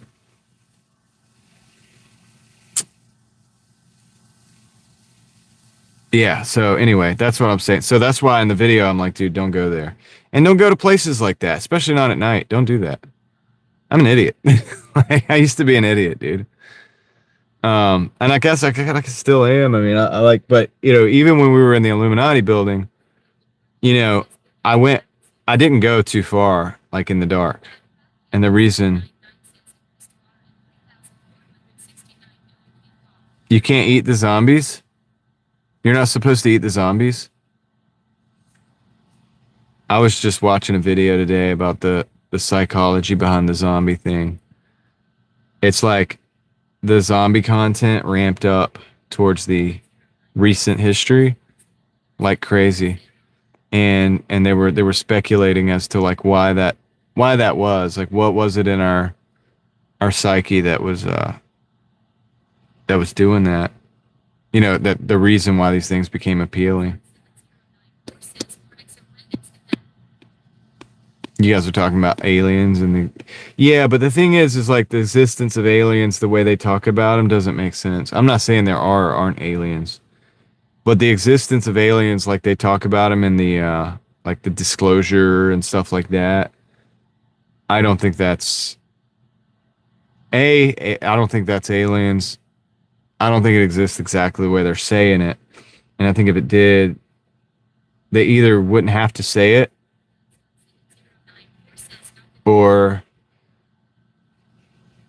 either you wouldn't know about it if you weren't supposed to, or you would know about it, like, because it already would be a thing. Like, and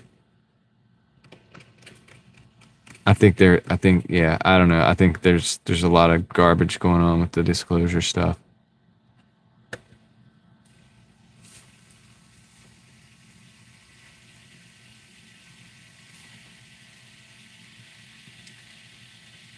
So yeah.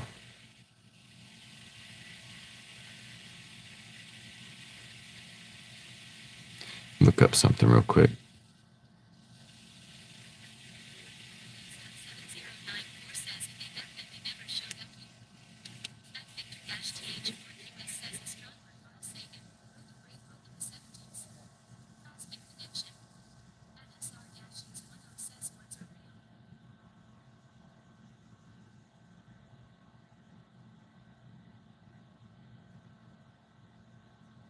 Orbs are real?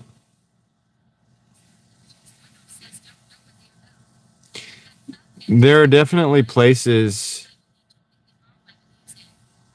that you can see lights, and those are real. I don't know what they are. They could be stuff that man-made stuff. It could be not man-made stuff. It could be phenomenon of some sort, like, you know, some kind of effect that happens, some kind of natural reaction or something. But there are places that you could see crazy stuff like that, or like they seem to be crazy. They seem to be like what people call orbs, but I don't really know if that's a good definition. But yeah, there are places like that. Now, do I think that that's like spirits or something? No, I don't think that. I think that there's an explanation for that stuff. Personally, I'm not saying that crazy stuff doesn't exist. I would never say that, because I've seen some crazy stuff and I've experienced some interesting different things. You know what I mean? That like lead me to believe, yeah, there's. And I was talking about this earlier, like the dimensionality of reality. It's like I don't think there's parallel universes. I just think there are different dimensions, but it doesn't mean that you would be a different you in the different dimension. We're just in, we are able to perceive the dimensions that we're able to perceive. And we were talking about it in the context of God, and God would be able to perceive from the highest levels of dimensions all the way down. We can only perceive the dimensions we can perceive. It's just like if you went down a dimension and you existed in that, like 2 dimensions or something, you wouldn't be able to perceive third dimension. So we can perceive that. That makes us have a different angle on that. Now, say there were angels, for example. Maybe they could perceive a different dimension that we can't. They probably can't perceive every single dimension that God can. But they're not, that doesn't make them gods. That just means that they're access to a different dimension. And can also probably see into this dimension because, like, we can see ourselves and everything down. So they could probably see themselves and everything down. I don't know. I'm just speculating. But what I'm saying is, it's like, that doesn't mean it's a parallel universe at all. That's the same universe at the same time. Just, we can't perceive it. It's still without power. And so, yeah, there's that.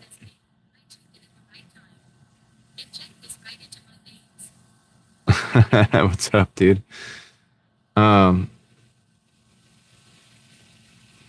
So, yo, what's up, man? How's it going? Rideshare Rodeo in the house. Thank you, sir. Appreciate the super. Hope you're doing well, Steve. Yeah. So yeah, if you guys haven't checked out Rideshare Rodeo, check him out, by the way. It's got a channel. Talks about stuff, interesting things having to do with some of the gig economy stuff that we get into sometimes.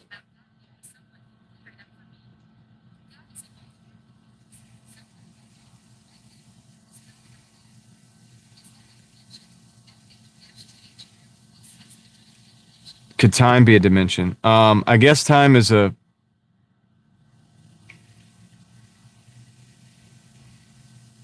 I'm not exactly familiar with all of the dimensions. Now, if somebody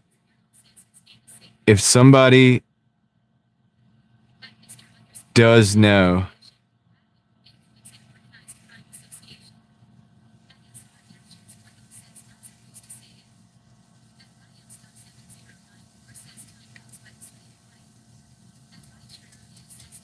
right on, Steve. So time does go. It's odd, right? So I can be here, I can be over there in that parking lot. I can't be in both places at once. But with time, I can be here and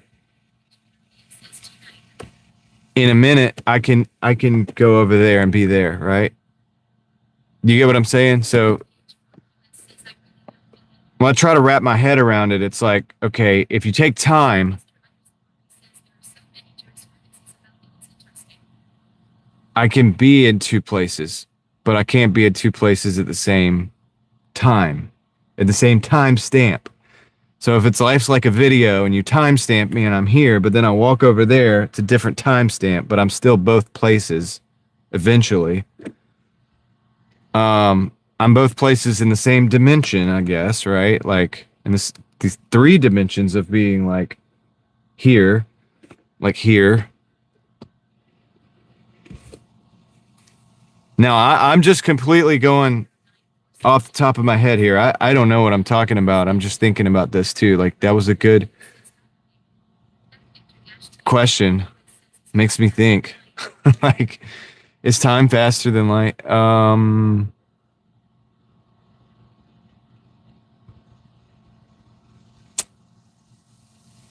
No. Yes. No. No, because the speed of light, well, it's a good question. It's a good question. What's up, dude? What's up, dude? I'm not blazing, but what's up? How are you doing, Swamp Monkey? Time could be different in God's. Well, so time would be what it is to us, but God could have a different perspective on time. In other words, because God is truly omniscient,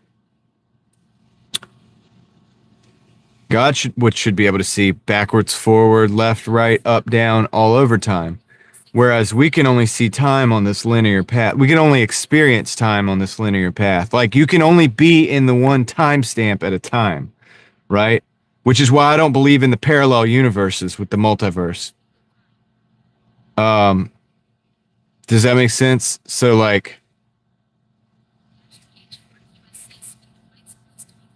because you only can be in, and like as far as I'm thinking, like we can only be in the one timestamp at the one time on the one video. I can't actually be in two different videos at the same timestamp.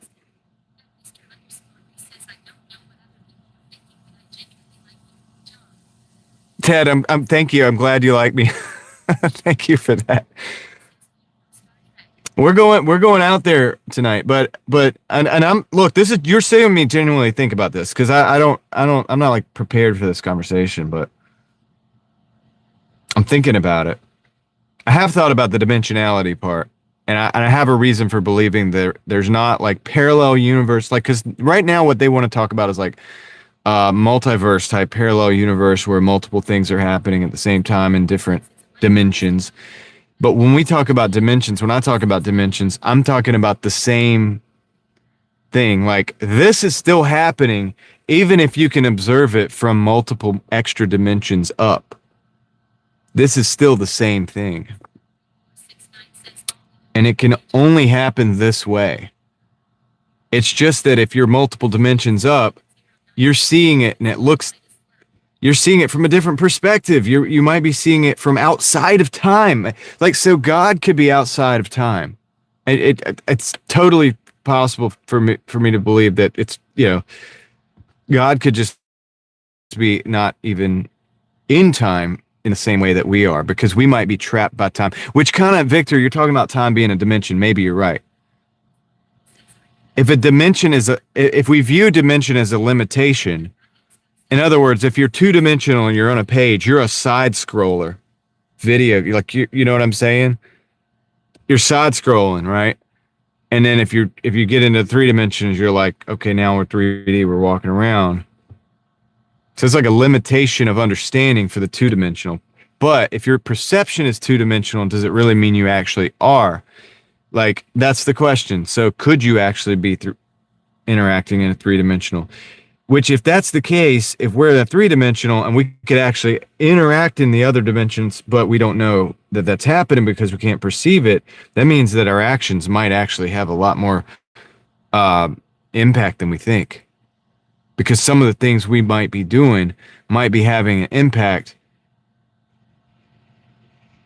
in what we might call the spiritual realm, which could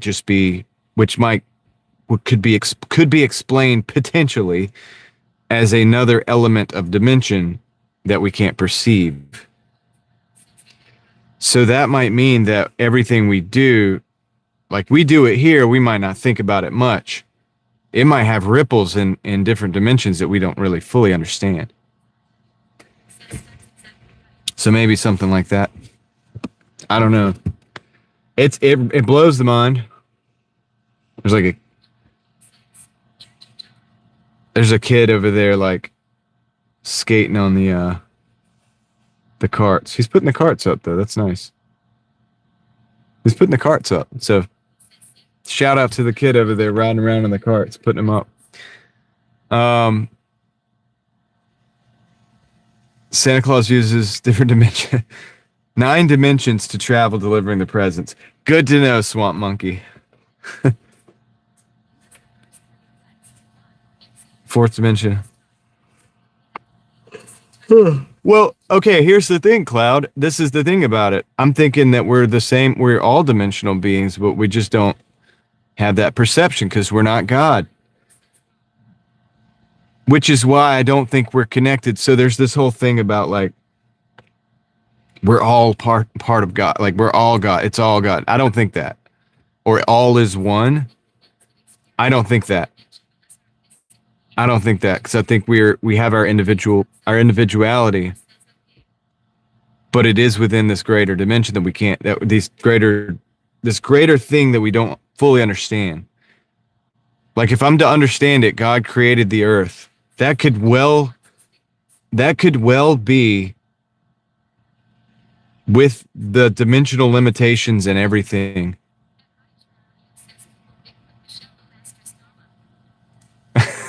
Bigfoot Michelle Obama.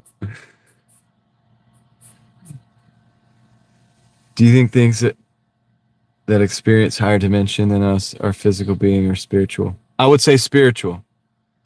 I would say that's what we would perceive as spiritual. There's higher dimensions on mushrooms. Well, I could speak to that. I don't think that the mushrooms produce the higher dimensions. Maybe I would not doubt if there's some level of decreasing in limitation of your ability to perceive something that you can't perceive otherwise, but I wouldn't look at it as like a portal to different dimensions and stuff like that. I would say that it's something that there is a total possibility that we're designed as an operating system to run on this dimension that we run on. Possibly certain things. Well, yeah. I'm not saying it's a good idea to do mushrooms or DMT or anything like that either. You know what I'm saying? I'm not saying it's a good or bad idea. I can't condone it, or I'm not condoning it. I'm not saying I don't think you need it.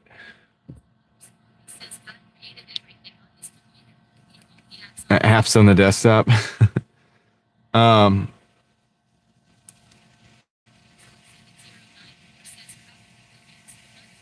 God created the other planet. Well, yeah, that's true. But that's the thing, Ryan, too. Why when they talk about everybody's talking about this disclosure day about saw it on Young Guns. Yeah, it seems like they had an interesting time, right, with the peyote. That's why it's interesting when people talk about people would lose their faith if they knew there was aliens, and it's like I don't see where that's a possibility. I don't see where that matters. Because if there's aliens and you believe in God and that God created everything, then God created the aliens. So that shouldn't change anything. In fact, anything that you see, anything that you do, anything that you did on or saw on mushrooms, for example, or whatever, would only just give you an indication of how vast the creation of God's creation is, the depth of it. Do you know what I'm saying? Like the sky we saw earlier, right? I was saying it's like a painting. It's always changed. It changes every 10, 15 seconds. It's different. We get a different painting. Okay, that's better than anything AI does or a random program generator. It already exists. It's like you look at the sky, you see the sunset, the sun, the angle of the sun is changing. The clouds are changing constantly. The colors are changing. So you look, you see a beautiful picture, right? God did that. You look away, you look back, there's another beautiful picture. It's different, but it's beautiful still. And then you look back and you look away and you look back and that's another different one. And so when we generate things with like AI or some kind of random program generator to try to create beautiful things or different things, we're really still only behind the curve of creation because it's already happening. We have this example in the sky, for example, all the time. And it's beautiful. Why do people look at the sky and say, that's beautiful? You know? And so that's already happening, right? So if there are other dimensions, and there's things that blow your mind with that, well, that's just another little piece of inside the creation of God's creation. Oh, right on, Steve. Hey, man, thank you again, and I hope you have a good night, dude. Y'all check out Steve at Rideshare Rodeo.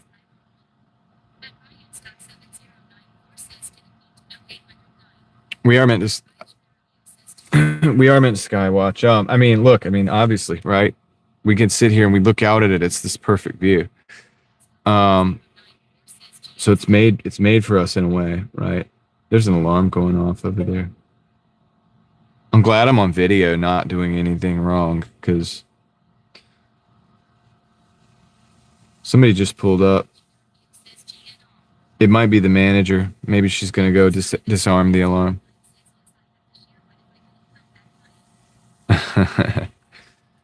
But anyway, yeah. So I don't know, dude. It's just interesting, you know. And so like I know a lot of people. They're like, yeah, dude. Like I don't know if I believe in God the way you guys believe in it because I did these mushrooms or I did these DMT and stuff. It's like, dude. Oh, so you saw a bunch of crazy stuff. Yeah, that's only a microcosm of what God made.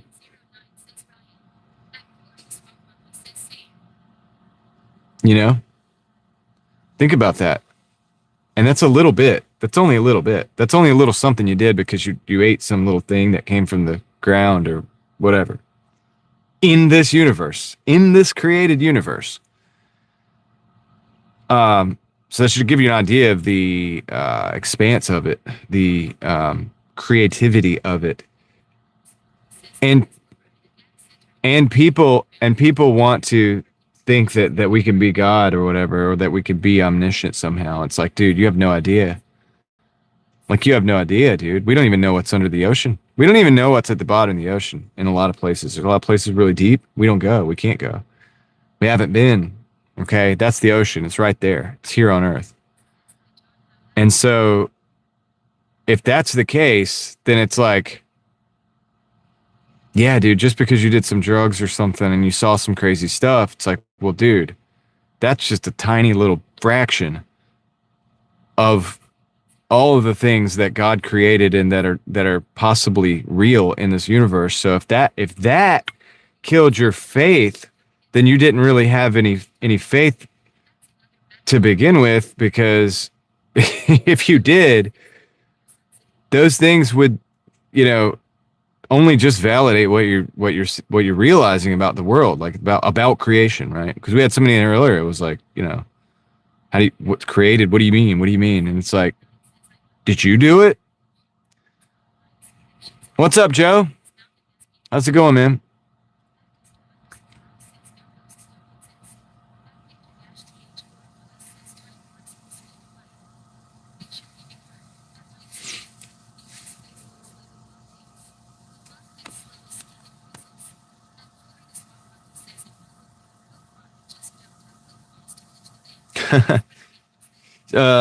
Florida asked if I believe in ghosts. Not directly. Absolutely, Joe. Joe, we saw some beautiful sunsets today, and I don't know about that, Dzar. Probably not. Maybe if you're in a spacesuit.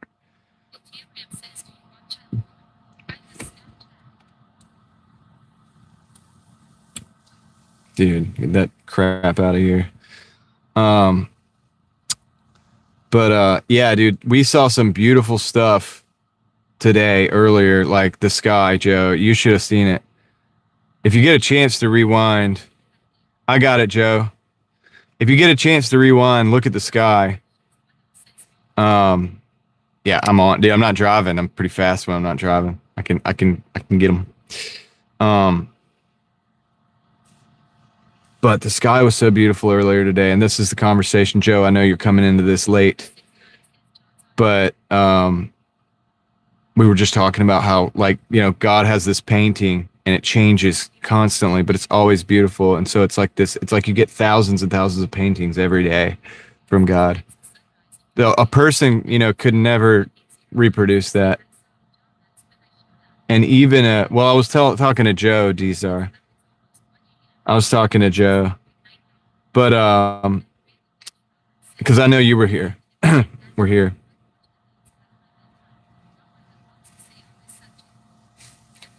What's up, Brandon? How's it going?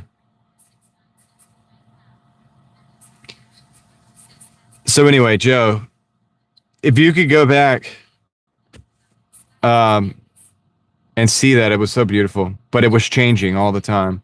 And I was thinking about these AI systems and, like I said, random program generators, and even the person who's trying to make art, right? We're all just trying to imitate that. Like, all the technology we could ever create is only just a facsimile of that.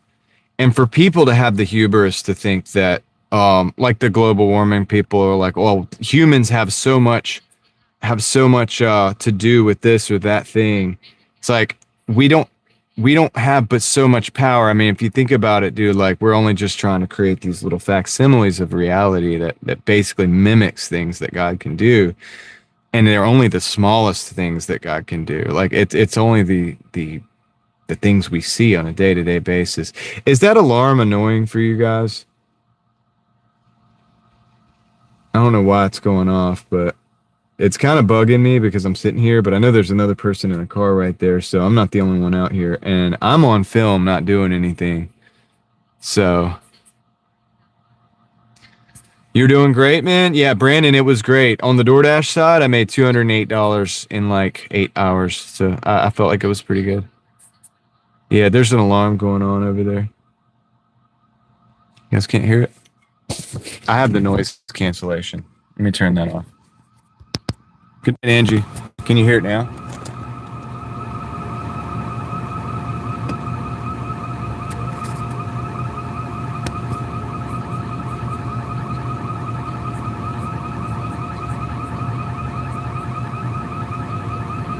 I'm gonna turn it back off now. I'm gonna turn the.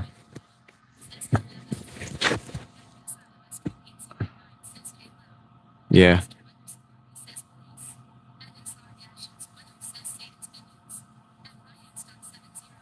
I'm just listening to what you guys are saying.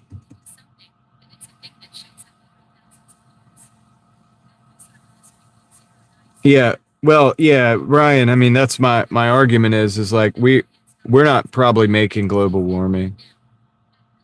They've, you know, the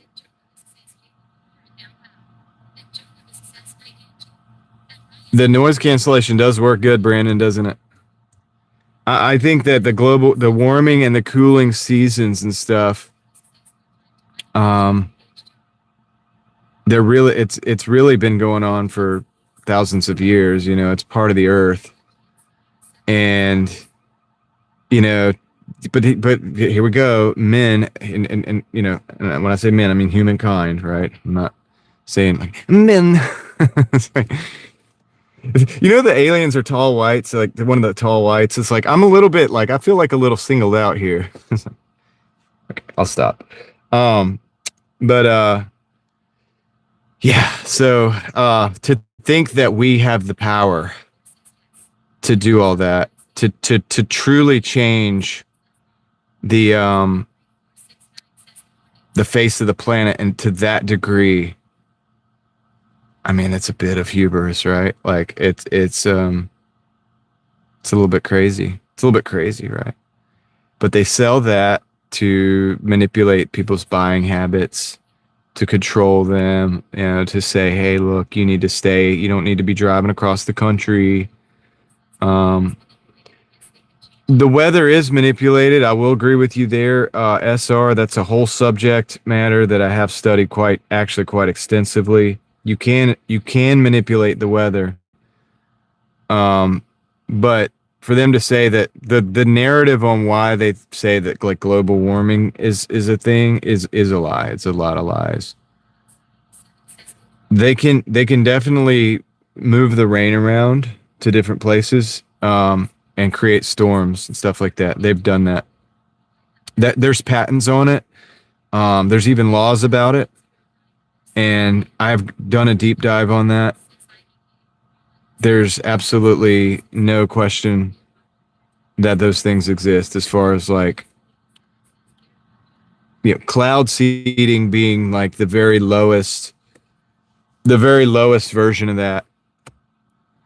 And then on beyond to that, they have actual like electric pulses that they can put out, and it can have an impact on the weather. But it has an impact on the immediate weather. It doesn't have an impact on like global cooling or warming trends. That is different, and that has nothing to do with like, for example, like, oh yeah, we're using too much oil, like we're driving our car around too much. So like you know, stopping driving your 4-cylinder car and then going and driving an electric scooter is not going to make the earth cooler. That's not what that's going to do. And that's my argument of that. I think that's a lie to try to get people to change their behavior to maybe like consume less stuff while they consume more stuff. You know what I mean? It's like if I can lie to you and tell you that you having money is a bad thing, that you got to give it all to me, right? Like if this was a cult and I was like the cult leader and I was like, hey, look, you guys having money is really not good for your spiritual development because it's tempting, you could go buy like some candy bars and candy bars are not good for you. But you should probably just give it to me so that I can distribute it wisely because I'm above the temptations. You guys can't handle it. And it's for your well-being. I love you and I just want you to do well. So you're going to have to give me the money so that I can distribute it properly because that'll be better for all of us, right? Same with resources. Money's just a resource. So we're talking about oil, we're talking about water, and we're talking about, I guess now rare earth minerals is what they call them. But yeah,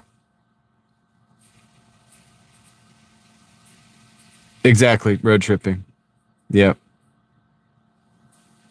In my jet. That's right, LT. Yeah, and road tripping has a point.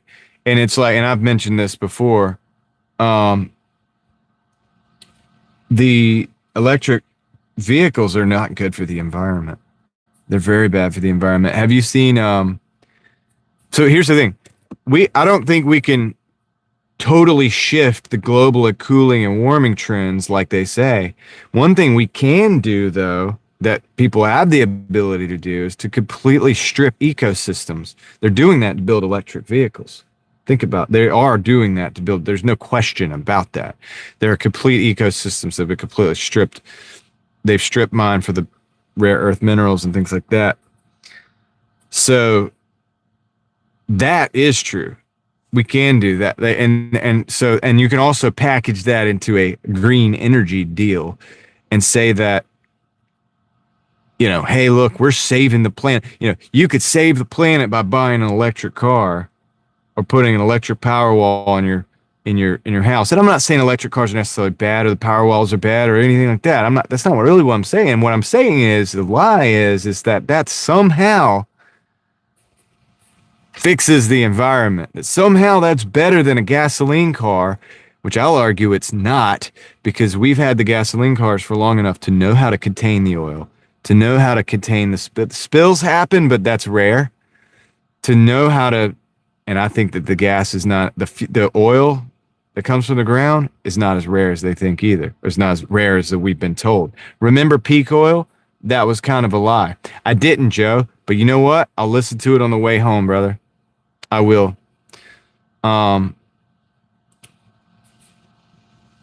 They are good for the price of silver. That's right, LT, along with solar panels, right?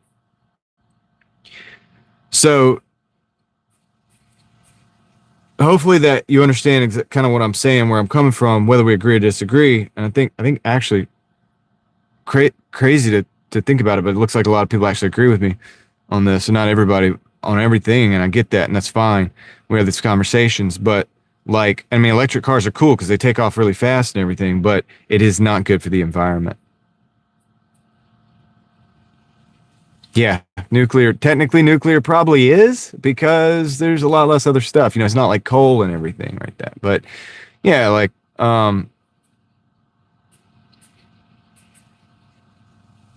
hopefully you get what I'm saying about this whole if you rewind 5 minutes where this energy conversation started with the global warming, you remember in the 70s it was global cooling. That was the big story, global cooling.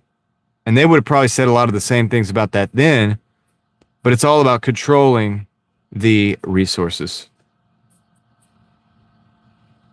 That's all it is. It's about controlling resources. And you know what war is? Do you know what war is? It's essentially the conflict over control of resources. So if you wanted to extrapolate that, you could say that all the propaganda about the global warming and stuff like that, it's kind of like a type of warfare, isn't it? It's a psychological warfare. It's a different type. It's not fought with like firearms and like missiles and stuff like that. It's fought in your mind. It's kind of like a psychological warfare. Sociological warfare. I like that term, LT Prod. I like that. Yeah. I mean, it's that is very close. And they use, like I talk about on my other channel, the social media mind control program to wrap everybody up.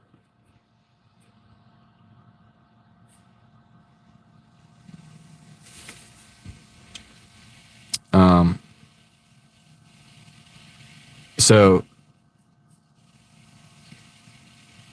I don't think Brandon's necessarily a troll. No, I don't think that. He seems to be making sense. Takes 15 years for an electric car to become carbon neutral. That makes sense. That's true. Nuclear is the cleanest, but people are scared. That's technically kind of true. So don't say info. A war for your mind. Road tripping. We're about to go full AJ there. There's a war on for your mind. You are the resistance.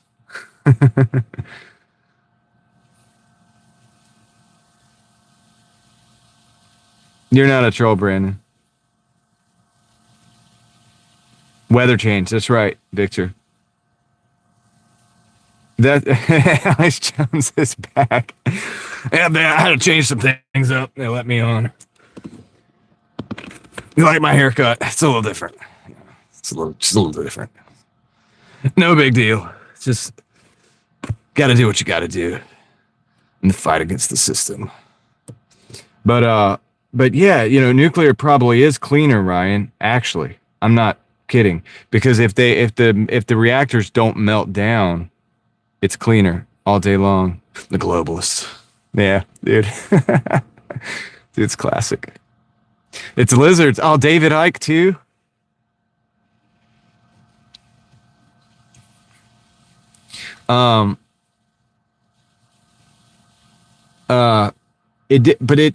Victor, it did go from global warming to weather change because they realized that we could go into a cooling phase and what would happen to that narrative.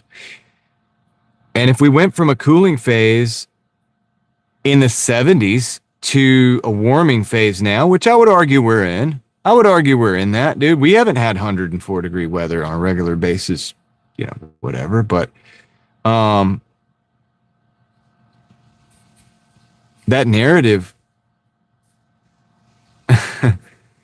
narrative would fall apart. It would fall apart, wouldn't it? And so I think that has a lot to do with a lot of it. So I think we can agree it's control of resources, control of the information, and controls the resources, which is warfare. And it is. Yeah. Ryan, like if you look it up immediately in the immediate term, he's right about nuclear being cleaner. He's technically right about it. The big problem comes if there's a mismanagement of that nuclear and you have a meltdown or something. But that rarely is going to happen as long as everything's done right. Society has to continue on, though, because you have to have people in there doing the things to keep the nuclear in good shape, right? There's actually a nuclear power plant not far from here. Well, it's relatively not far from here where I'm at.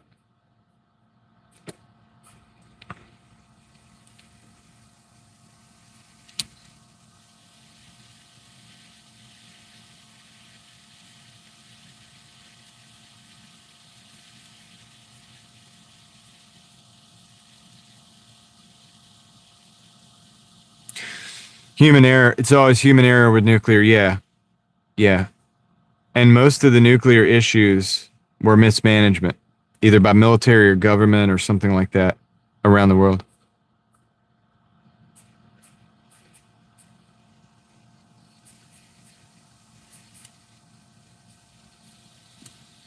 So solar and wind. Yeah.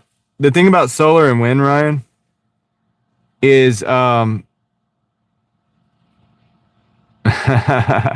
she's just messing with you, Ryan. But here's the thing about solar and wind. Wind, the unfortunate thing about that is those machines that they use for that, they break down. And so to continue to make them, maintenance them, and keep them going is a lot of work. They also have their impacts on the environment. They actually kill birds. I know Trump said this, and people like to laugh at it, but he's actually not wrong in that sense. He got it from somewhere. They actually kill birds and stuff. So solar power is interesting, but it takes so much space. At least right now. There's so much space. Yeah, political appointee. That's right, LT. That's why certain forms of government. But you get the. So if you take the idea of solar, it's great for, like, I think for personal stuff. I have solar panels that run these batteries that I've got. Hey, welcome to the crew, Brandon. Thanks, man. Appreciate that.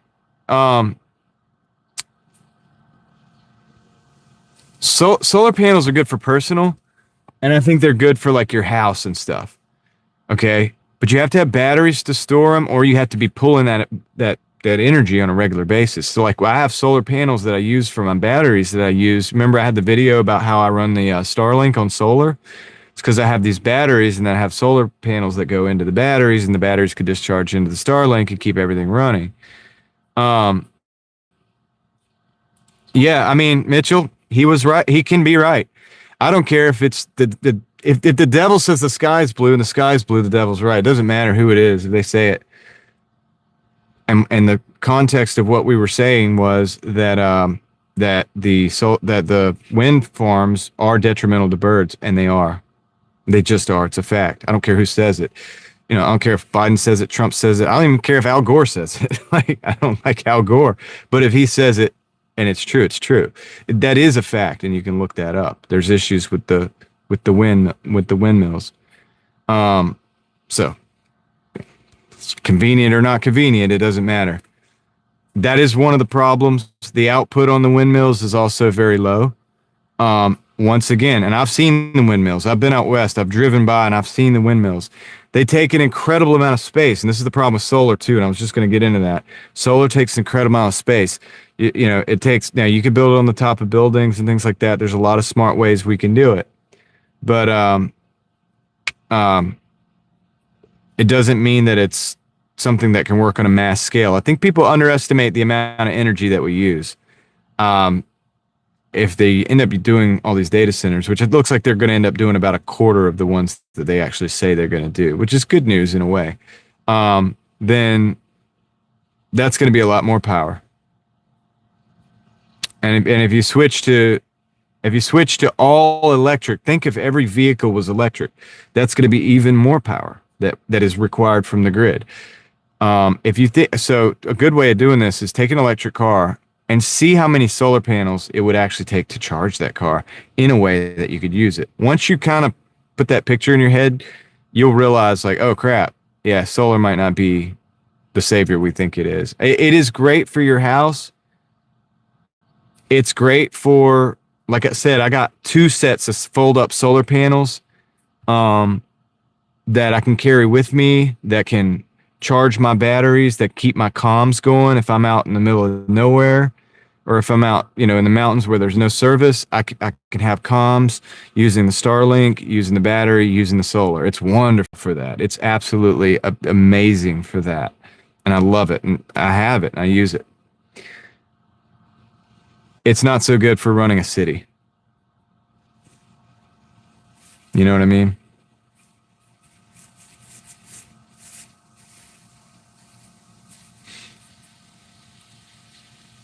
And the windmills cost a lot. That's right. That's true. They cost a lot.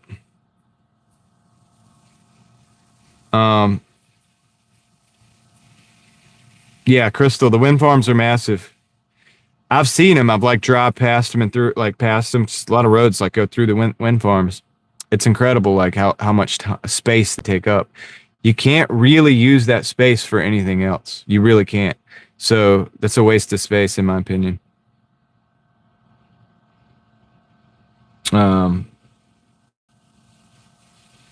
Petro's king and now in the future. Probably, yeah, honestly. Fuel is the best. I mean, the oil is really, there's a reason why oil is so popular. Because it works. It works. And we've created our whole system on that. And there's a ton of it. And we're nowhere near running out. We're nowhere near running out. Yeah, LT, all of these solutions, I think are amazing on a personal level. Like wind, if you want to say it's not a windmill because it doesn't mill, whatever you want to call it, a wind turbine generator. Okay, that's awesome for personal level too. Somebody's house, like I would love to build a house using like solar, wind, all these different things. It's just when you try to scale it up, when you realize how much energy society takes, when you scale it up, you realize how futile it is. It's kind of ridiculous to think that you could actually do. And so, yeah, but you're right about that, LT. I think vertical axis. Yeah, I think that stuff is super, super cool. Now, once again, think about it. You have to have wind for it to work. So when the wind's not blowing, it ain't functioning as much. Same thing with solar panels. I think a lot of people don't think about this, but when the sun's not shining, it doesn't really work too good. So, oil is condensed, old solar. Maybe, yeah, David Smith, in a way.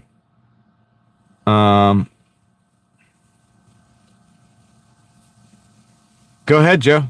Yeah, Ellie's here. Ellie, are you here? Joe wants to tell you something. There you go. Yeah. So anyway, yeah, cool conversation. Look, I think so. I love those solutions, like I said, for personal stuff. And they are eliminating farms to build solar fields. That is another problem. Big problem, right? We need food. But they want electrons because the electrons are what you need for data centers. The electrons are what you need. And I hate to sound like AJ for the control grid. I mean, really. Really? Like, have you seen all of these? Well, I'm modding right now, Ryan, so we're good. What's up, Jason? How's it going? And also for, if you want the electric cars and you want all that stuff, then, you have to have energy. You have to have electrons. So if you're going to switch over, and we were talking about like canning, because we're growing like a lot of beans at my my dad's got a little area, like a plot of area that's pretty big, like compared to what we have at my house, and we've got like, we're going to grow, hopefully, Lord willing, we're going to get quite a crop of green beans, right? A lot. Like we grow enough to eat during the season at my house in buckets. But with that, I think it's going to be so much. We're hoping to can quite a bit. So we're looking at a new canning situation because, what we used to use growing up at my parents had was, stovetop canner, right? Well, a lot of that stuff is electric now. They have electric options. So they use the electric to heat it up to the right temperature and stuff like that.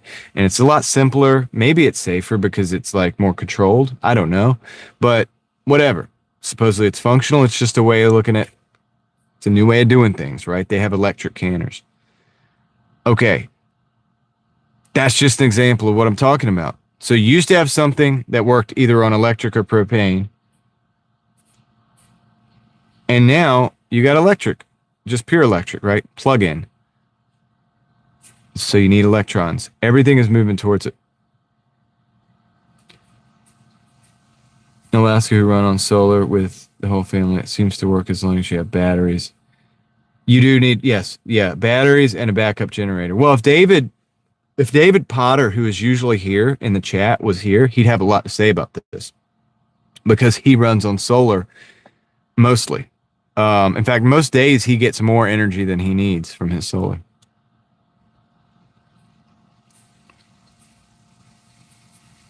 Yeah.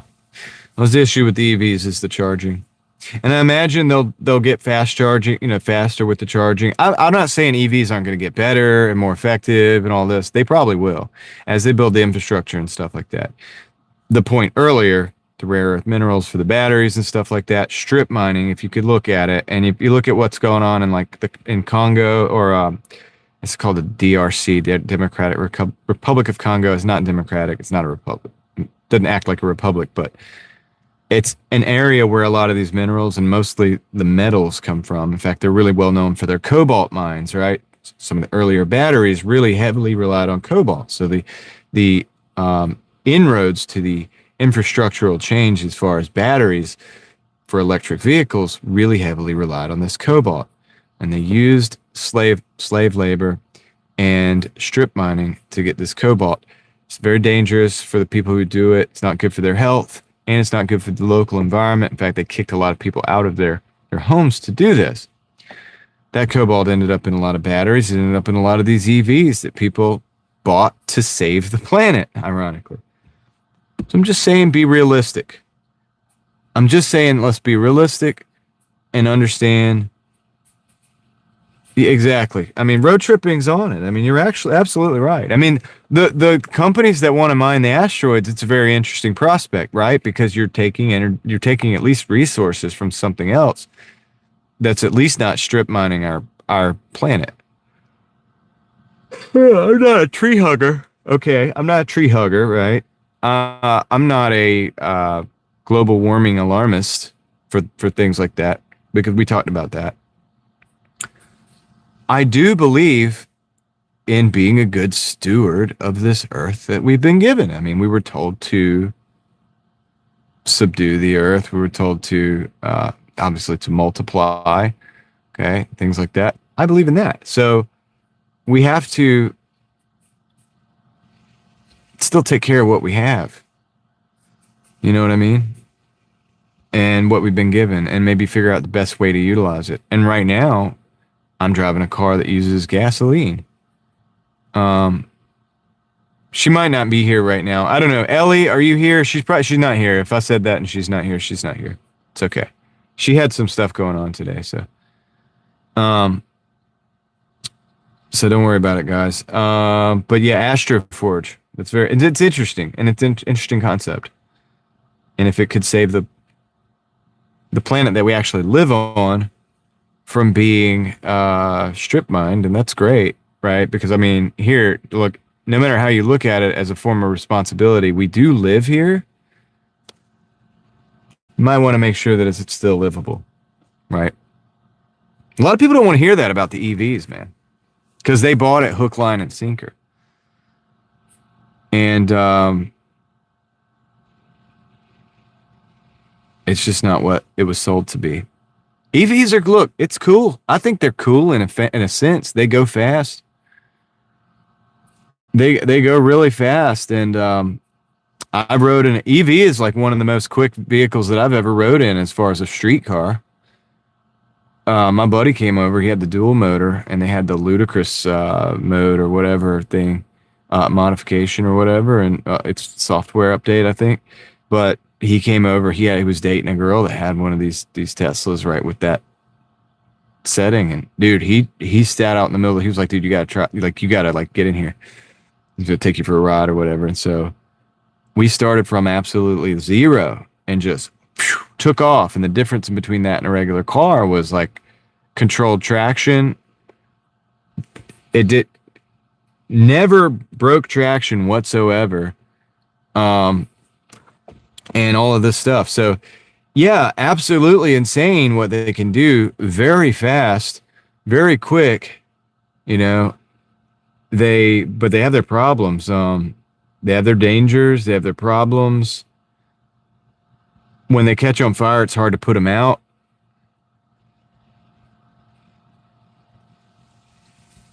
So, you know, there's issues. It's not perfect, and it's not saving the planet, but it's okay. Whatever. It's technology. We do that as people. That's what we do.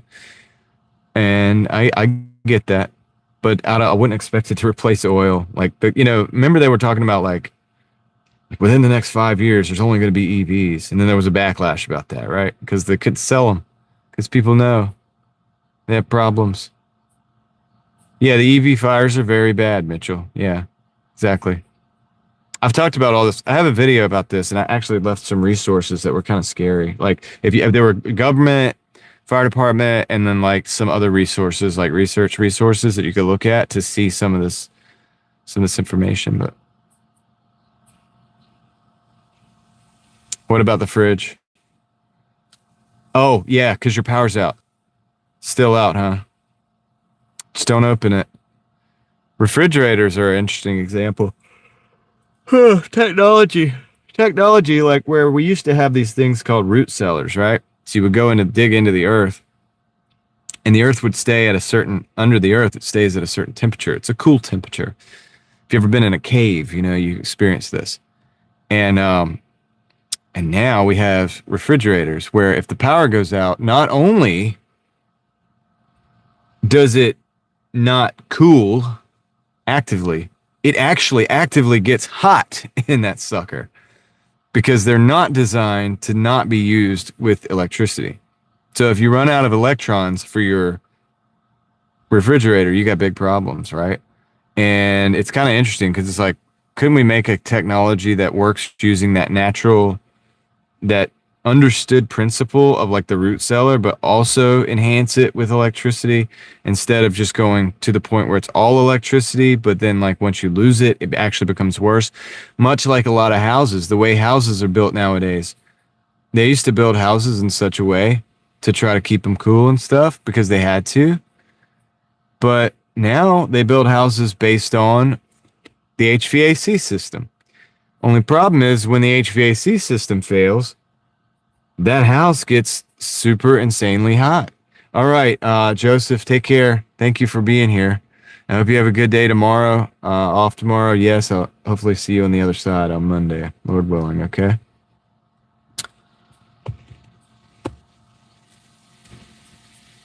Yeah, the EV fire blanket. Yep. Yeah, ask your fire department about the EV fires. So if I had an EV, I would not want to park it in my garage. Yeah, freezers are okay, Ryan, because typically they frost up too. So you get that like layer of ice oftentimes too with that. And you can close them. So freezers are a lot more efficient. Once they're frozen, they're a lot more efficient to run. In fact, you could probably run a freezer if you have a good battery, a big battery. You know, you could probably run a freezer more efficiently than you would a refrigerator. I would even look into like a 12 volt 12-volt refrigerator, which is usually based on the principle of a cooler as well as a refrigerator combined. All right, Crystal, take care. Have a good night. I'm heading out too, actually. I'm behind you guys. I got to go. It's 1 o'clock. I'm tired. And divide 1 by 0. Is that in order? I'm just playing. All right, guys. $208 in 8 hours. I think it was a good day. Good conversation. Shout out to my mods. I don't think any of them are here now because Ellie's, I think, out right now. I know Leslie had it out earlier, but shout out to them anyway. They did a good job today. Shout out to everybody out there that's still here. You are the real ones.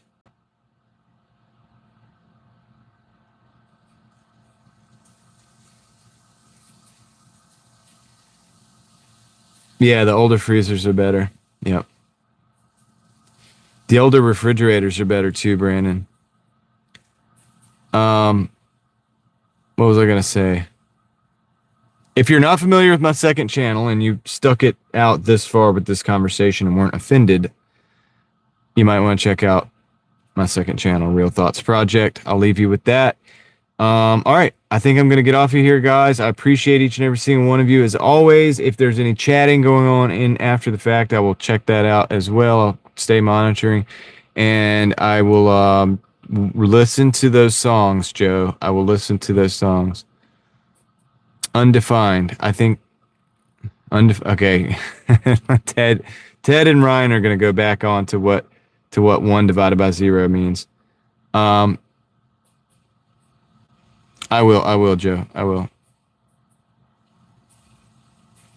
Keep the 1974 refrigerator as long as you can, Mitchell. Right on, Brandon. Glad to hear that. Glad to hear that. I need to do more over there. I probably will. We end up having the conversations over here at the end of the night. And it dwindles down to like 3/4 of the viewership, and then we sail on in, have the conversation. But it's supposed to happen over there, so Maybe, at some point I might actually start ending these lives and then booting up a live on the other channel to have these conversations. And that way, so anybody that wants to onboard can, and maybe separate the two a little bit more. Maybe an idea. I don't know. I was going to do late night, but the place I was going to use as a studio kind of fell through. So I don't have a place to do that. I would just be sitting in the car. What's the other channel, Ryan? Real Thoughts Project is the other channel. All right. Real Thoughts Project. Search that up. You'll see my mug. You'll see my face. It'll be the first thing that shows up. I actually knew what I was doing when I made that one. This one I did not. I didn't know anything about YouTube when I started Driving Daily. But yeah, Real Thoughts Project. Just search those words. You'll find the channel. Yeah. You are subscribed probably already. You silly goose. All right, guys. I'm gonna head out of here. I appreciate each and every single one of you. I'm gonna end it here, and tomorrow's my day off. No live stream. Lord willing, we will be back Monday. So I hope to see you there. So with that said, I'm out.